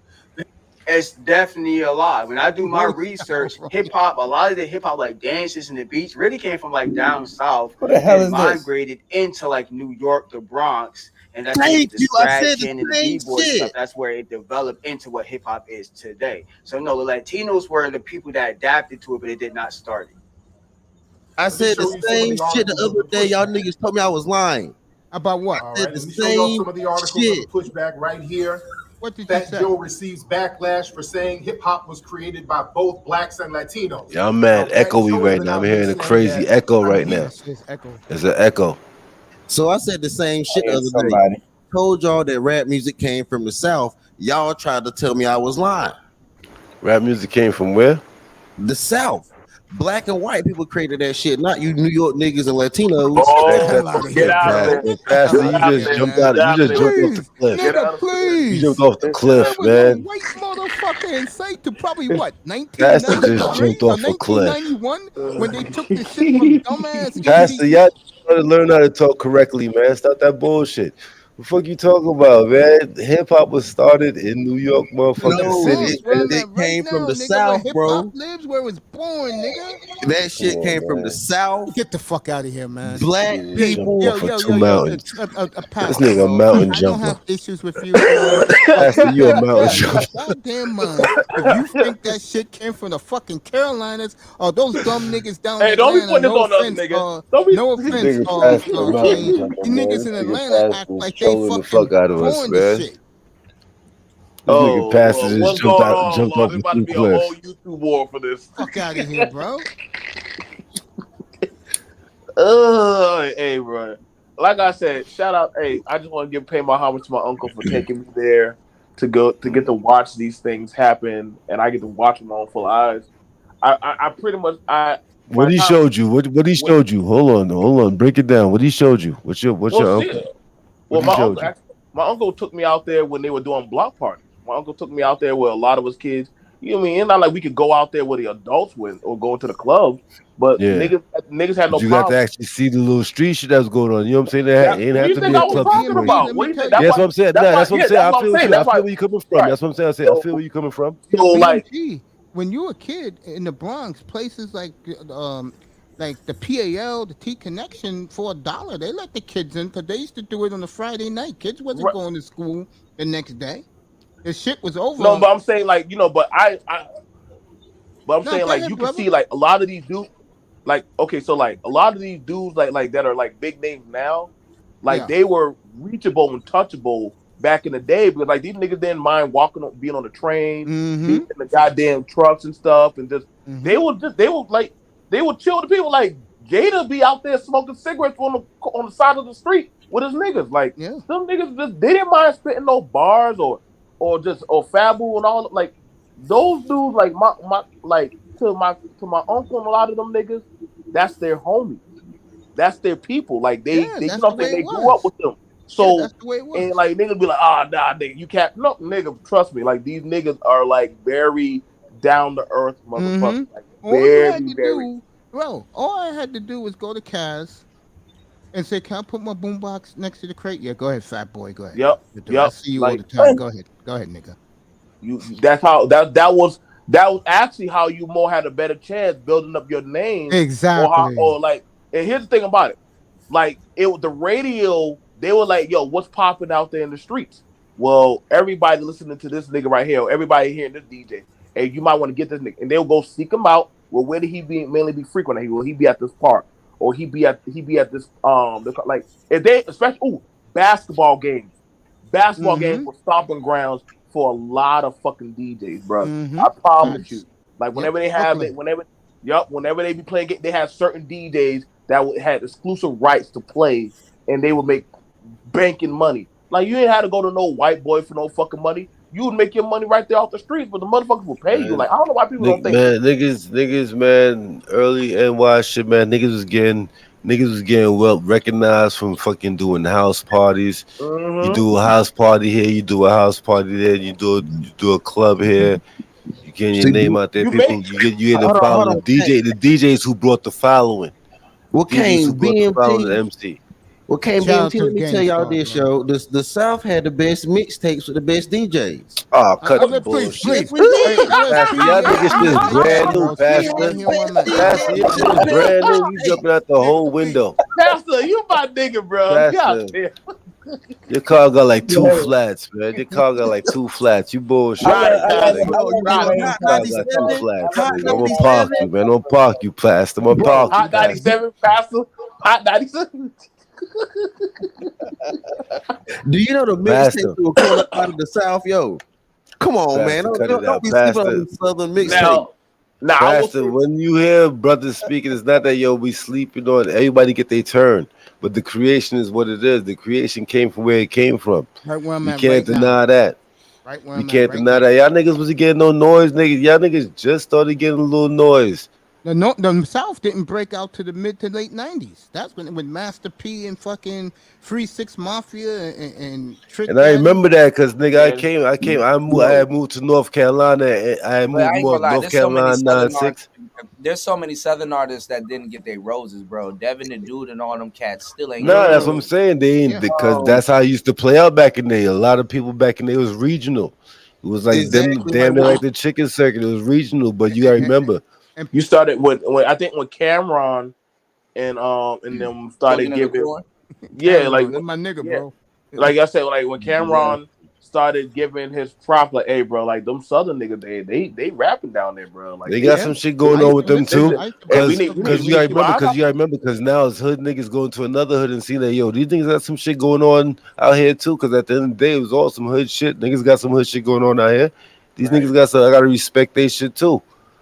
And they had something to say. That's what I'm saying. When it comes down to music, it goes by regardless. Even how we live in this era, it's still regional. Because the way y'all came up was different than where we came up.